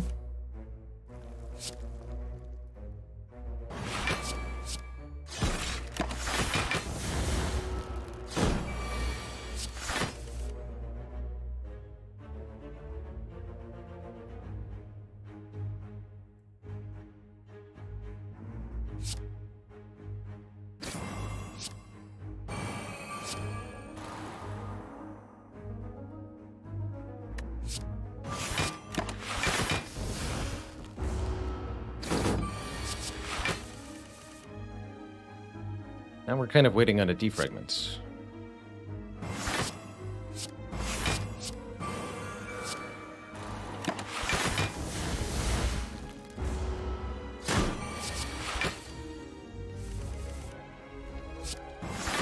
Here we go.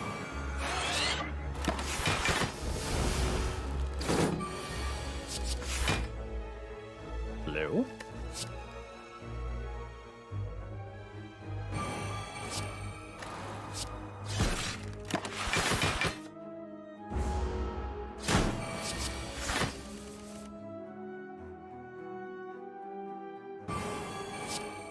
He's gone mad with powers.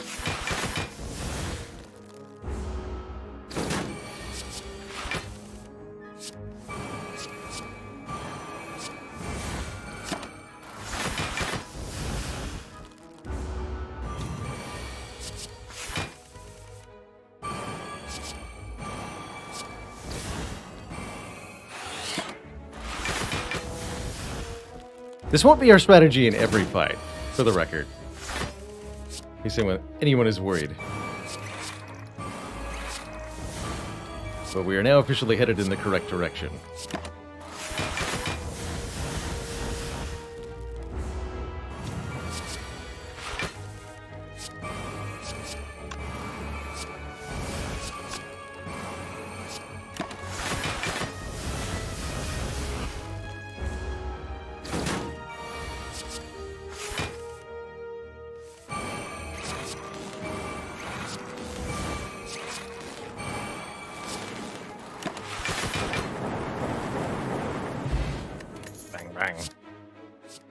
Reinforced Body Plus. Now there's a block card.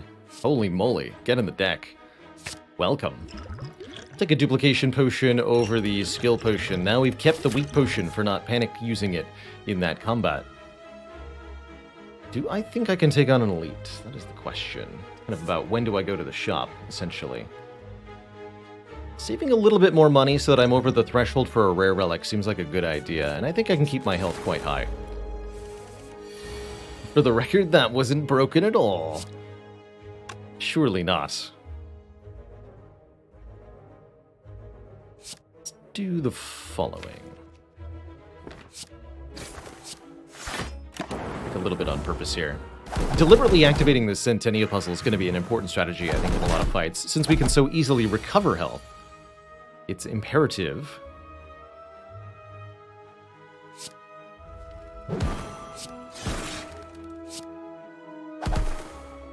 that I use it effectively.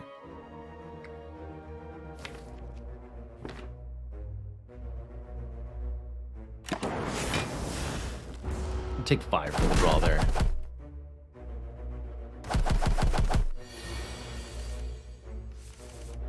Glad I did.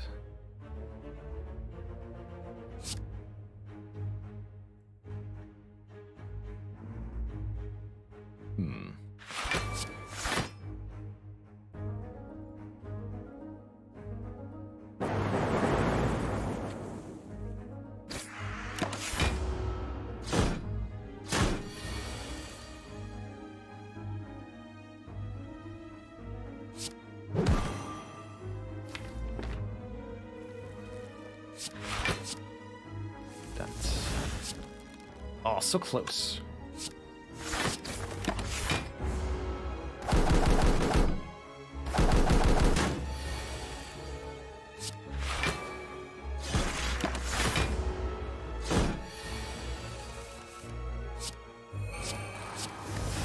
Double creative AI.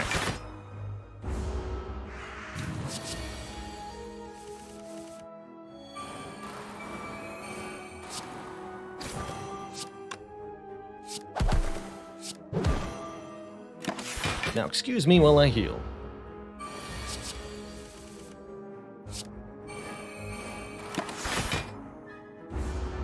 Hey there, Drathamir. So far, this run is off to a ridiculous start, and I deeply appreciate it.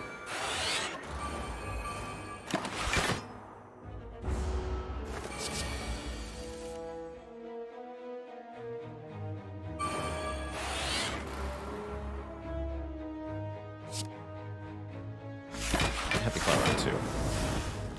Yeah, one mummy hand away from, like, true devastation.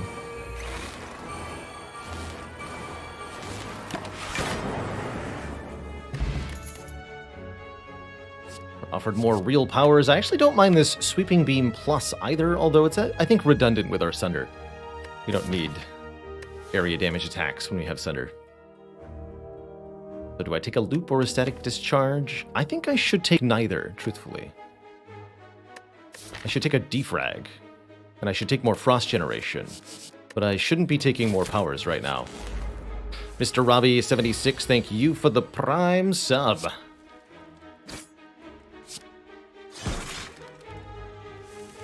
Welcome to the Cozy Sub Club.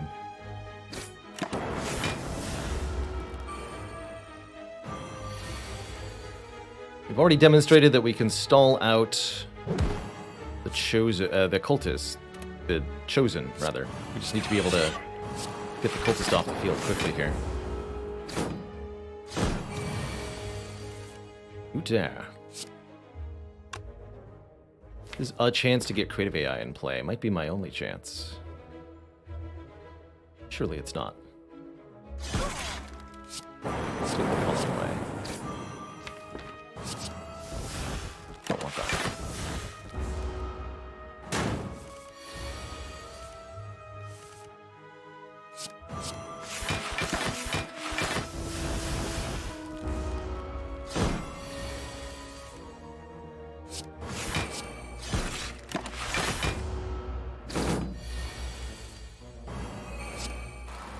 I could go Beam Cell Streamline. Perhaps I should, just in case I need to end the fight quickly. Occurs to me that we seem to be okay, though.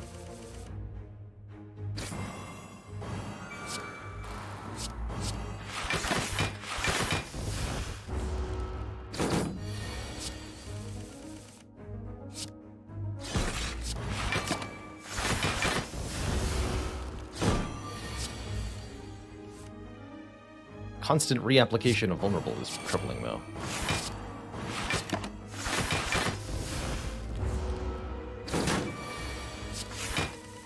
Same loop, different floor. Yeah, we're several floors advanced, thankfully.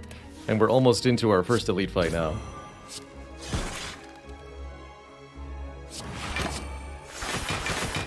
I haven't been here the whole time.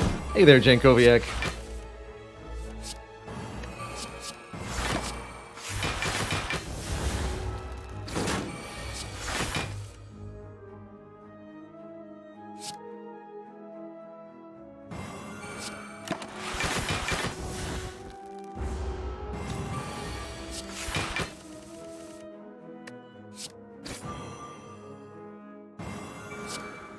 Makes this a lot easier.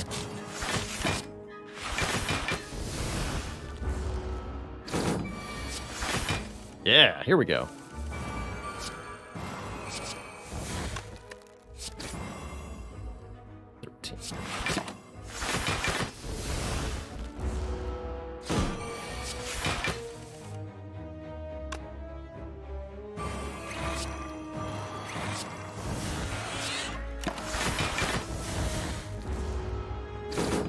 Have I ever had Master Reality Creative AI? Good question.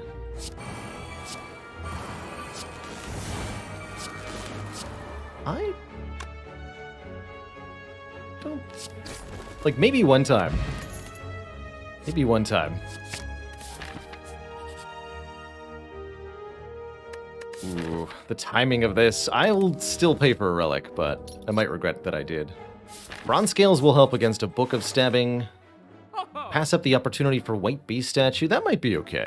Apotheosis is here, letting me upgrade everything in the deck. Problem is, most of the deck is already upgraded. So I'm not sure Apotheosis is actually particularly good. Self-repair is not bad. Nunchaku could be nice for some additional energy. I'm honestly just happy with the card removal, though. Oh yeah, bronze scales might make stalling harder. I'm not going to refuse them on that basis, though. I'm completely okay with their presence.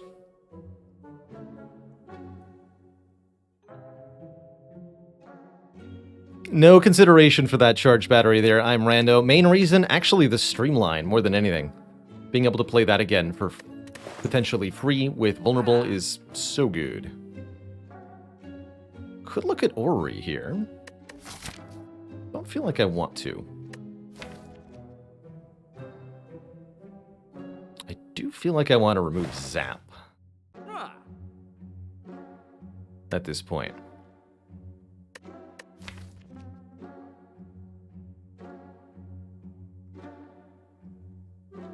But we really need some more Frost Orb generation. I guess that's what Ori would give me. Try to find a Glacier or something. Can't do Ori card removal, though. Can I? Wait. 69 plus 75. 244. Oh, I can. Well, let's do that. There's Frost. Cool-headed. FTL maybe. Cold Snap, more Frost. Core Surge also interesting here. Another Cold Snap. And a loop. Alright, well, I'm definitely going to go Cold Snap, Core Surge, Cool-headed. And then we have that established. So now we just need any kind of focus, and that can be from Creative AI, especially with Core Surge. I'm not going to take this loop. Not until we actually have focus.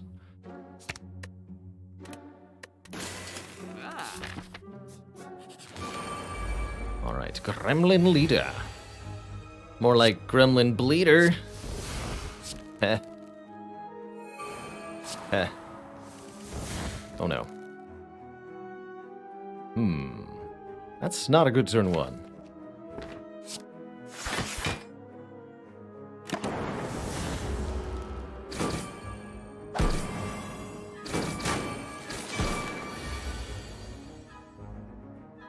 Actually don't have access to Sunder Hologram.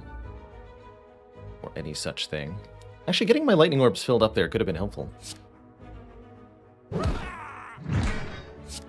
Capacitor equilibrium here. Keep the go for the eyes just in case I get attacked next turn. We do. It's a little unfortunate, but what can you do? Okay, we need to kill the Mad Gremlin then, and we need to block for as much as reasonably possible. I guess Hologram Reinforced Body is the way to do that.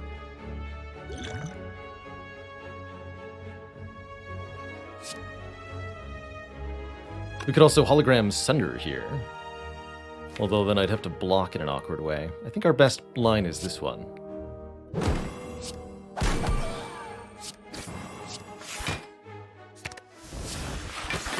Take 3.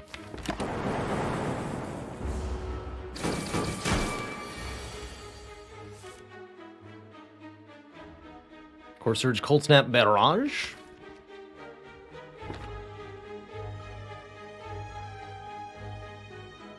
Or like Streamline Core Surge.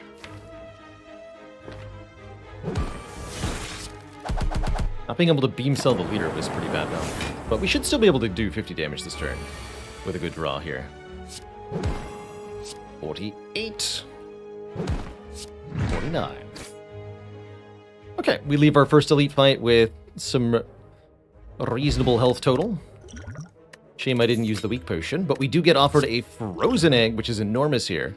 Any powers we add from here on out will be upgraded. And that is beautiful.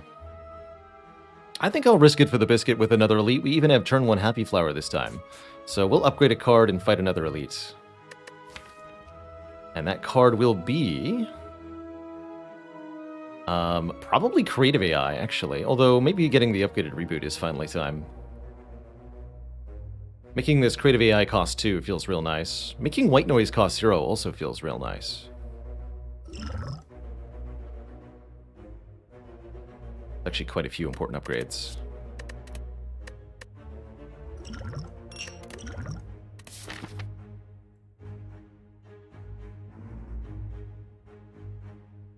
The Frozen Egg won't cause any mid-combat generated powers to be upgraded. Maybe the correct way is to go this way. We get 2 upgrades now, and then before fighting 1 more elite this act, we also get the chance to heal ourselves to full, potentially. I rate upgrades very, very strongly on this deck. Realistically, all this deck needs to beat endgame is just a tad of focus somehow. Guaranteed early focus. 1 bias cog, 1 upgraded defrag, or 1 consume. That's all it would take.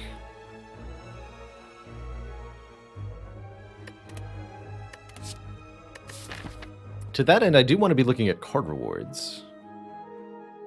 But there's maybe some unnecessary risk here. 2 elites is ultimately pretty good.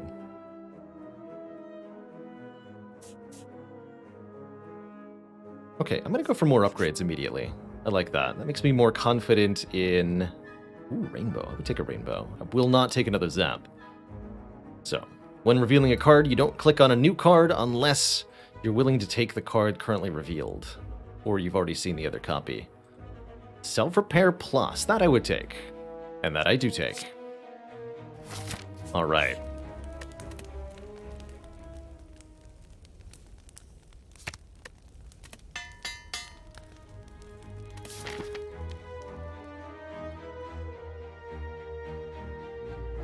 This looks a little bit more viable now, or this way.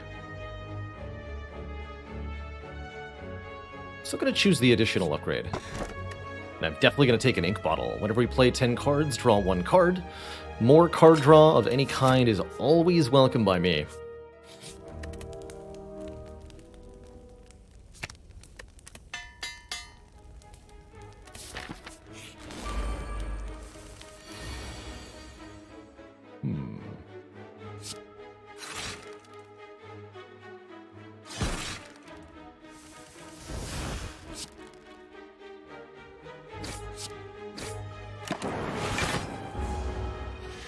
Greetings, Snecko. Don't mind fighting Snecko when I've got Pocket Watch, generally speaking.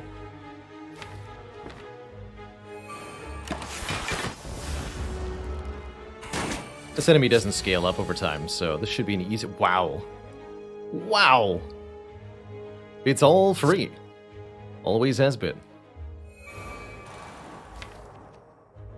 Apparently.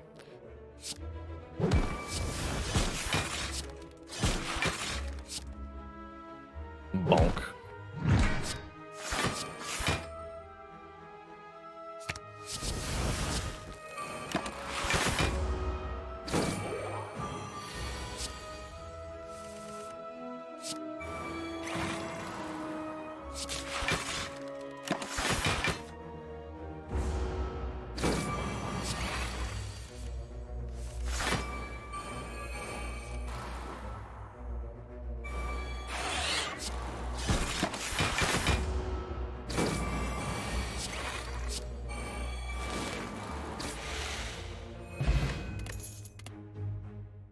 Turbo Plus.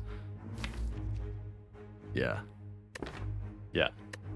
I like it. Now we're just missing a heatsinks.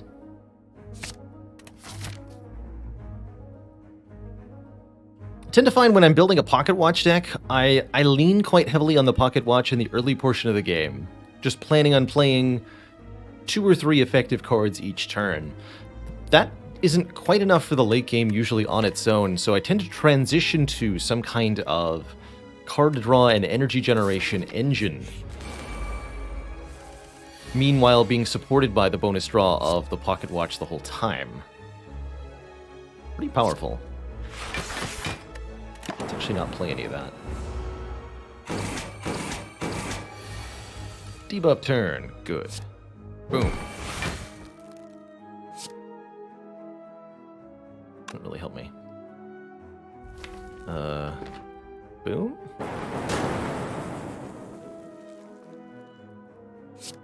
Boom. I guess.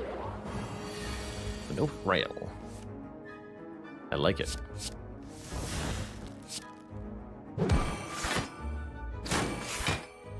Not quite enough to kill with hologram streamline, but hold on. 6 health means it dies on the second hit. So we just heal it back.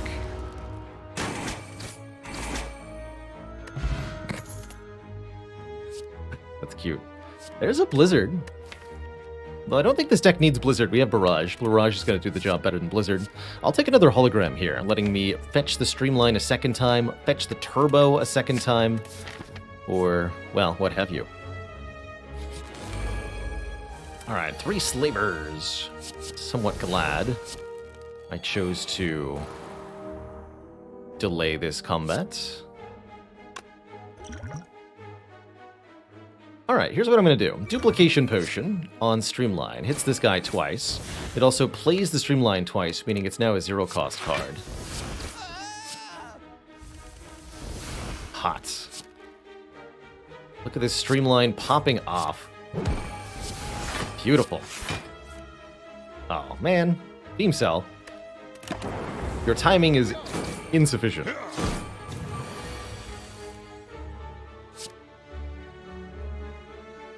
It's gonna be 49 health, huh? Son of a gun. 49 damage. Alright, well, I'll just center you then.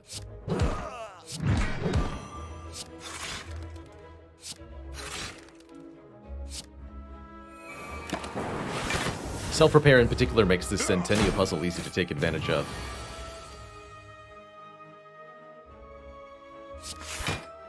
Get him, Streamline.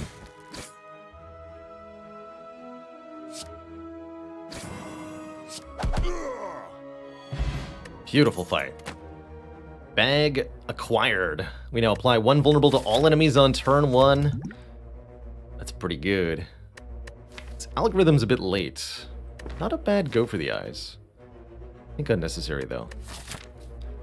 And do I take an event or do I take a fight? Event could give me thwack, but the fight is more likely to show me a focus card, ultimately, because it's a guaranteed look at 3 cards. Also gives me a little bit of money, guaranteed.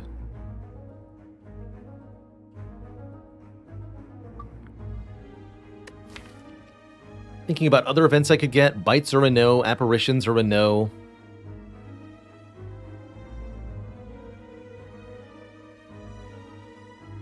Card removal would be welcomed. I think we should just look at the card reward, though. There's enough events in Act 2 that are a waste to me. The odds of getting specifically the one we want with the best outcome are pretty low. So let's just take this combat. Destroy some nerds. Call it a day. I'm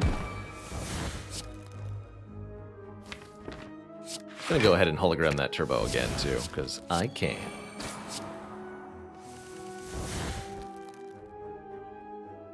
Well, this turn got ridiculous.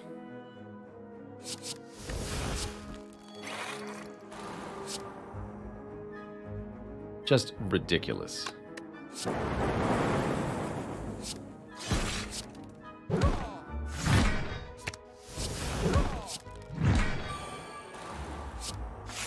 Sad car noises.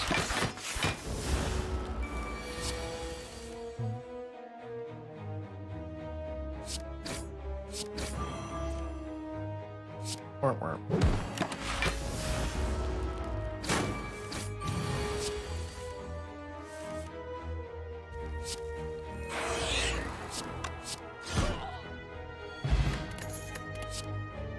We do get offered another upgraded power, but it's not an upgraded power I want.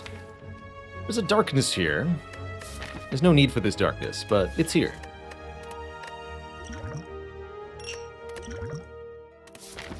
Darkness provides something we essentially already have, which is a way to scale up our power long-term over the course of a fight. That's what the creative AI does, and it's what the barrage do as well.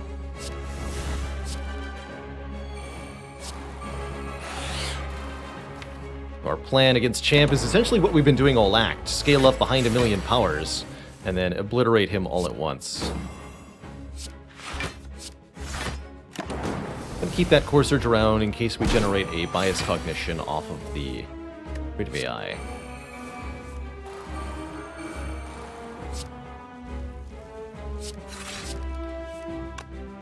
It's imperative that we draw Storm hard.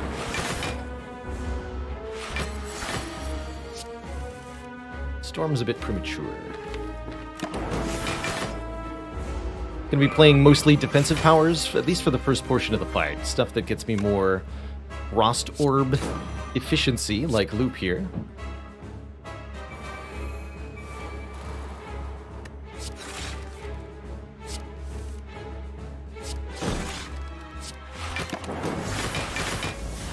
But not things like Static Discharge or Hello World. Machine learnings are welcome, though.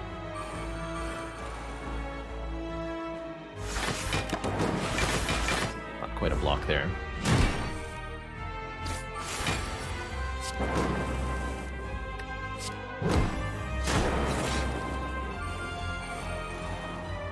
Hello, Champ.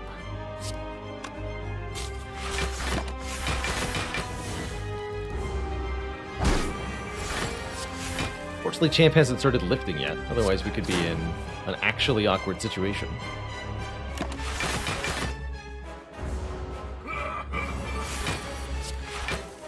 There's the bias cog. Good. That's why we kept the core surge around.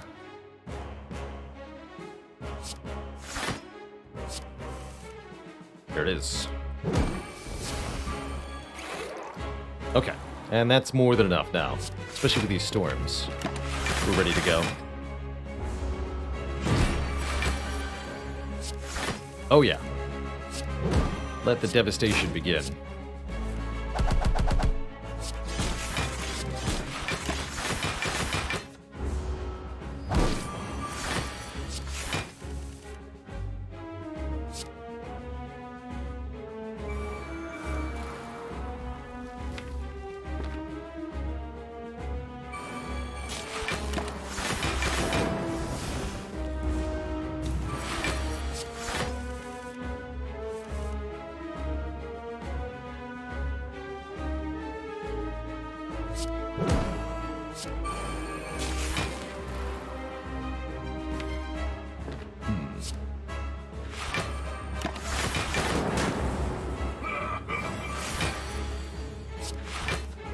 Here's the third storm. Perfect.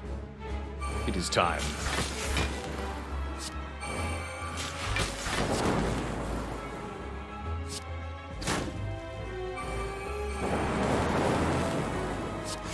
Hologram gets back turbo. Gets back streamline. And we just go ham.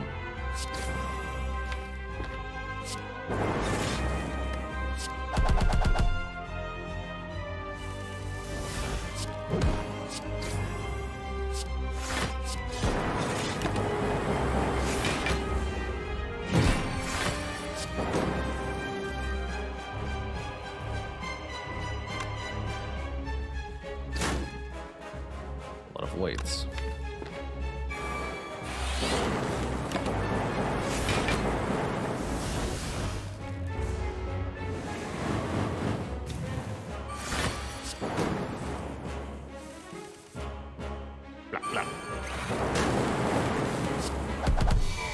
GG. Ooh, baby. That's the missing puzzle piece. We've got the Core Surge. Here's the upgraded bias to go with it. We already have the Frost generation. Now we're ready for the endgame. Beautiful. I like the power potion, too. I'll take that over this weak potion. Coffee dripper seems pretty free. Who needs to rest when you have all of this healing? 1.1 health per turn on average from Bird-Faced Dirt. Tiny House gives max health. It also gives money, neither of which are bad, but we don't need the other stuff. And there's no need to give enemies extra strength. Let's just ignore rest and become robot. Coffee-powered robot, that is. Green key was already get, because we did a good job in Act 1. Good job, us. Thanks. Looks like we'll want to fight 2 elites. I'm not particularly afraid of any of them, not even Reptomancer. Maybe I should be. We'll remove a starter card at this shop. We still benefit massively from getting rid of Defends here. This deck really just wants to draw Core Surge, Bias Cog, and Frost Orbs. Getting Green Key in Act 1 feels so good, because you know you're not getting it in Act 2. And needing to get it in Act 3 is not quite so fun.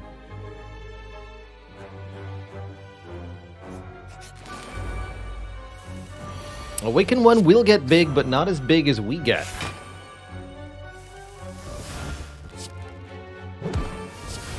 We're going to be very big, metaphorically speaking.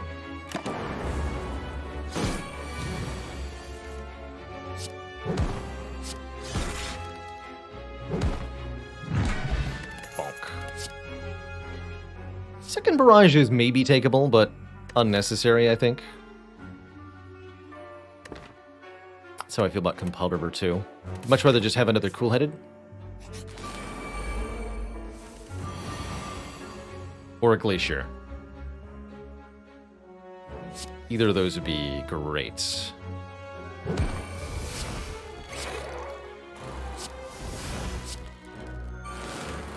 Well then. Thanks, Turbo.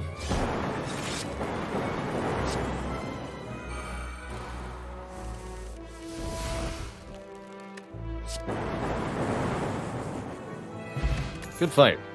Hey, and there's the Cool-Headed. Not only that, it's a plus Cool-Headed. Perfect card for the deck. More Frost, more draw. This is a really blessed defect run. And we're going to try to play this fight smart.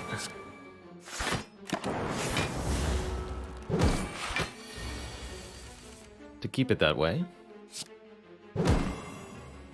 Smiley face. What does playing this fight smart entail exactly?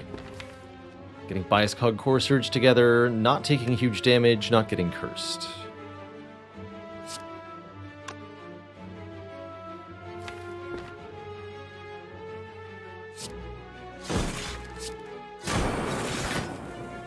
Good.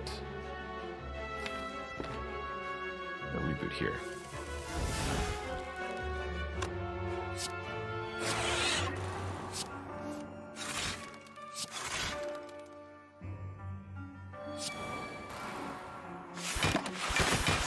Make that our turn.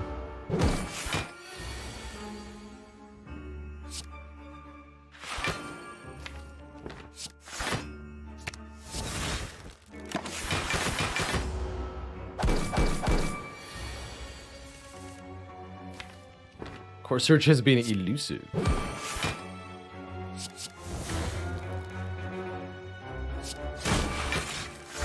There you are.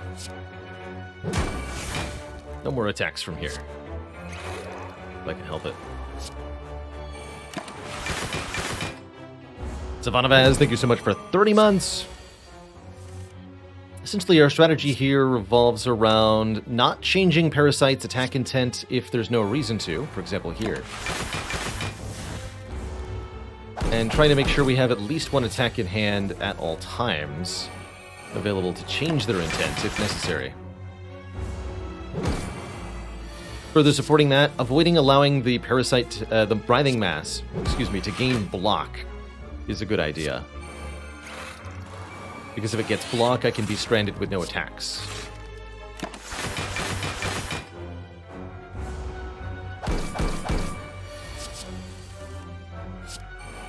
And as a usual reminder to take anything that Merle says in chat with a grain of salt.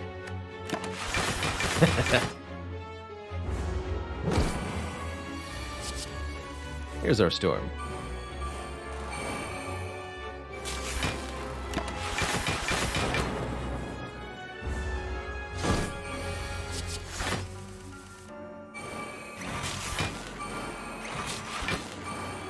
Welcome to your doom.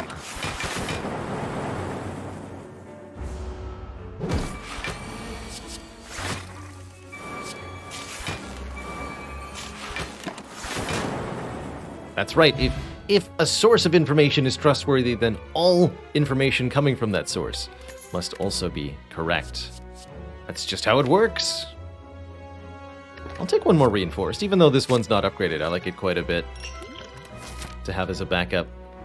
What do you got for me? Store. My, a hand drill. How could I say no? I think it would be a pretty good idea to buy a focus potion here, just as a backup focus source against our late game. This can really solve Awakened One in particular, if we're having trouble with that, or if you bring a focus potion to the heart, it can make a really big difference against the heart, too. So I'm thinking probably just card remove and focus potion here. Could even maybe buy a third reinforced. Imagine if there was a chemical X here. The goose. The goose is loose. Keep the liquid memories over the other potion for its ability to assemble. Bias cognition plus core surge potentially.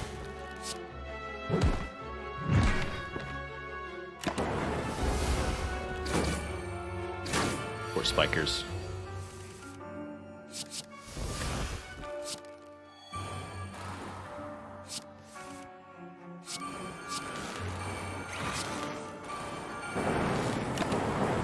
Just destroy them. That's the answer.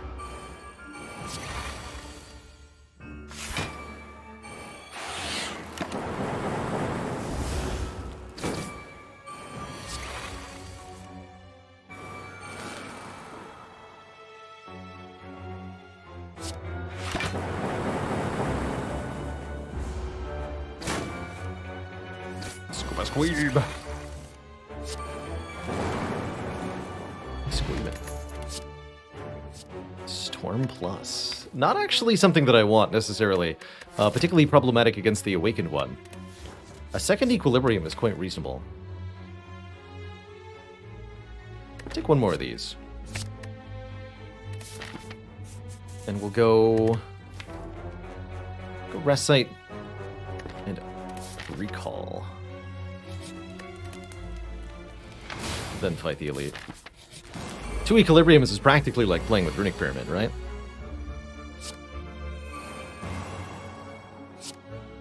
Practically.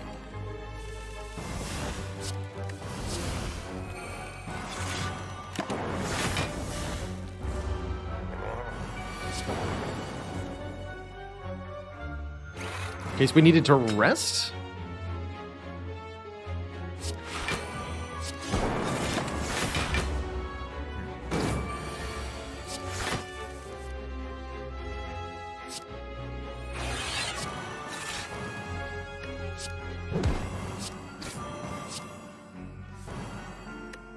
Core Surge. Core Surge, what are you doing?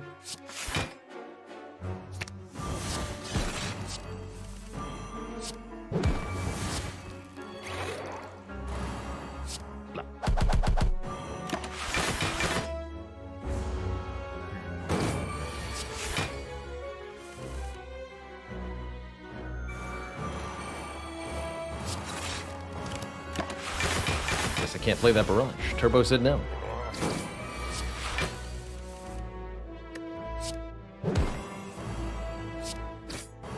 Let's get this streamline to be free. It deserves that.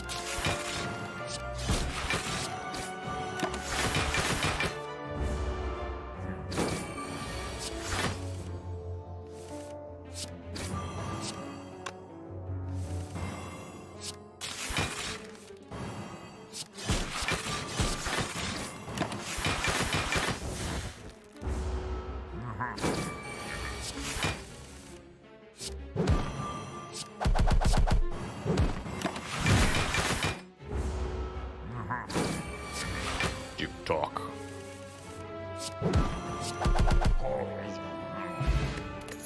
The boot thingy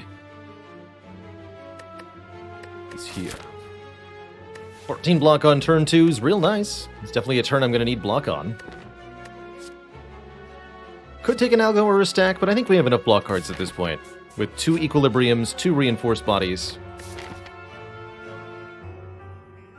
Don't think this is a good red mask to take. Taking this money prevents me from affording a potential shop relic in Act 4. Which would be very valuable. Divinity Infinite with Tantrum to exit, Rage to block on the Silent. Wow. That sounds like a wild run, Merle. Divinity Infinite on Silent. I'll go this way. Gotta take the Sapphire Key. I think it's now time to upgrade one of the holograms. Probably go for the eyes as the next upgrade. Go for the eyes, very helpful against Awakened One. If you're struggling on defect with Awakened One. Just a quick, simple statement about Go for the Eyes. The Awakened One always attacks. Therefore, this card always weakens the Awakened One. The Awakened One. And that's pretty nice. You can no longer heal, but I rely upon it. Wish the important cards are already upgraded. Let's just fight a boss, get a relic. Easy.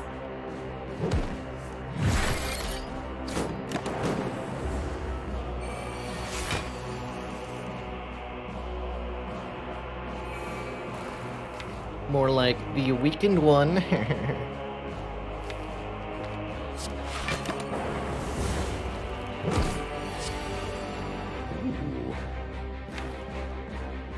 Oh.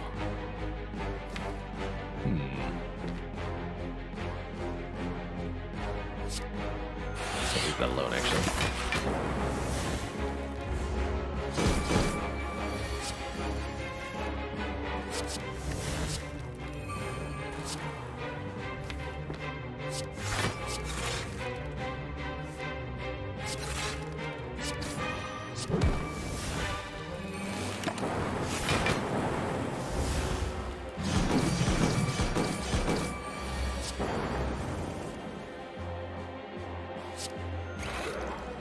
There we are. And reboots. Again. For Guardian. Next fight is an elite, so setting up something to be vaguely helpful would be vaguely appreciated. Perfect. Ooh, emotion chip's excellent. We lost health during our previous turn. We get to activate the passive ability of all orbs at the start of the next turn. I also very much like an aggregate here as an energy generator, giving us energy based on the number of cards in the draw pile. Aggregate is reusable, no downside energy, and there's very few things more valuable to the defect than that.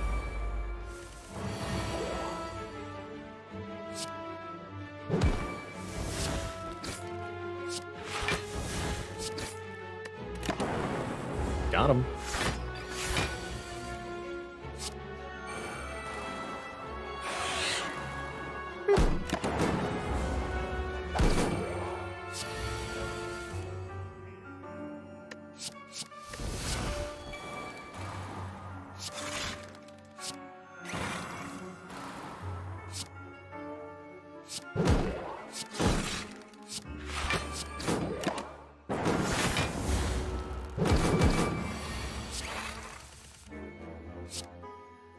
Not my artifact.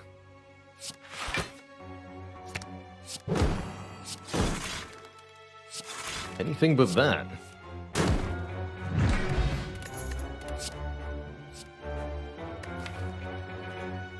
Yup. I'll take a Consume Plus. I didn't really need it per se, but holy moly is it good. Trade one of these orb slots for 3 points of focus. Don't mind if I do. Can't believe that was upgraded for free.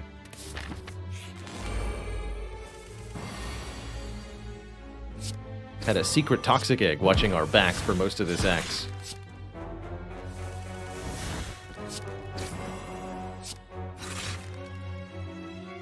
Just play this. Skimming to look for turbo could have been correct. That would have been a good Frozen Eye moment.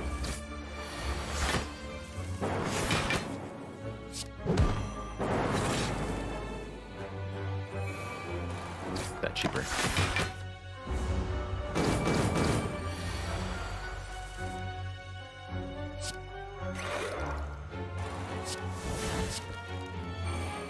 Thanks, Buffer.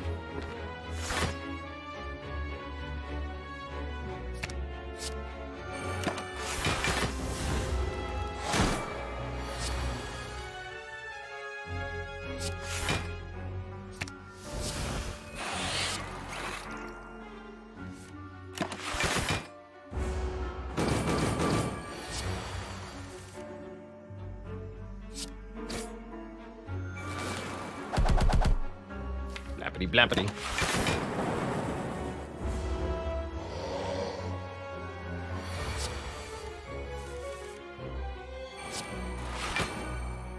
And then just double this under.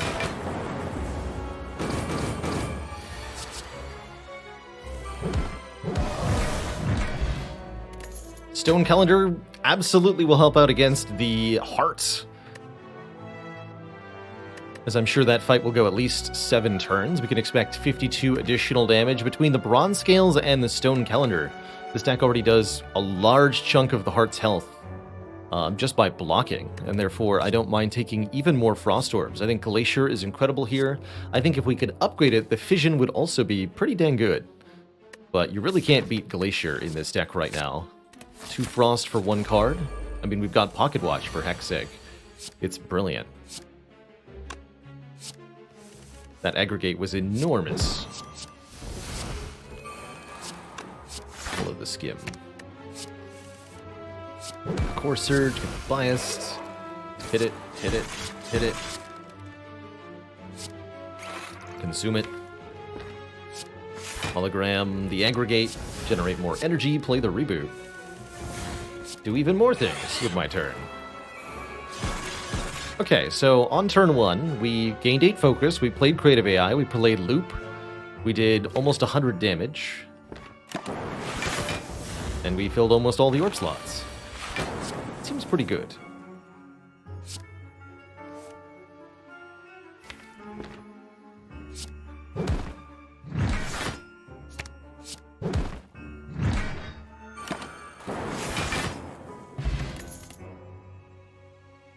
This is a reasonable time to take a Cold Snap Plus, but I think we have enough Frost at this point. Keeping the deck small enough to ensure Core Surge Bias Cognition works is a priority now. That's partially what the Liquid Memories is for, though, just to ensure that it does work. I quite like upgrading this aggregate, but I also like upgrading our card draw. Maybe the best choice is the hologram upgrade, so I can use both of them multiple times. But cool-headed upgrade, aggregate upgrade. Oh no, I said I wanted to upgrade Go for the Eyes. That's the important bit here. Longer weaken against the Awakened one.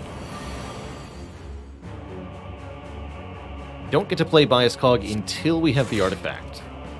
Getting the artifact is essential. Absolutely okay taking some damage in this fight, as we can heal for plenty with the Birdface turn.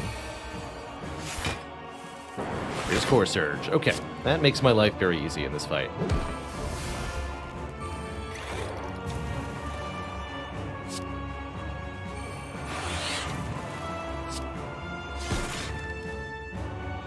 We're playing a few powers.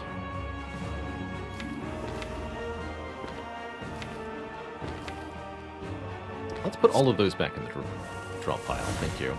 Oh, perfect. Oh. I'll play that too.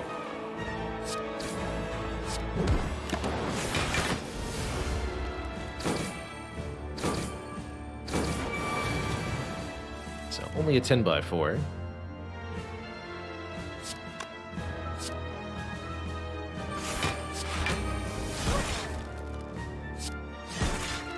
Glorious.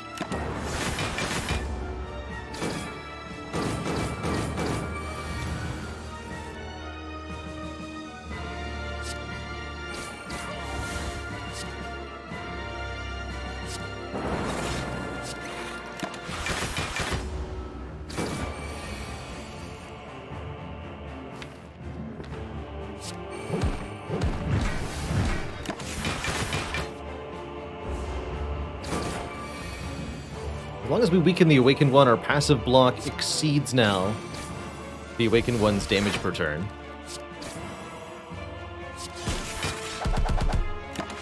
So we're totally safe here.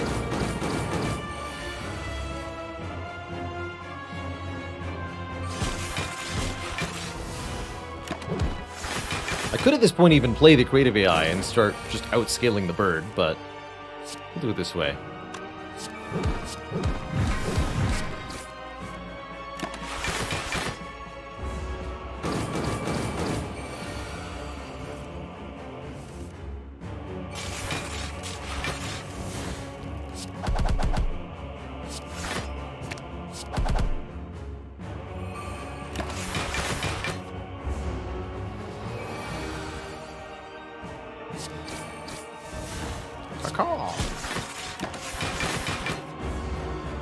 We're just kind of invincible behind these frost orbs. Easy.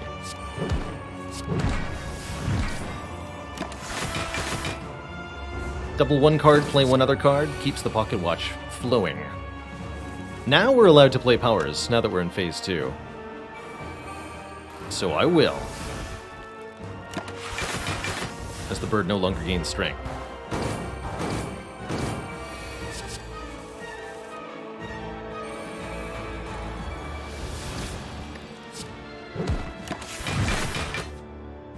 Probably the fastest way to kill, too, is playing them.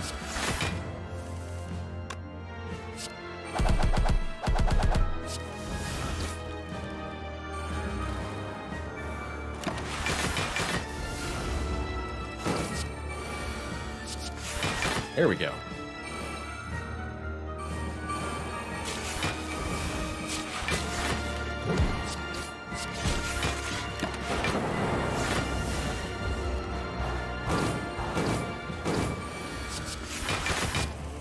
Zappy zappy.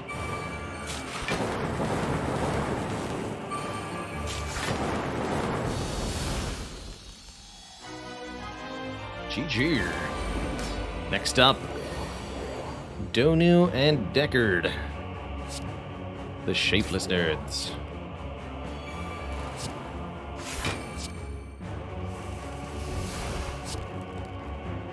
Let's strip all the artifact off you, I guess.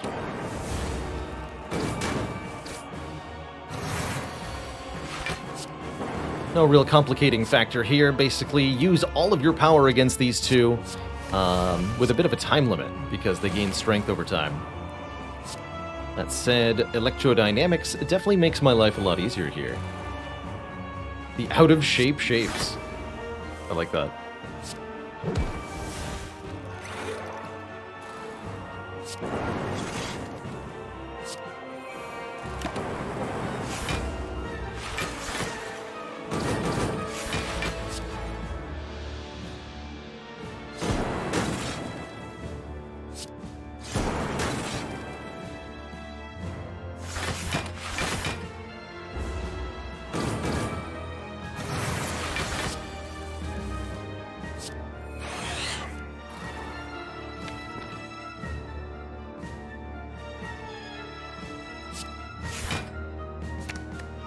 Two, puts Aggregate.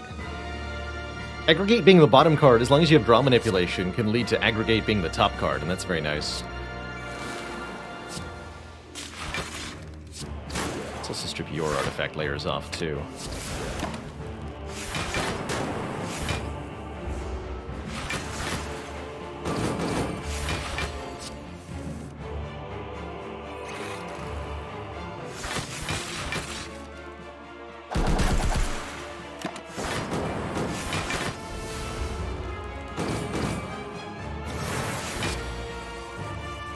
Well, that'll help.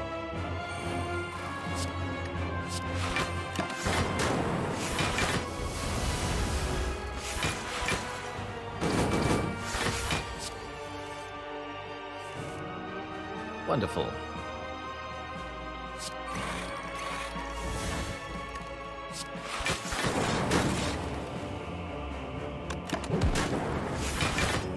Get in there, calendar.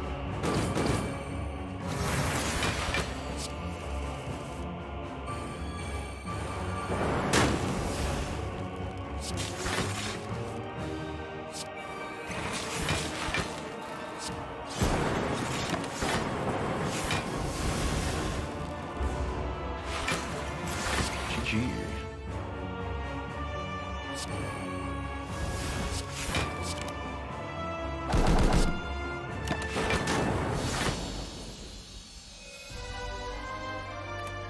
Two thump, a deep pulsing dread can be felt throughout the room. Is this the heart of the Spire, the source of this ridiculous card draw? Looks like we're triggering at an average of once every 3 turns, the Pocket Watch, so that's 3 draw, or 1 draw per turn on average. Which is insane. Basically a boss relic. And the ridiculous sustain has really paired with it. Really beautifully. Okay, let's upgrade the other hologram. I don't want to have to worry about losing these. Love that we have this focus potion for the heart fights. Love this data disc. Love this Heatsinks Plus as well. Tough choice here. Chemical X also quite nice, letting us increase the value of X cost cards by 2. I have 2 reinforced bodies and 2 holograms, so that could be pretty potent too. Lots of good choices here.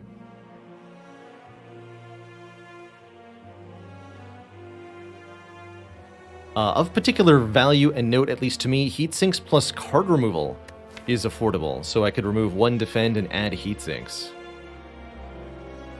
I think Sadistic Nature is also not bad either, because it is a 0-cost power, fundamentally.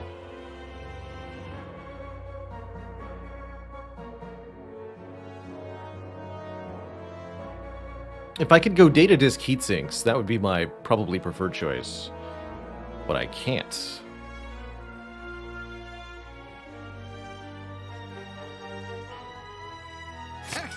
I value the Heatsinks over the Data Disc, when it comes with the card removal also. So let's try that. Got enough focus that 1 focus doesn't make a huge difference, although the fact that it applies on turn 1 is mighty tempting.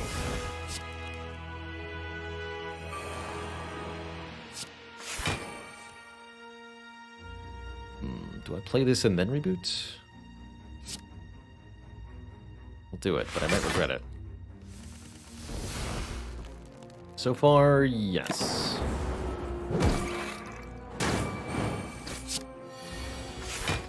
Look at Equilibrium again. That feels good.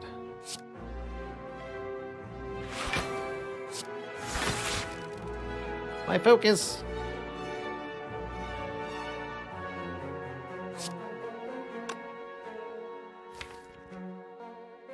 I want to turn around with Go for the Eyes, so I'm going to hold on to this Beam Cell.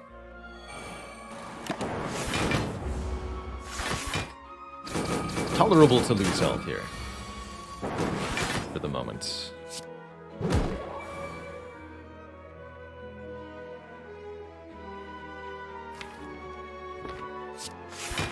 keep going on.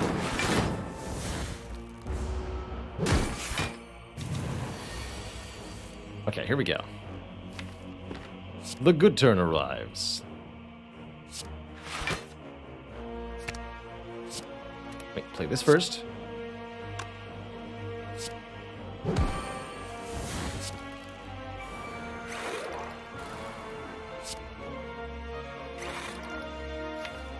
Grab Turbo also.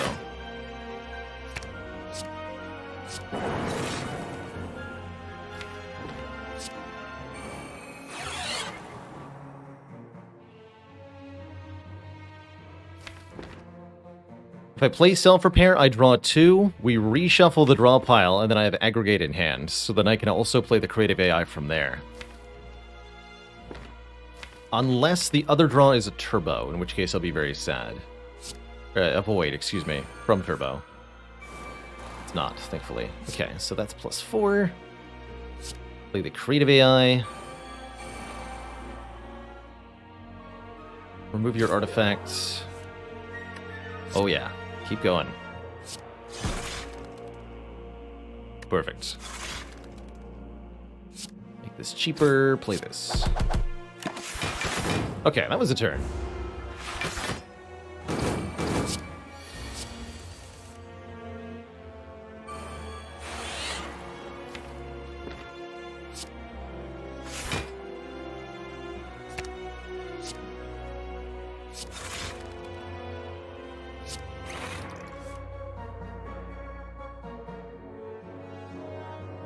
(12/6) is full block, so just Cold Snap and Beam Cell is... Well, I have to also... block with Hologram. So I take 1, actually, if I do this. I think. No, I don't. Understood.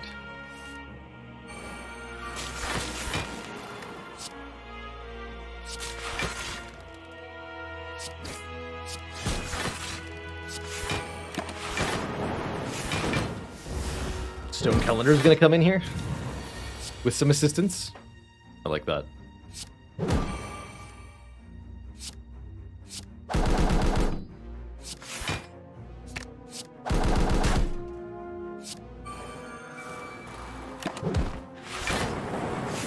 Beautiful. Bag of Preparation draws us 2 more cards on turn 1. Last minute algorithm plus. So, damage plan for Hearts. There's a few sources of damage for us. Probably Creative AI will generate something, but worst case scenario, we have Beam Cell Barrages, and we have Stone Calendar plus Bronze Scales. These things are going to contribute quite a bit of damage to this battle. We also get to play the Streamline on turn 1 with Vulnerable. I like that.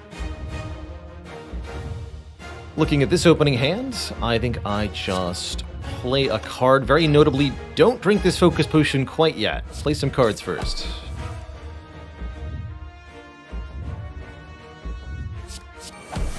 Defrag, I like it.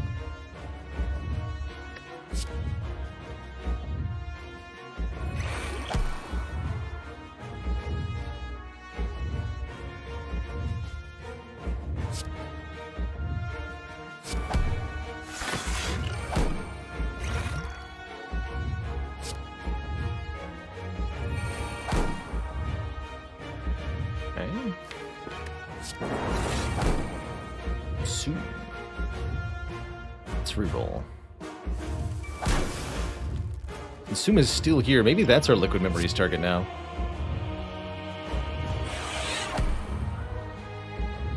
Either way, an excellent first turn, notably because we took damage to Beat of Death.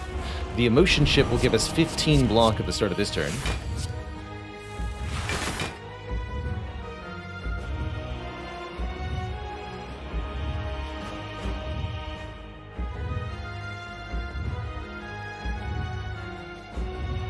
Oh, boat thingy. I was like, where'd the other 14 come from? That was very confusing to me. Or does Hologram consume? Though I think it's better to simply get more powers in play. Oh, what if I could do both? Easy.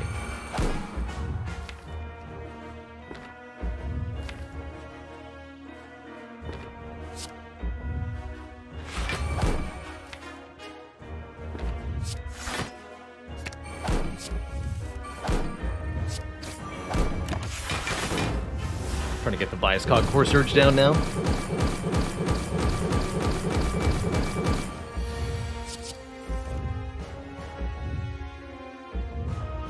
There's our heat sinks.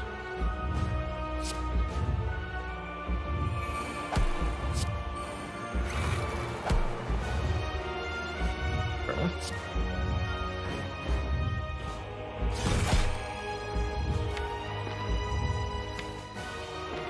This is what the Liquid Memories is for.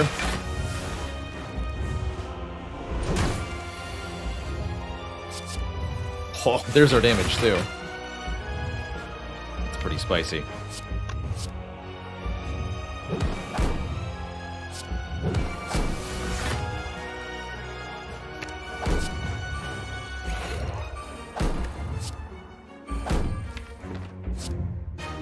Blade Storm first. Last chance. Do I want a Liquid Memories consume here? I don't think I need to.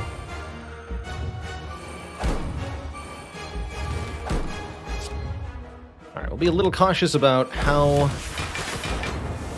the powers get played. That said, that's a pretty good one.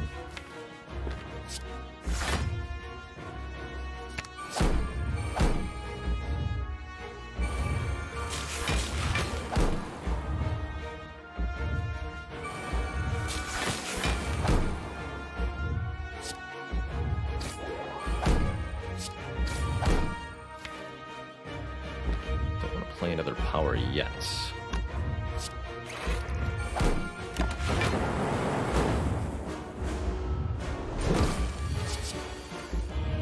Here's Loop.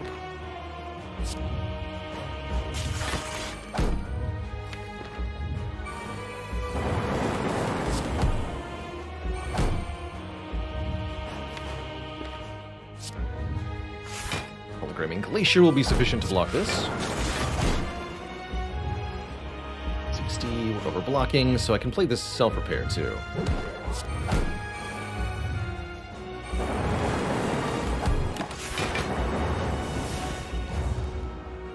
Gorilla Power, thank you so much for 7 months.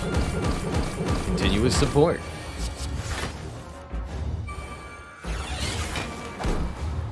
Let the blappening begin.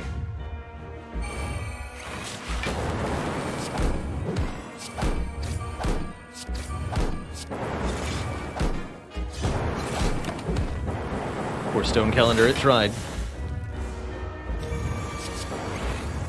Average of 5.4 per turn. That's cute. That's cute.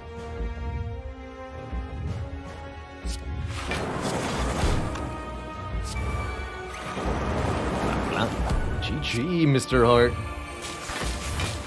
Kazappo.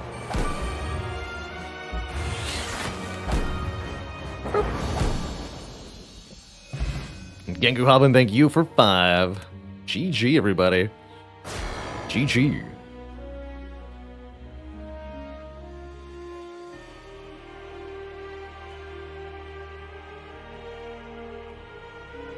That was a hard-fought battle. You could say we really earned that victory.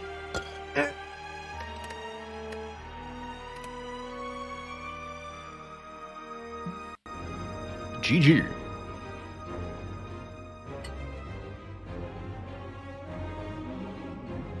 Now what has it been done? The Spire sleeps, and so shall I. I'm earning for a new joke after that. You're earning? Anyway, let's take a break, and then let's play some Watcher. GG. What a sweet run. I really enjoyed Birdface during Start on Defect. I think taking the Creative AI over the Echo form was absolutely the correct decision in retrospect. We didn't need to stall in every fight. Just a couple ones. The Chosen fights. The Champ fight. And that was actually about it, truthfully. We took a little while in Writhing Mass, but for the most part, our fights were pretty short here. Look at this. 5 turns, 4 shapes. 8-turn Giant Head. 4-turn Spheric Guardian, 7-turn Nemesis, 2-turn Spire Growth. Definitely longer. It was only an 8-turn hard fight, too. I can't believe this averaged 5 per turn. When did we get this? Oh, because it went off in every fight. Oh my god, that's so funny.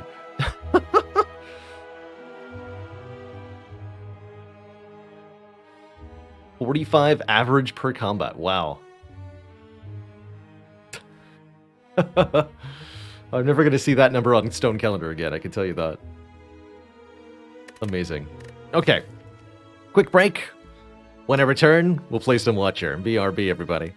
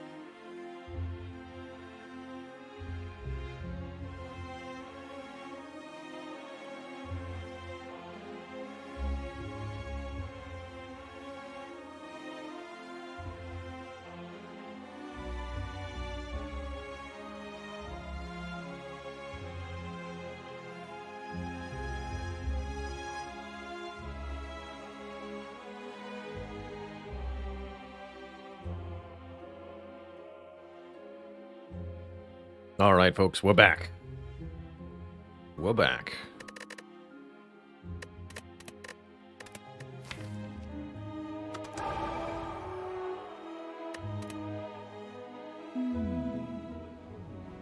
While I was away, hold on.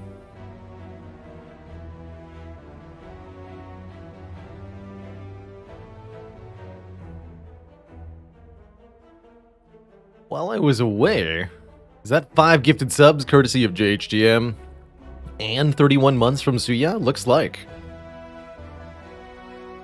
The Mad Lads supporting me in my own absence. How dare they? How dare they? Ooh, love that Act 1 Burning Elite, especially with so many upgrade sites beforehand. Our most probable beneficial path is upgrade here, remove a defend here, so don't take a minus gold start. We don't have that. Here's a question for you, Merle. Do you have a strong preference, one or the other, between upgrade a card or common relic start for the Watcher? I feel like they're both pretty good.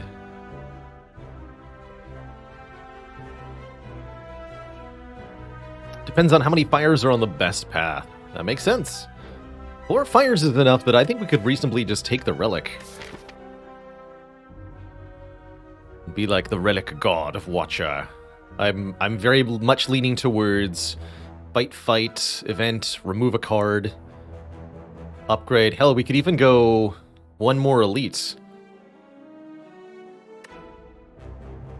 If we just upgrade Eruption at the start, this path might be possible. Which is definitely preferred, because then you're up at least 30 gold in a card reward over the upgrade line.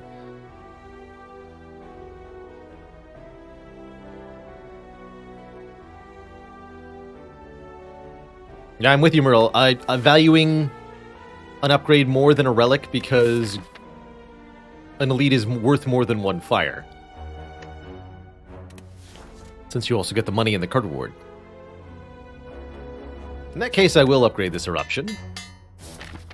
And we'll start combat event. And see how things go.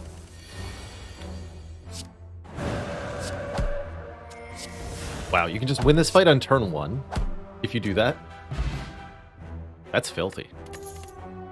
20 gold, by the way. Also, incredible first pick set of cards. Probably going to take the Cut Through Fate personally, but I think any of these are takeable, quite frankly, on floor 1. They're all completely fine common attacks for the Watcher. Cut Through Fate is ideal here, I think, because it operates without requiring an upgrade. It gives us draw and consistency in a way that we love. I'm a big Cut Through Fate admirer. I also love the art of this card. It's that red line with Caesars. Beautiful thing. Makes Quick Slash look sad. By comparison. I think it should be correct to pop a curl up on one of them. Maybe we go Eruption Cut next turn. Beta art on Cut Through Fate is... oh. Kind of like a 3D renderer, almost, of the same thing. I like that. If it weren't for the squiggly background, I think I would prefer this one.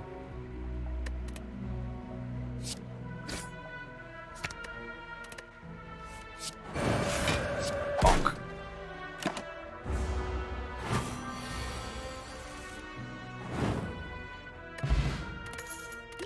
You can unlock beta art for each character by defeating the heart with that character. For colorless cards and curses, you might need to win with all 4 characters. You can win against the heart on any Ascension level to get the unlock.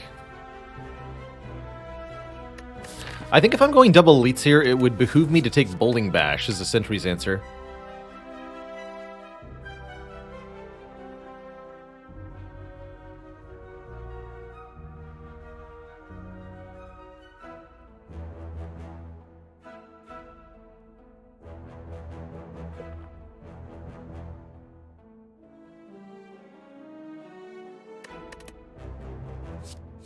Empty Body would be not the worst. Might be better than skipping, but I'm not sure. It's definitely not pressure points. But I think with my intended path being here, here, here, it's a good idea to take a B-bash. Money? More relics. I'll click at least 3 times here as well. What do you got? Click once, click twice, 3 times for an Omamori. All right.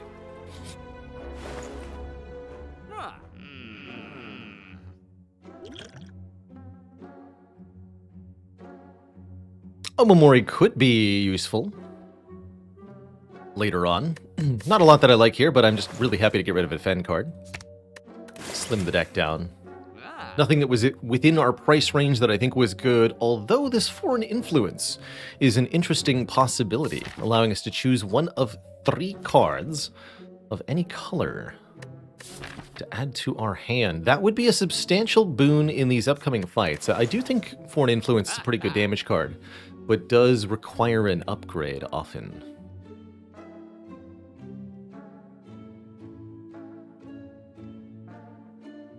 Other option is save 40 gold. Rely upon this, given that I'm down a good potion. Take it. Take it.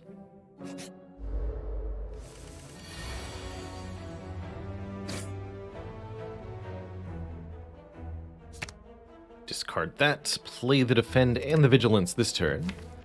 Next turn, we probably get a kill. And if we don't, we can block.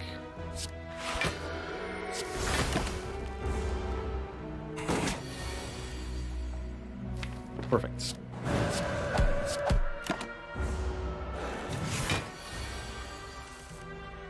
And agreed. 3 ironclad cards. Interesting.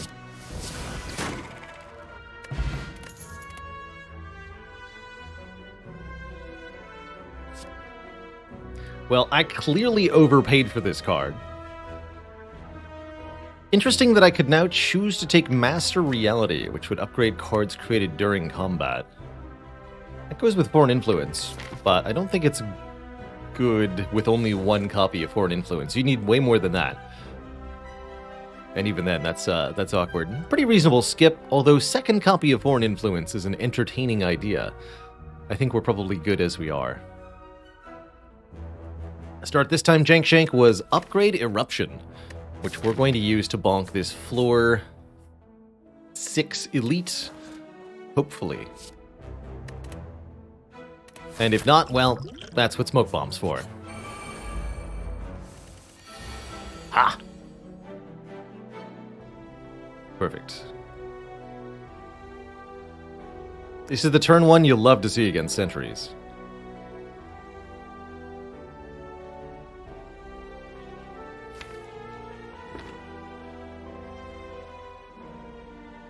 It's a real shame the middle one rolled 43 health, though, as the Bowling Bash does 42 in Wrath. So I have to go Eruption Bowling Bash to kill them.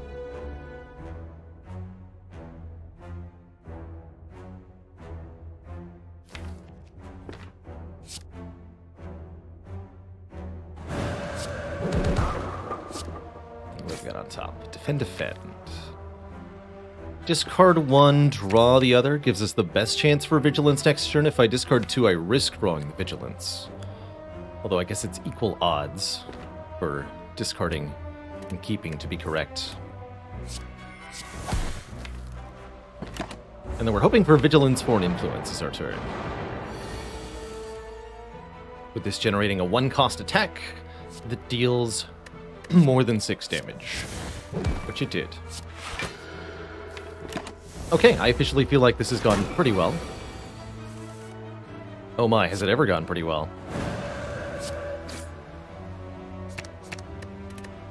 We even get the kill here. Only 2 damage taken with no potion used. Now we are in the business with Wing Boots, allowing us to teleport through walls.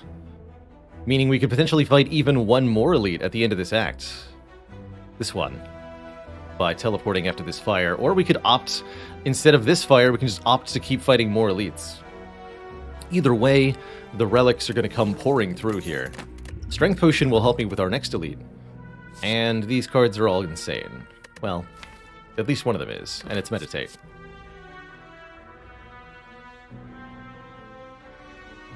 That said, Conclude hits real hard. If I didn't have the Bowling Bash, I'd be a lot more interested. Simmering Fury. More awkward, I think. Love Meditate just to get Eruption back, especially if your Eruption is upgraded. And Meditate, ours certainly is. I could even immediately opt to, like, alter my pathing, but I think we're good with just Combat Elite for the next 2 floors. And no Wing Boots charge is used. Would Conclude be more tempting if Sentries were still the next potential elite? Yes. Yes, it would.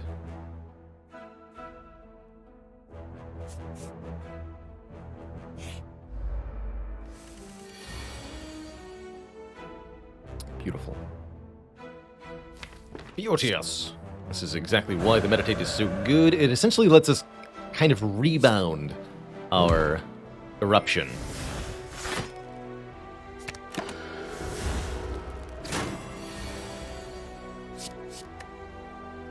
Beanfire. Alright. Smell you later, nerds. Blah. Just a few damage for that. A second Cut Through Fate, I think, is an incredible addition to really round out the damage and draw.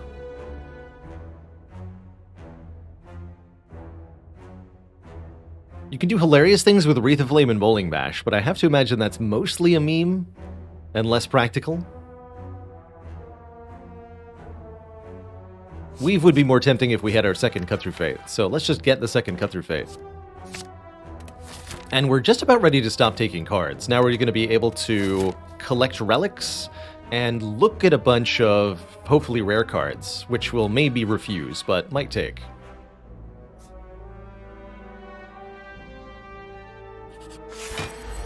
Lagavulin. Eruption. I'll probably just meditate for that.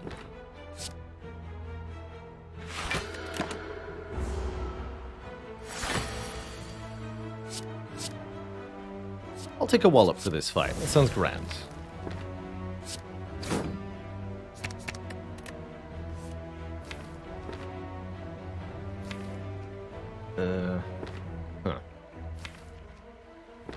Guess we're not meditating Eruption.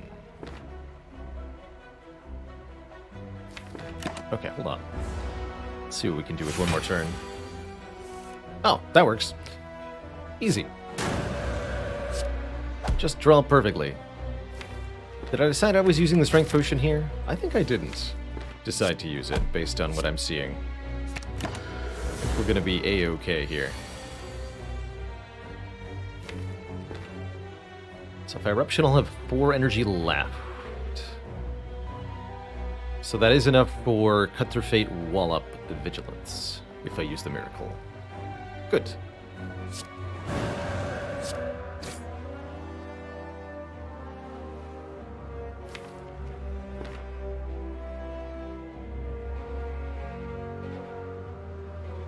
There's not a kill in here because I didn't use the Strength Potion. We might have been able to kill on this turn. But I don't think that should matter too much.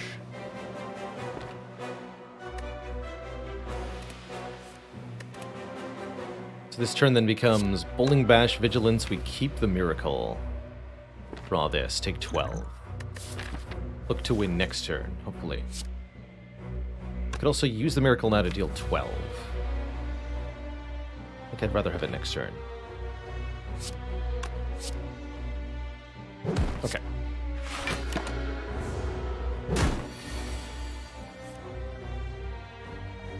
So if we find Eruption, I think that'll be a kill.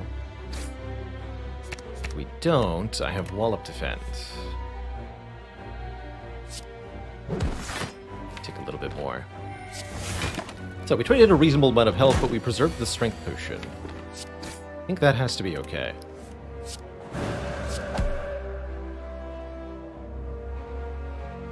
That'll just kill. Okay.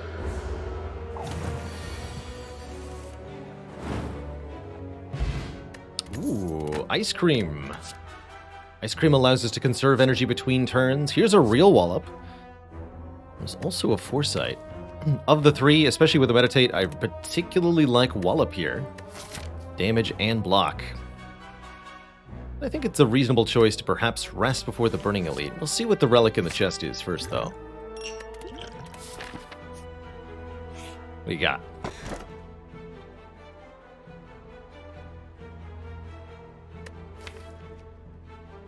With Ice Cream.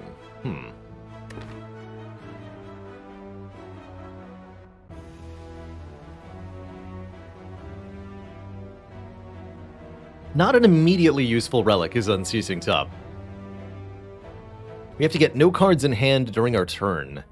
Very, very difficult to do and absolutely unviable with Meditate. But not impossible to take advantage of when we have Ice Cream. That said, it's hard to imagine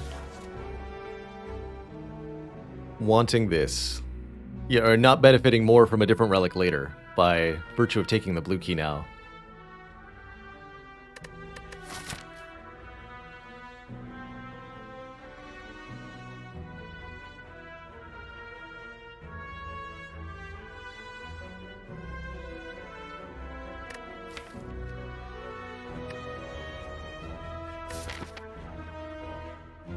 I'm also trying to figure out if I'm allowed to upgrade before this elite. Could be super sentries, so probably not.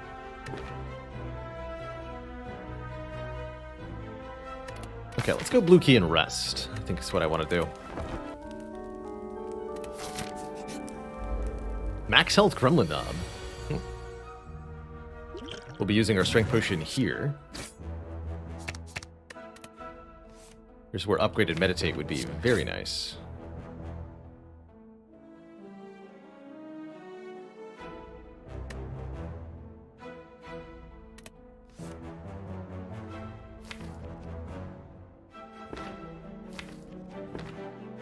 Here's where upgraded Meditate would be very nice.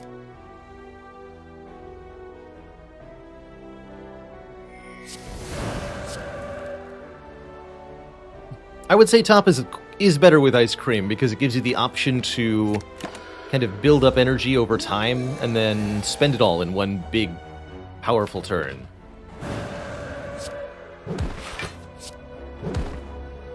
Looks like we got a kill next turn. Okay. That worked out beautifully in the end. There's the Shuriken. Somebody was asking for it. If we play 3 attacks in one turn, gain a point of strength, and I was about to say, where's my Weave? Here it is. Weave to go with 2 Cut-Through Fates. Returning to my hand and doing the big damage. I like Weave more than I like Flurry of Blows a lot of the time, and this deck is a good example of why. Like, yes, we have some stance change, but Meditate ends your turn, so you can't actually benefit from Flurry plus Meditate. And the same happens when you've got Rushdown some of the time.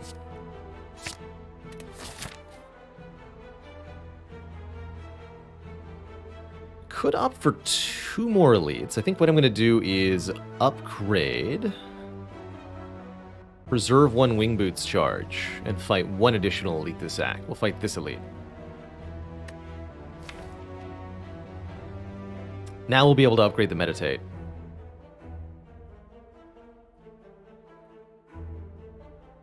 And then before Hexaghost, I can upgrade Foreign Influence. Ooh, I like that.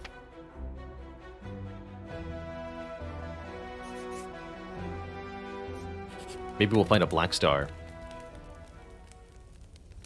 Better now more than better. Better now, better than better later. That makes sense, actually, especially when it comes to relics, since you can build around relics.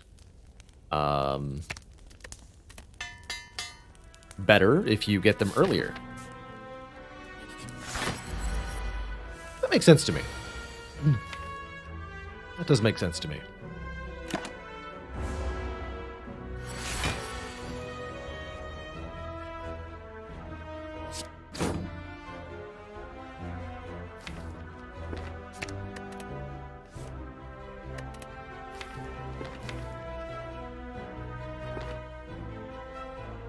Well, that's going to be a really good turn.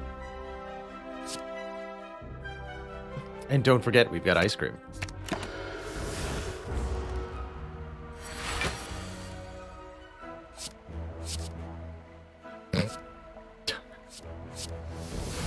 Excellent.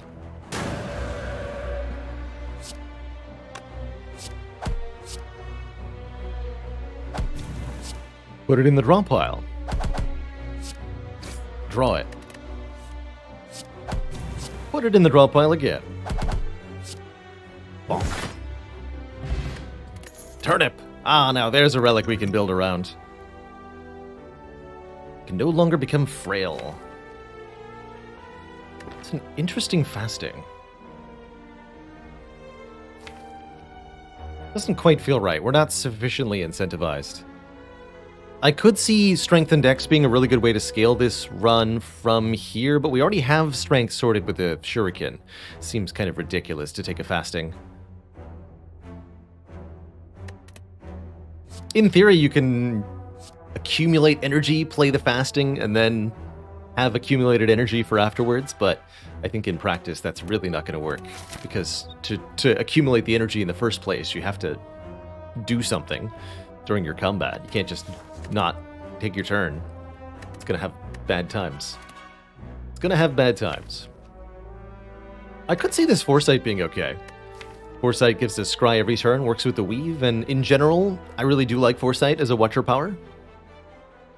That said, it is not strictly necessary here. And we might be wise to keep the deck relatively small.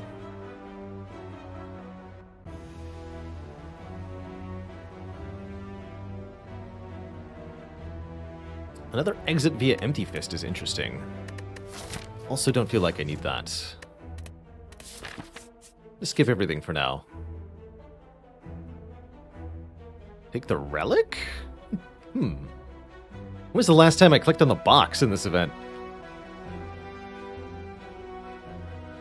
Omamori is never guaranteed to pay out during a run to Slay the Spire, so taking any opportunity you see to capitalize on it is often a good idea.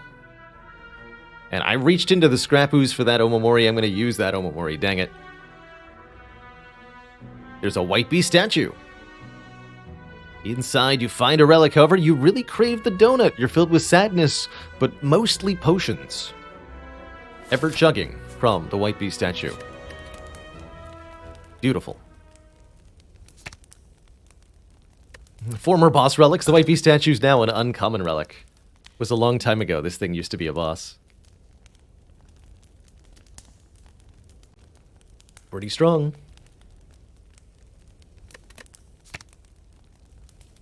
Foreign influence upgrades to make the created card cost 0. And I really like that upgrade on this card in particular because foreign influence is capable of creating 2 or 3 cost... wait a minute. 2 or 3 cost cards that you can capitalize upon. So, Skewer not actually 0 cost here. However, Ice Cream Skewer, Thinky Face.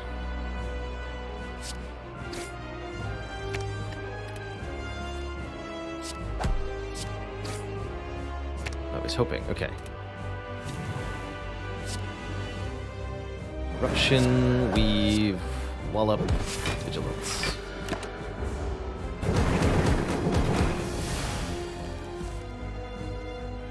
So if I do that, there's not a whole lot of room to...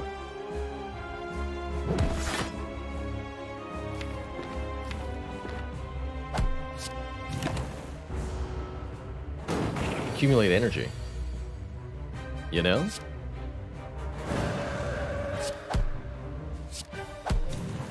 Don't mind me just playing strikes for 20 damage. Guess we could have used the skill potion there. I do have the White Beast statue. I should, at the minimum, use this skill potion sometime.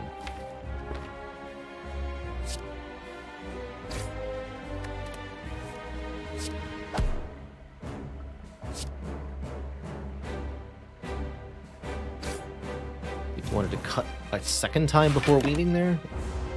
Not sure, I just wanted the strength. Oh, there it is. 24 damage, 5 times. Skill potion goes unused to be discarded. Another masked reality, just as worthless as before, unfortunately. Could upgrade the skill potion, though. I do like Omniscience in general. Here it seems a little awkward. We don't have any good targets for Omniscience.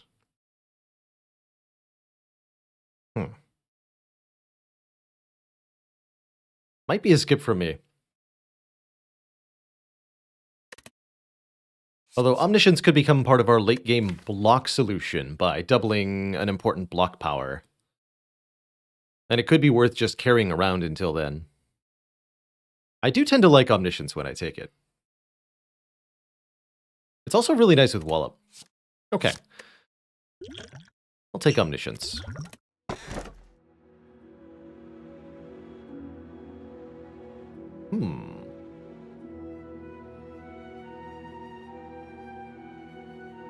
Very interesting options. I like them all. Holy Water is 3 additional miracles instead of 1, the upgrade for the starting relic. With the ice cream in particular, I really like it, as it just gives us 3 energy to spend instantly on anything, including the Omniscience. Slaver's Collar would meanwhile just be 1 energy during boss and elite combats. I think this is the one I'm least likely to pick here. And of course the Runic Pyramid, allowing us to retain all cards every turn. Makes getting out of Wrath a non-issue. Makes optimizing the Shuriken easy. And combos kind of interestingly with Ice Cream in that you are incentivized to delay card plays a lot of the time until something. I think Pyramid's going to be really wonderful here. Pyramid helps line up the Wallop beautifully. It's going to make grabbing further stance change cards feel more comfortable to me. And it's going to let us take some silly stuff, potentially, too. Does Runic Pyramid interact with Establishment? No. However, cards that retain will still benefit from the Establishment, at least.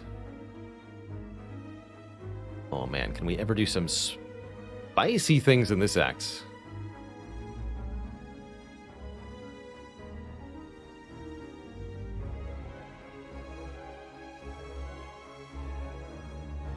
I can fight 3 elites before champ here. We could do as many as 5 this act.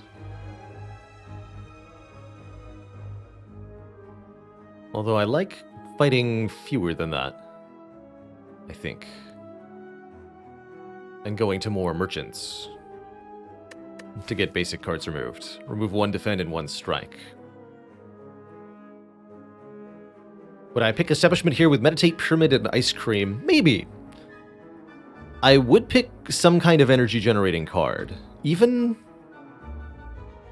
a Collect Plus. But not a Collect Minus. My intended path is as follows. We go up the left side here, get a card removal at this shop, or something really good relic-wise, if I see something better. Upgrade here, visit another shop to remove again. Upgrade here, then use our wing boots 2 times and fight 3 elites from there. So we get a ton of upgrades. 2 card removals. Upgrading Wallop, probably Omniscience, and probably some card we get along the way.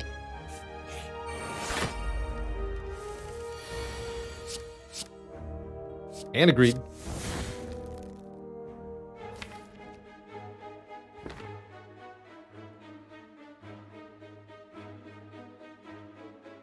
So just Miracle, Omni, Eruption, and agreed. And Foreign Influence just made us 20 gold. Oh yeah. Updated Sash Whip, very nice way to get some weaken into the deck. Combos with our Shuriken. I like it a lot. Not guaranteed to see Wave of the Hand later. The only other card on Watcher that says Weaken, and Weaken is a very valuable thing. With a free upgrade, and with a Pyramid, I'll be taking that. I'll also be taking a speed potion here. Gotta remember... Oh my. Hello. Well, I found the rest of the deck. It's all here.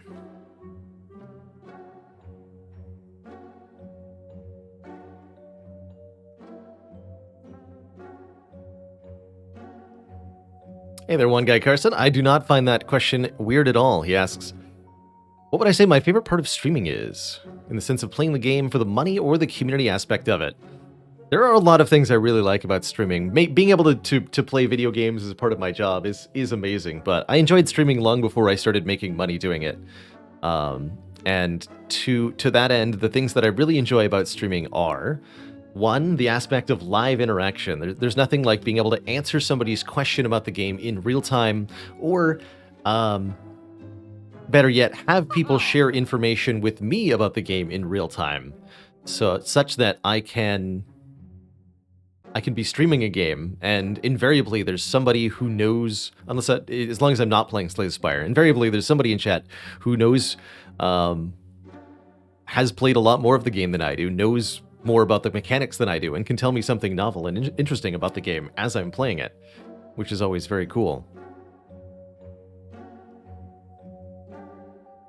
And the other thing I really like about streaming is that it keeps me honest. Knowing that I'm on camera creates an additional incentive to me as a player to keep my cool, to stay emotionally calm, to not be excessively frustrated by my losses, and to not cheat myself by rage quitting or save and quitting and reloading or any sort of this applies more to like Iron Man games. That's part of why I started streaming, was like I couldn't make it through an Iron Man campaign of XCOM unless I was on camera. Because otherwise I would just get frustrated and revert a save file instead of playing without loading.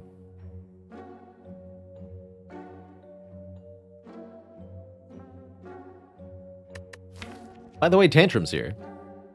And our deck is finished. We'll go Tantrum. Talk to the Hand. Can't do Mental Fortress and card removal. I think the Talk to the Hand is enough. Let's go for the card removal over the Mental Fortress and try to get enough for another removal here. Otherwise, we can actually go this way. Remove here. Either way.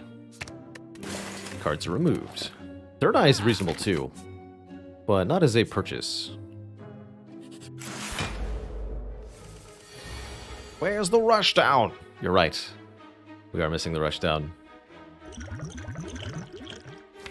Gosh dang right.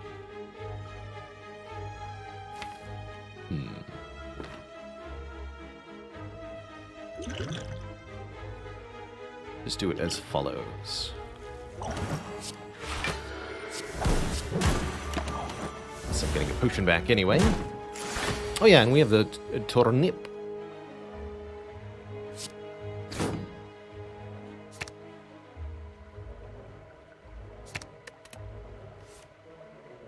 Oof.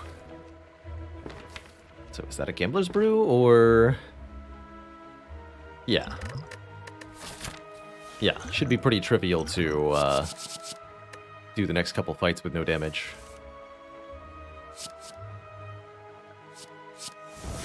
Affected Strike. The wrist strikening. There we go. Spooky avocado fight, but we actually get through it with only 2 damage taken, and our potions will quickly replenish themselves. Just Lucky is actually quite nice here. Just Lucky activates our Talk to the Hand, it activates our Weave, it activates our Shuriken, even though it doesn't do a whole lot on its own. It's going to pair really well with a lot of stuff.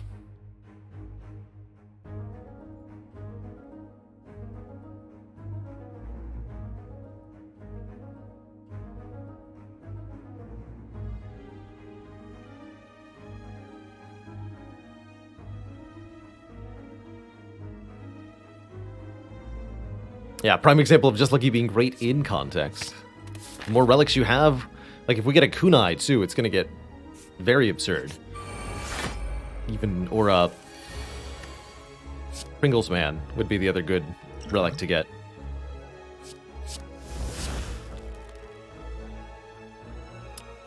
I have turnips, so let's kill the sentry first.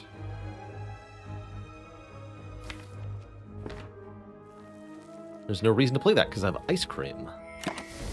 Just wait. Better. Here we only want to block, basically. Although I may wish to kill the sentry to make that job easier. Looks like that's what I'll do. 2 block. Okay.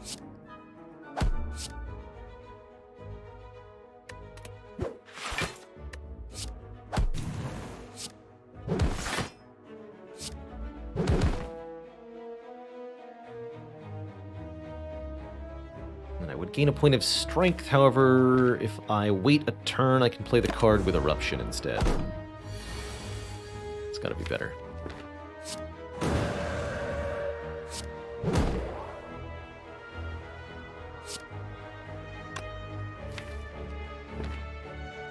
See, with 2 points of strength, this would be 10 damage 3 times. Yes, that'll kill.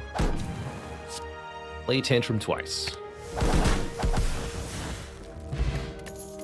Potions replenished. I think Carve could be okay, but I think we also have enough damage. The Tantrum is ultimately better. And we certainly don't need basically any additional unupgraded cards. We could make a small argument for Empty Body. I think I'd rather have an Empty Mind or Empty Fist, or an upgraded Empty Body. And I think that we can afford to wait for one of those things to appear. Snecko is interesting. We just don't play any cards yet.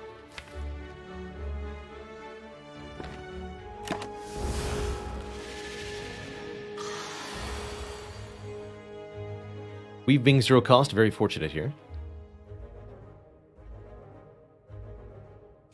Let's go Eruption, Talk, Weave, Sash Whip. Cut Through Fate. This Cut Through Fate's random cost. It's 1 cost, thankfully. Cut Through Fate again.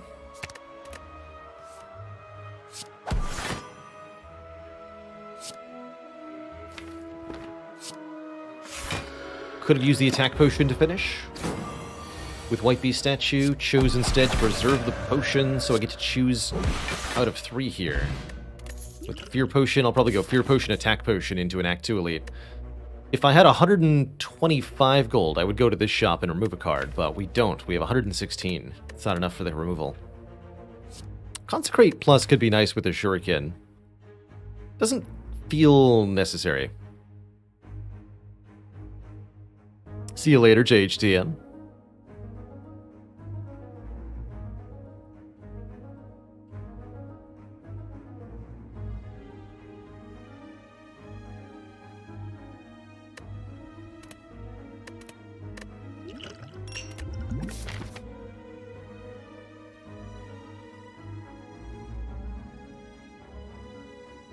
That actually lets me preserve 1 Wing Boots charge then. We'll fight 4 elites. Good. Our first elite is Book of Stabbing. Already a compelling argument for the Fear Potion here.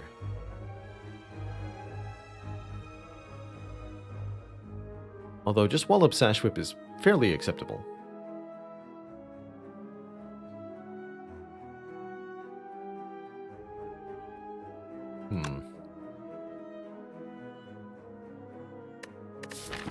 Regular fight after this. Makes sense to hold on to this stuff until Wrath arrives.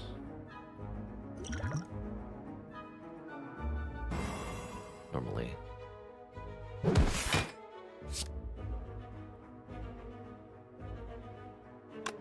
I'll take the 1 and we'll hold off on the Sash Whip for a moment. Save the energy. Yes, good choice. Shame to not see a Wrath card.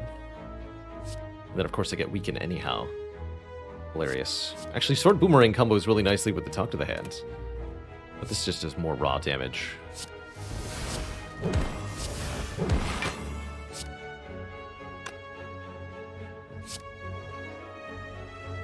Comedy's on top. Just need to find my Wrath.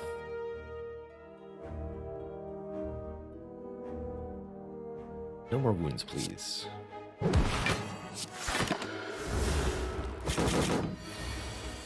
And we'll use the attack potion if we need to.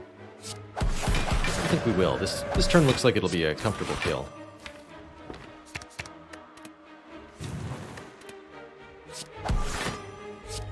Turn 3. Oh yeah, easy. Very smooth, buttery book stabbing fight. We gain health thanks to Pear.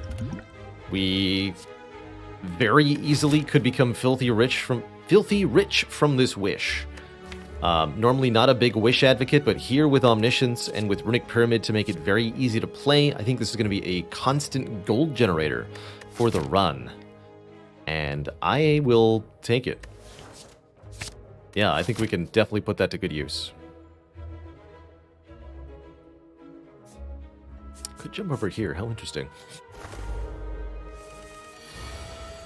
And sometimes I'll even get to Omniscience. Omniscience the Wish. Guess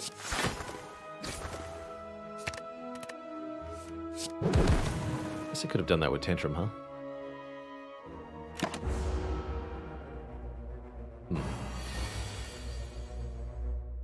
Minor mistakes have been made.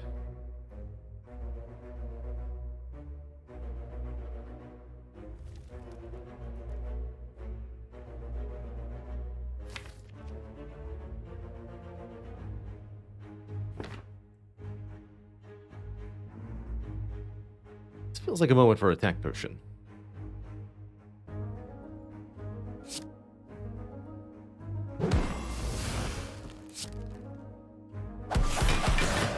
What do you got? Ragnarok? Sure. Don't mind if I do.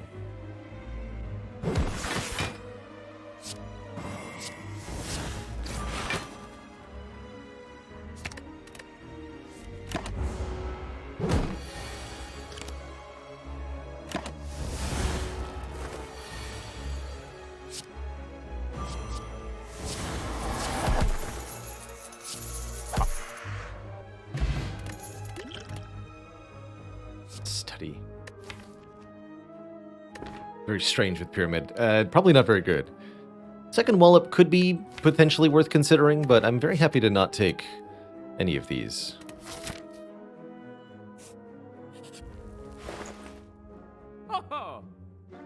Bag of Preparation, much better than a card removal if you ask me, starting us out with 2 more cards on turn 1.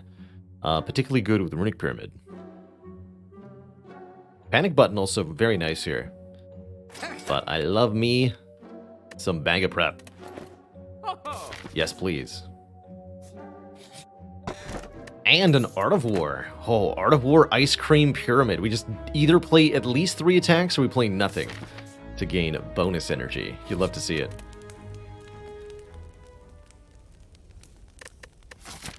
I'm greedy enough. I'm going to upgrade this wish.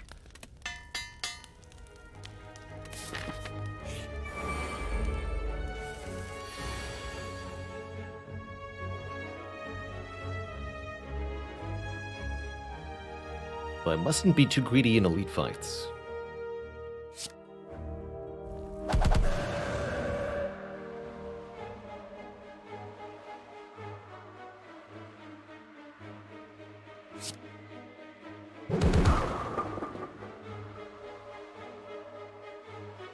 This will do 14, this will do 22.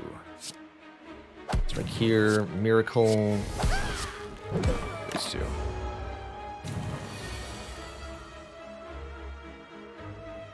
So here it might be in my best interest to simply not play any cards. Gain 4 energy. Or perhaps meditate. Meditate. I'll actually put more cards into my hand, so I'm going to draw fewer cards. Yeah, hold on, let's just play nothing here. Did draw the wish. And I'm okay with that.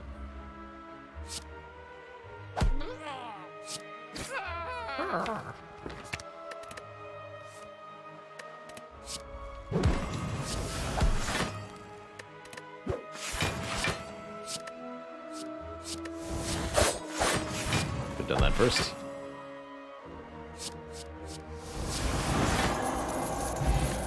Pet Nib. Every 10th attack is doubled in damage. And there's a Fear No Evil as a way to get into Calm. That is also an attack card, and only costs 1 energy. You love to see it. Here, and then Warp here. Ooh, get Jax, Transform 2, or obtain Mutagenic Strength, giving us additional strength on turn 1. I think this deck would love to transform 2 strikes into something else.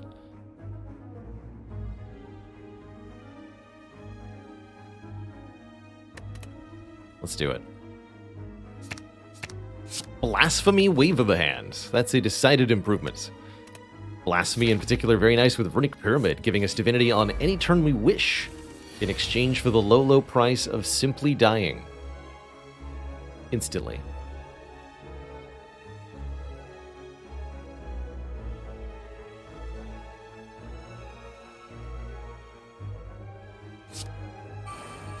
Use this. Get more energy.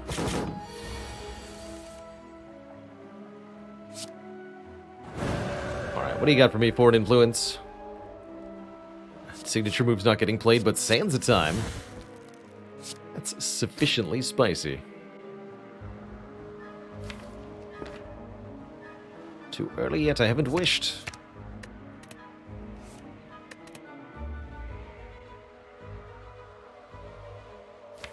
Can't. Can meditate. No, I got a wall up here.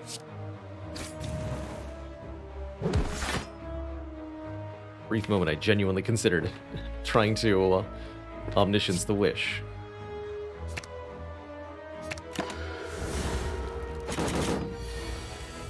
And now I am gonna omniscience the wish.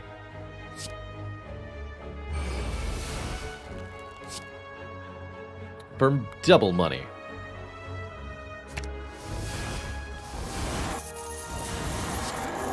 Against the Book of Stabbing. Why? Because I can. That's why.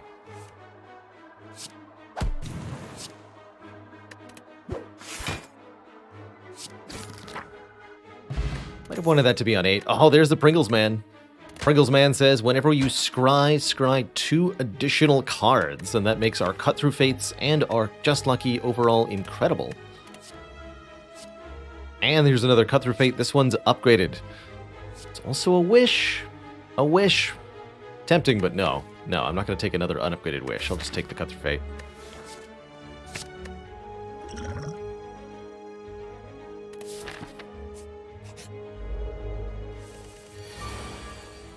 Beautiful. Pen Nib Divinity, anybody? We got Swift Potion. Oh, that doesn't look good enough. Or does it?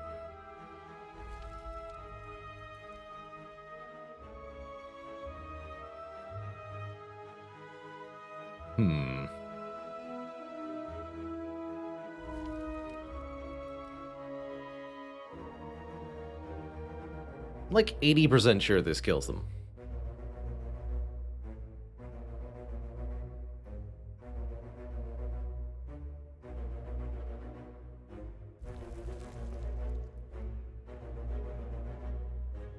Maybe 85%. And I have Liquid Memories. Doesn't land the wish, though, but... oh well. Ah!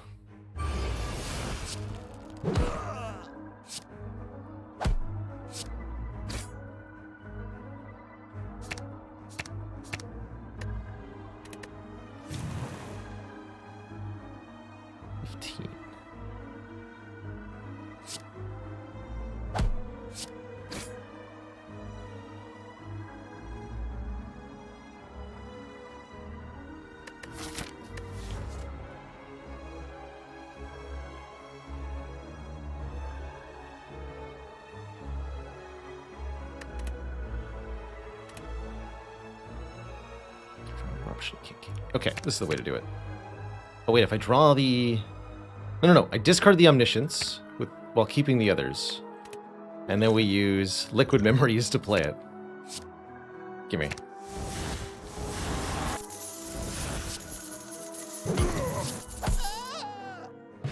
And then everyone gets what they want, but especially me. Deus Ex, kind of interesting here. I like it with the Pyramid Ice Cream, kind of. It's just more energy, essentially. In exchange for -1 card draw. I'm cool with that trade.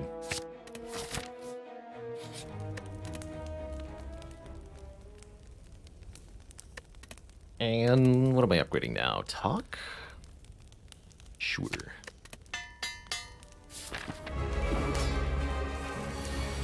Poor Champ's gonna have a very bad time.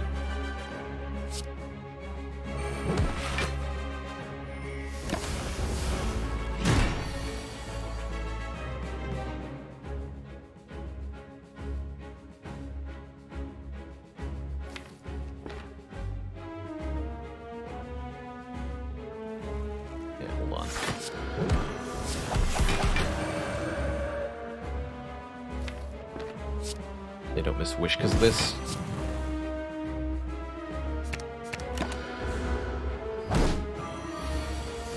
Good. Wait. You're still making trouble for me.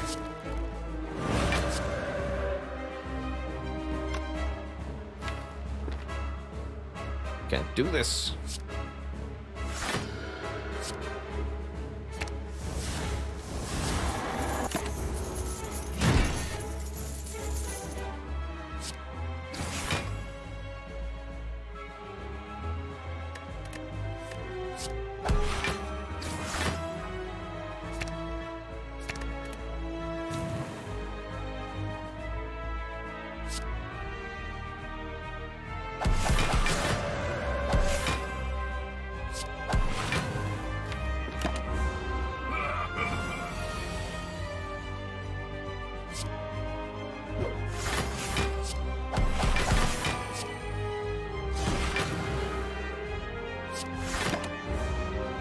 Slightly above half health.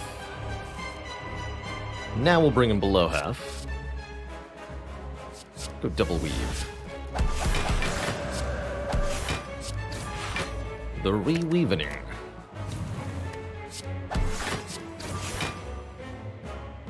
Alright, I get to scry 5? That's absurd.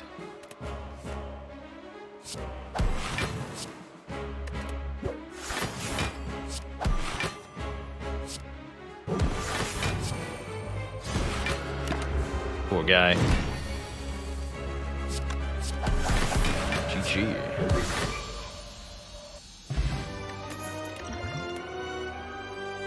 Do I think they knew what they were doing when they added Wish? I do.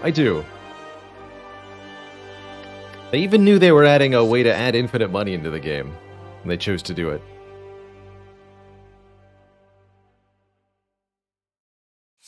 Definitely love second Omniscience. It's way better than the first one, as you can use Omniscience to target Omniscience. Although if both end up in your hand at the same time, that can be a little awkward. Omamori Calling Bell is a real thing here. It's actually not the world's worst busted crown. Just more energy per turn would be appreciated.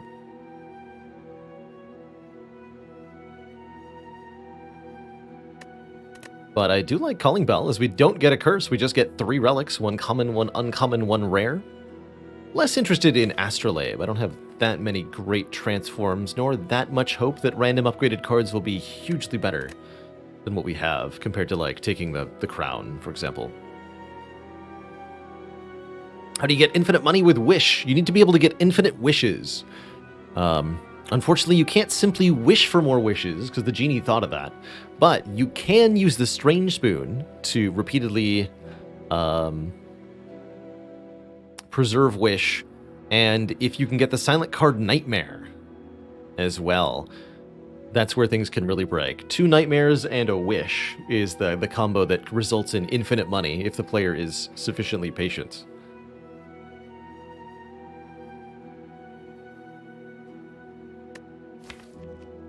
Really considering this busted crown, I think we have basically all of the required materials to make the run work if we get a bit more energy here. So... really leading busted crown. Let's go busted crown. Losing those card rewards really does hurt, though. I think, however, that we can partially mitigate our card pick situation by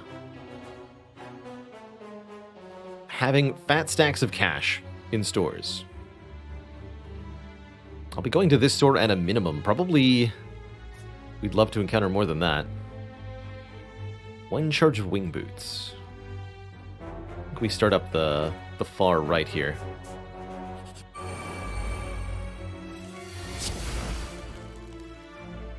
Dang it.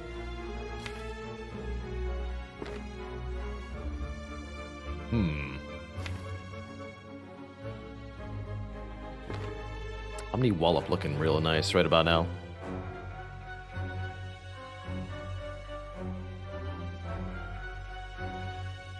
Actually, let's just upgrade everything.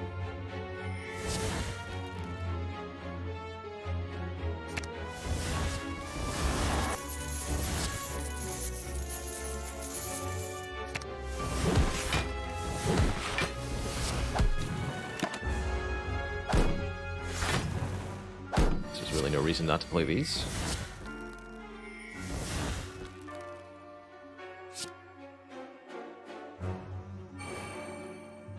Should be able to kill, or at least this one. Looks like I won't be able to get them both unless I also employ the flex potion, though.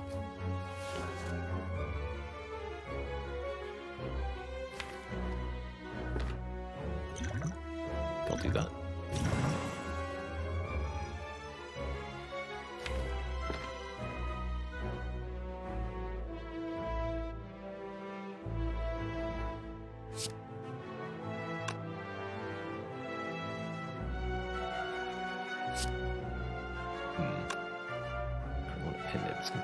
Actually, if I pen nib that, I can just outright kill with it.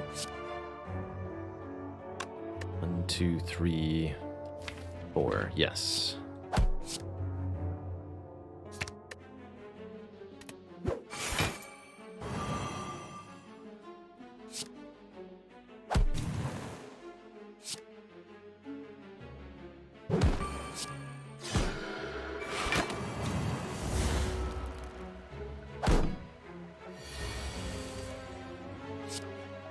Spicy.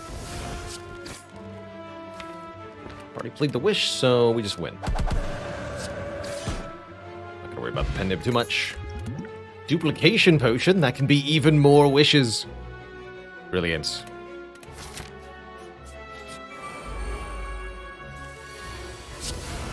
I wish I was a fish.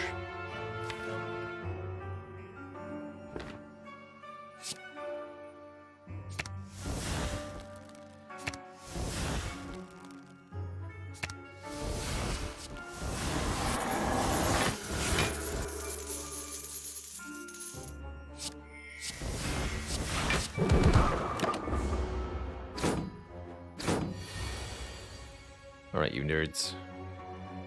How do I kill you?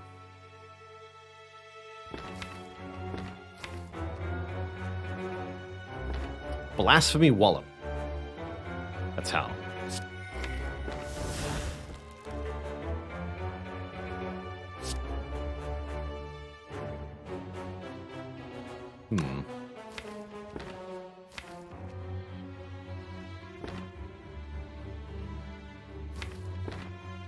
We have a problem.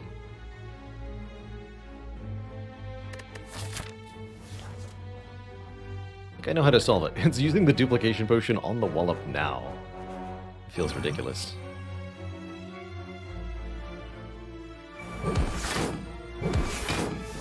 It's ticking a little bit. Back the Wallop in the defense. I need to find Blasphemy in a reasonable time frame, which is a little concerning.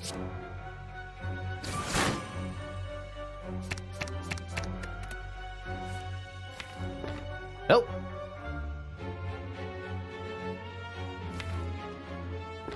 Well, it's either the top card or it's not, I suppose.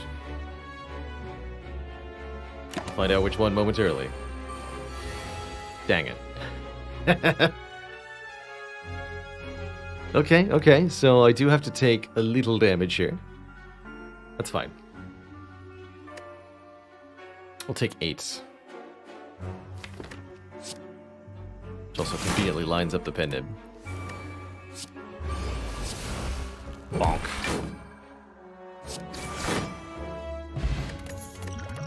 Very rude. But acceptable. Ooh, better potions. Another potentially sketchy turn 1. Finally drawn Wish in our opening hand.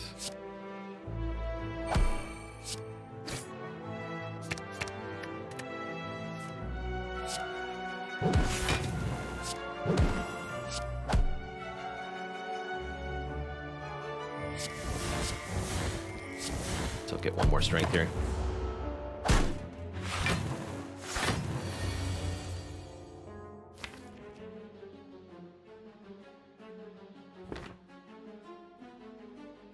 Omni Blasphemy Bowling Bash? That's what I'm gonna do.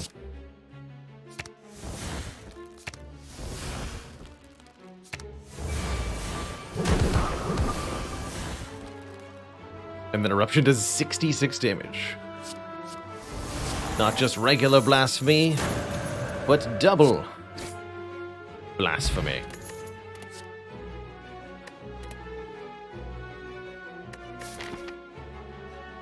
You gotta be very careful not to miscalculate on the turn you use Blasphemy, as if you end up unable to kill your foes, you're in trouble town. Love that you're here, Mr. Merchant, and I love that Adali's Mirror is also here. Tempting to duplicate Omniscience yet again, although I think my better line might be duplicate the Talk to the Hand at this point.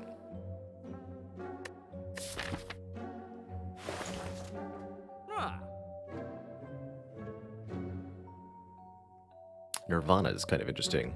Rarely worth it without an upgrade. Toy Ornithopter healing us 5 for each potion is a good way to stay at full. Flash of Steel very good in this deck overall.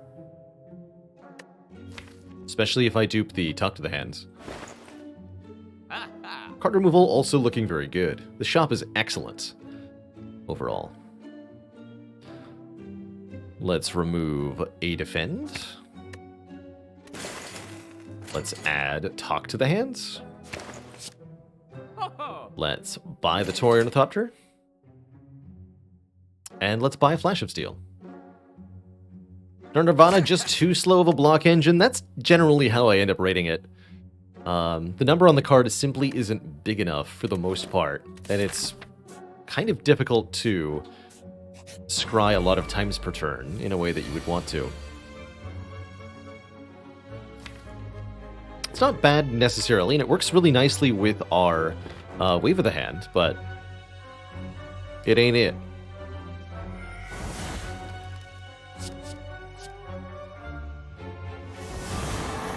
And then we'll wish for strength in the last couple combats, of course. Let's just wait a moment here. Let the Art of War power me up. Omni, because now we can do quad Talk to the Hands, which we definitely couldn't do if I duped Omniscience again. That seems really powerful.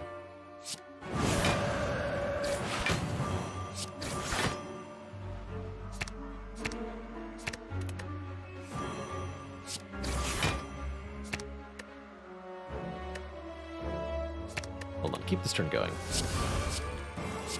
Actually, wait.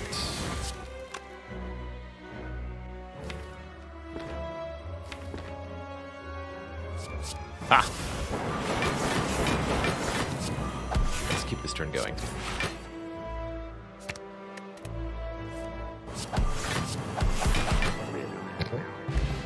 It's 198 block, by the way. Just like he's okay. I think the one we have is fine. Actually, wait, we have... This is Scry 3 again because of GoldenEye, Pringles Man? Okay. Pringles Man says come aboard.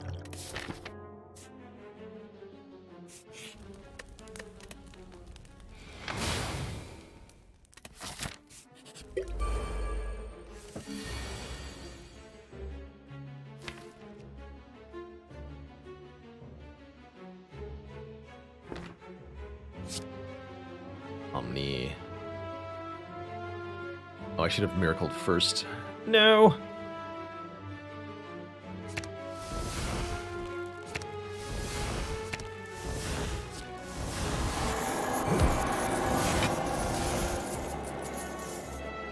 Because I was meant to play Talk to the Hand. But I can just Liquid Memories. Like this. There we go. Unfortunately, Wallop doesn't work when your opponent is intangible. But the free Ragnaroks have been out of control.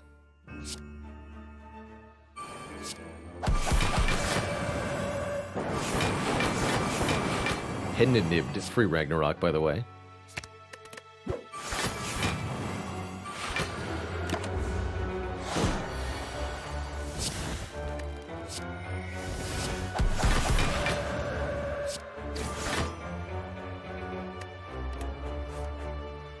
Oh, we haven't seen the weave yet. Understood.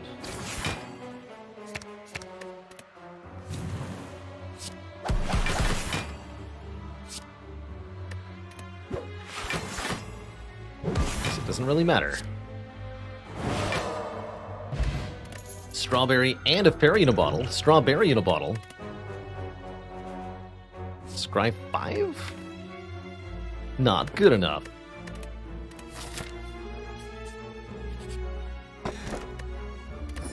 Bonus relics, neither of which seem that useful. And now we teleport over here. Huh.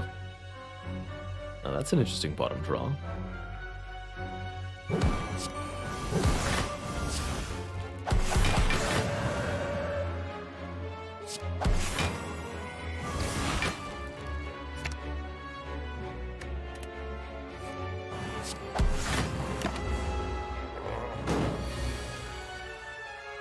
With Omnis in hand separately? Ooh. What's the world coming to?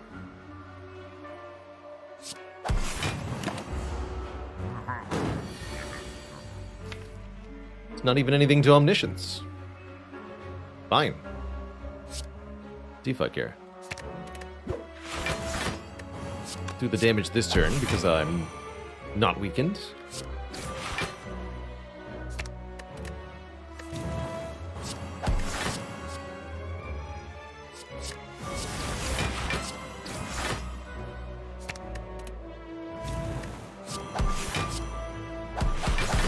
And we'll play the Wish next turn. I suppose with Blasphemy I could have done both that turn.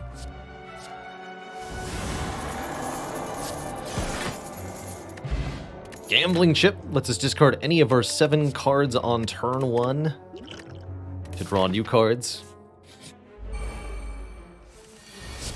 Just in case our turn 1s weren't consistently ridiculous enough.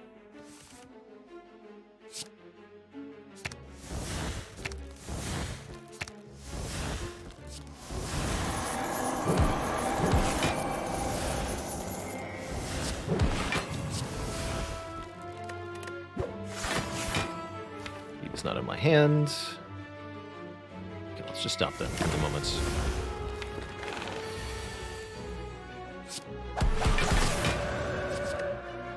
Body Slam, oh yeah.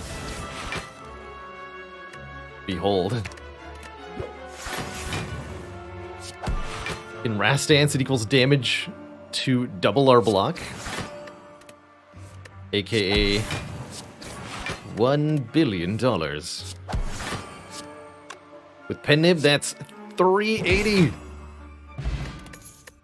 Easy. Easy. Another shop with 350 instead of an elite. Looks like we're better off going for the additional elite here and just having a lot of money for that last shop in Act 4, I think. Although I could remove 2 more cards. Okay, we'll go shop upon review. Some pretty sweet options. Medical Kit is here, Vajra is here, Bag of Marbles is here. Plus Strongitude.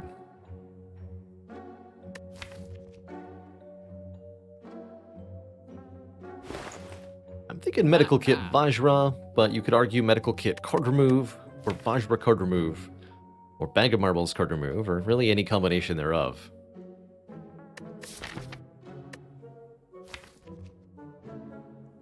I'm going to go with Medical Kit Vajra. For just a little bit more damage.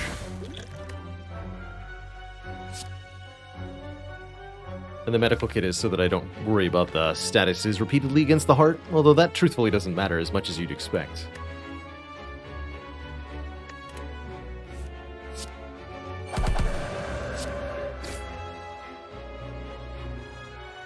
If I discard Wish, it's like I never happened. Wait, these guys again. Oh no.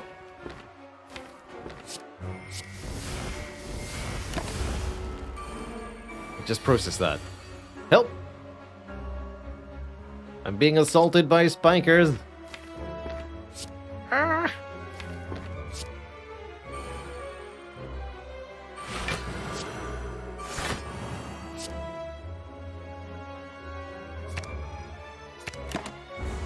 Definitely can only play Wish one time here.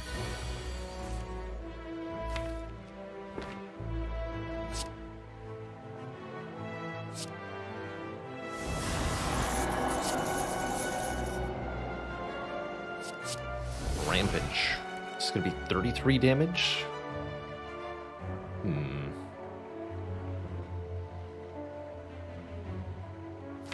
Only blocks 3 hits. Understood.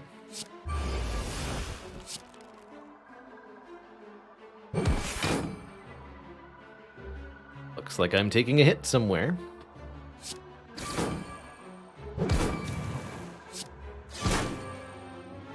Reasonable.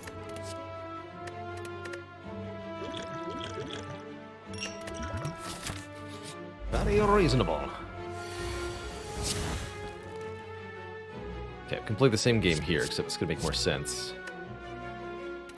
It's Nemesis.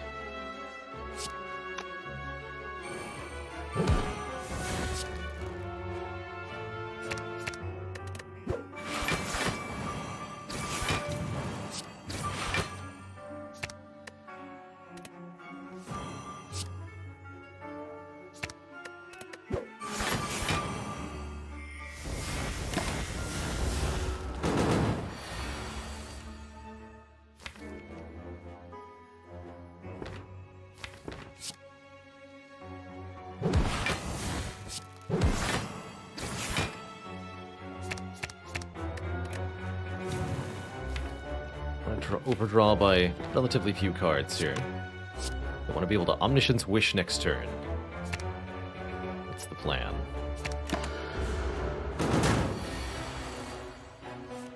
Perfect.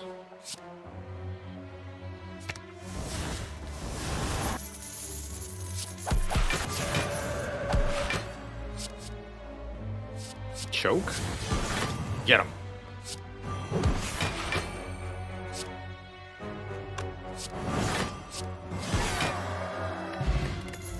Okay, Nunchaku's gonna be very helpful with additional energy. Duplication Potion can give me even more talk to the hands against the hearts, and I'm still gonna say no to Nirvana.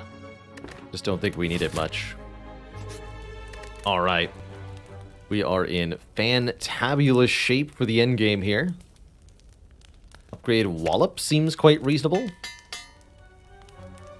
Omniscience upgrades are helpful, but not knowing which one I'm gonna draw first means it's less important. Rolling Bash to just KO one seems actually pretty good. Don't need Sash Whip if I have Wave of the Hand in my hands.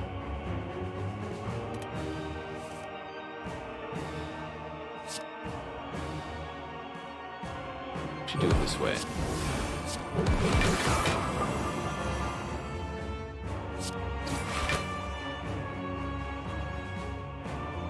What are the Omnis even doing here? How am I winning this fight? Shuriken, I imagine.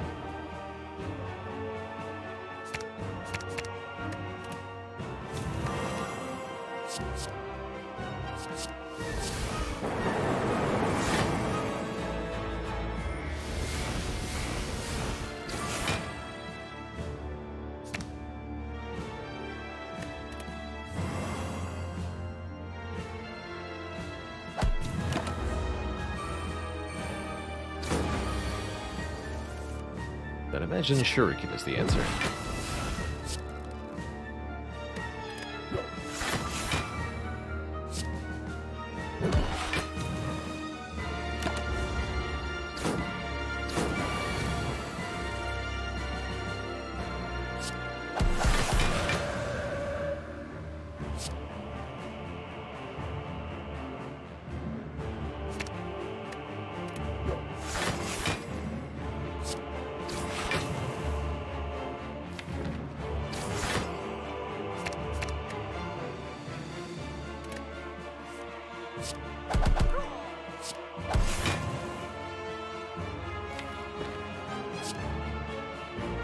Meditate.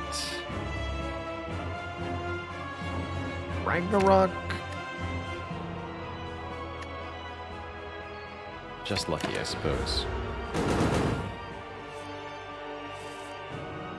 Alright, we did not draw a wish, so let's get that out. Or you guessed it, more money.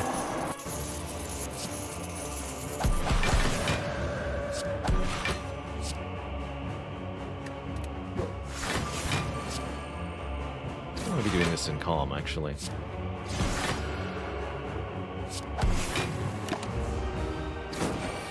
We'll just build up a little energy.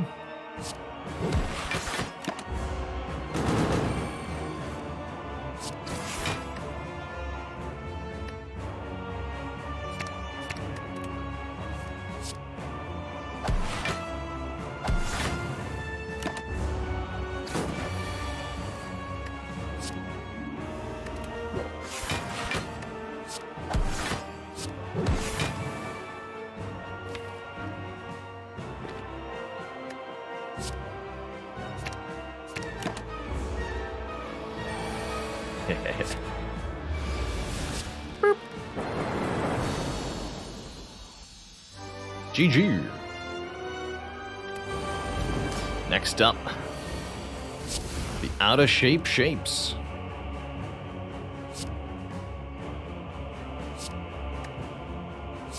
Discard one of those as well, just for a bit more draw here. Oof, not what I was looking to get though.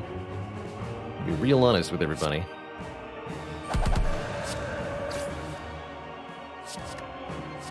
These were not the cards to find.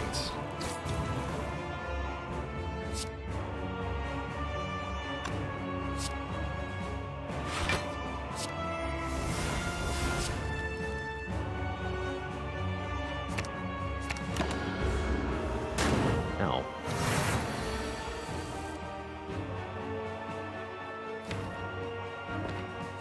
So Omni Wave of the Hand?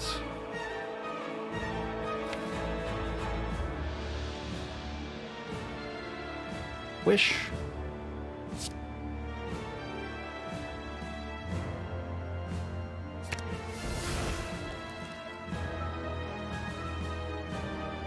Yeah.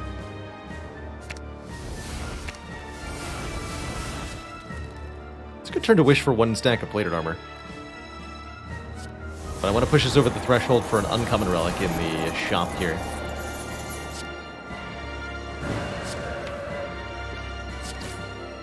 There's the weave. Vigilance is great.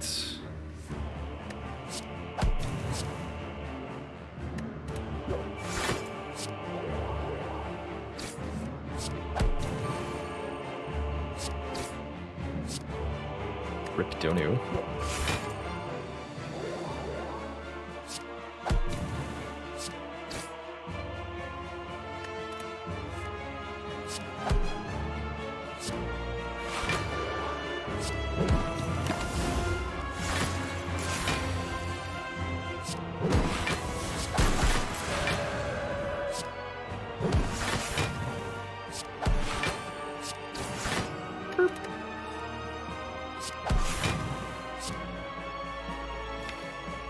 GG, nerd. Uncle Ruckus, thank you so much for the 13 months. Two thump, two thump, two thump, a deep pulsing dread can be felt throughout the room. Is this the heart of the Spire, the source of all this hand waving and speaking and striking and schlorping?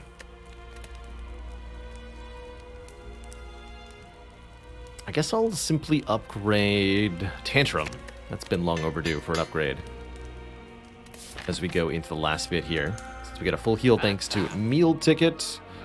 Spoon, now that's entertaining. Welcome aboard, Strange Spoon. Strange Spoon says, cards that exhaust when played will instead discard half the time. And that is rather amusing with Talk to the Hands and with Omniscience, as it allows those cards to potentially stick around. We're also offered yet another Just Lucky. Last chance at Foresight. This time it's Scry 5 every turn. Although with the medical kit, I'm not as interested in a Foresight. Let's just take one more Cut Through Fate. Onwards.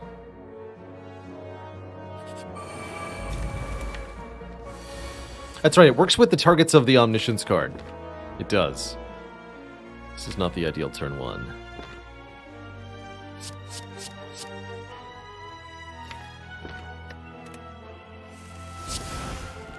This is better. Actually, no, it's not.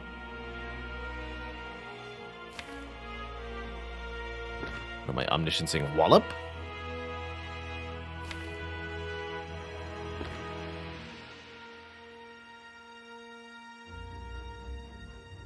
Is it a return 1 blasphemy? Dupe pot, omniscience. Something like that? I don't think so.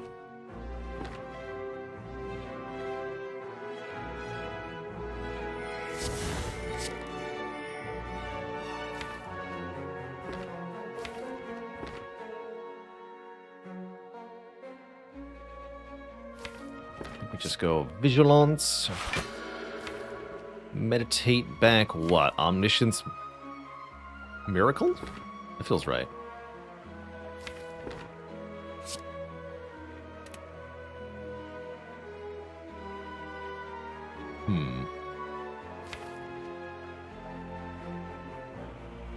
Could also Omni for Wish right now. I'm gonna do that. I like that idea. So, let's wish for the other things. Strength. And armor. Oh, and I kept the wish so I can get it back into my hand. How fascinating. Interesting.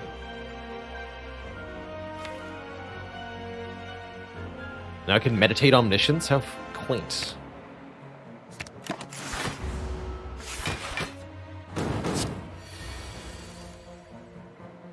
Oh, it's also going to affect the medical kit. Right. So, Strange Spoon may discard the burns. Oh no. Foolish one.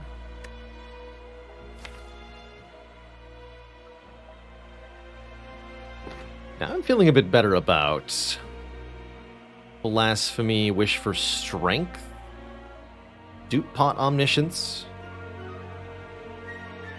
You just verify how much damage each Cut Through Fate is going to be under that. Points of strength, so 16 times 3. That's pretty good. I'm pretty sure that'll kill. He said confidently with numbers.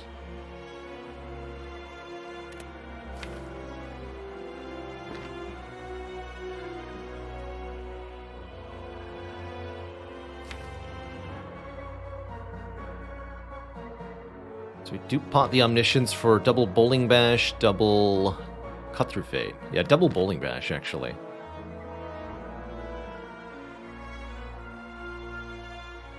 I'm not sure I'm allowed to wish first. I don't think I am. Please use this.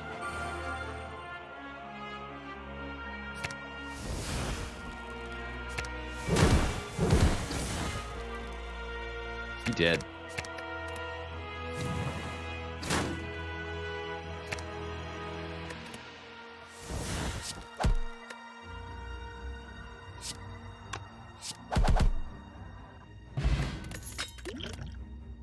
One more just lucky.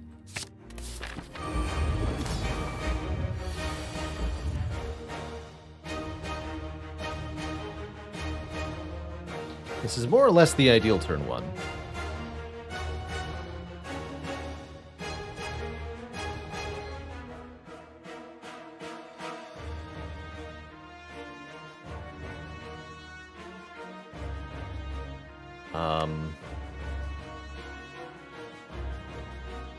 Discard this. Perfect.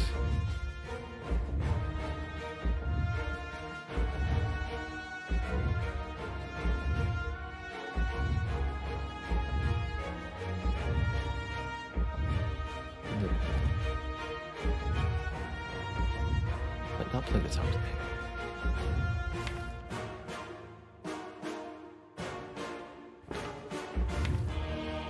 Be Omni, talk to the hand, wish?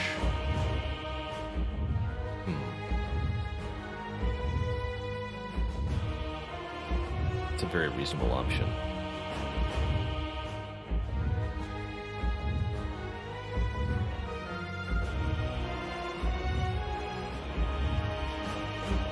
Let's just see what the turn looks like.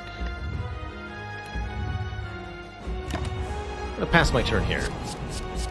Saying I don't need the card draw at the moment. What I need is energy.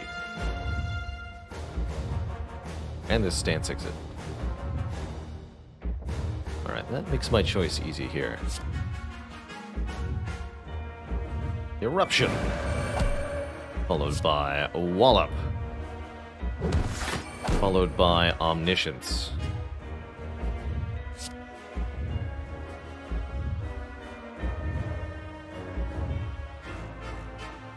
On Omniscience. Talk to the hands. I'd like to wish twice too.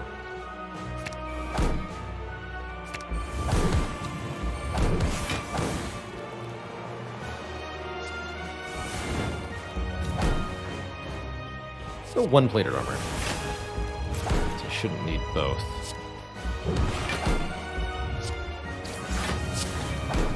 Good.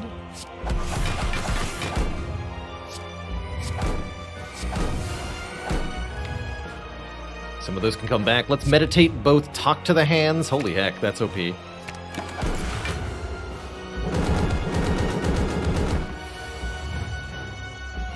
Well, that's OP. Spoon. Okay, neither of them got saved that time, but 15 talk to the hand on the heart. Medical didn't save the thingy either, which is good. Have some weekend.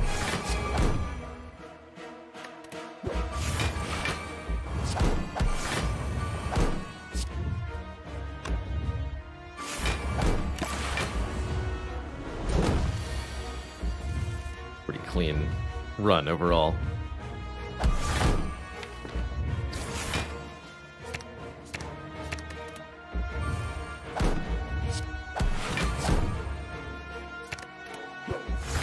On a scry and draw. Ah, dang. And agreed. You know we got to. Spoon!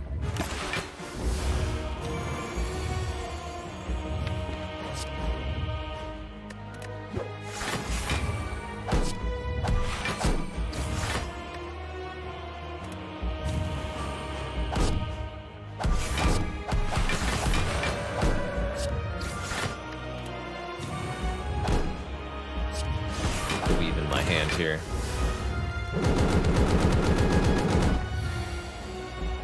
GG.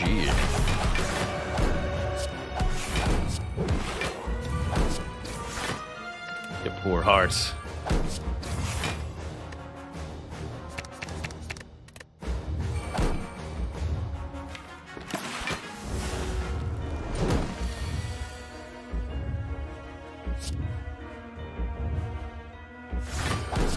Wish for money. Yes. And Omniscience Hand of Greed. Yes. We're rich. Gold. There's gold in them there, heart. GG. GG. What was the final gold total for this watcher? That's my question. Be free, my fairy friends. Be free. 1,625. That means we wished for about 500-ish gold. Maybe more. And that easily bought us a couple of extra relics, which is partially why we ended up with more than 25 relics on this run. That and a lot of elites. 4 in Act 1, 4 in Act 2, 4 in Act 3. Thanks to wing boots and some choices that we made. Wow. That's a lot of elite hunting. GG. GG. Alrighty, folks. I think that's going to be a wondrous, wondrous way to wrap up the stream from me. Coming up tomorrow, we're going to be finishing off our Dark Souls playthrough. Me versus Gwyn. With optimal reaction time. We'll get there. We'll get there.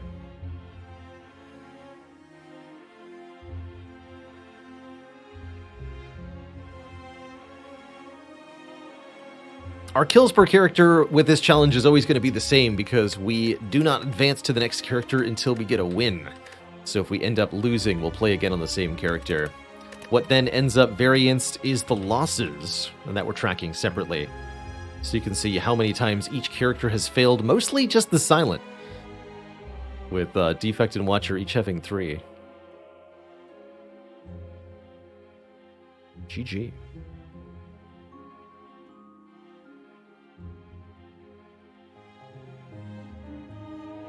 So we'll be back at noon tomorrow.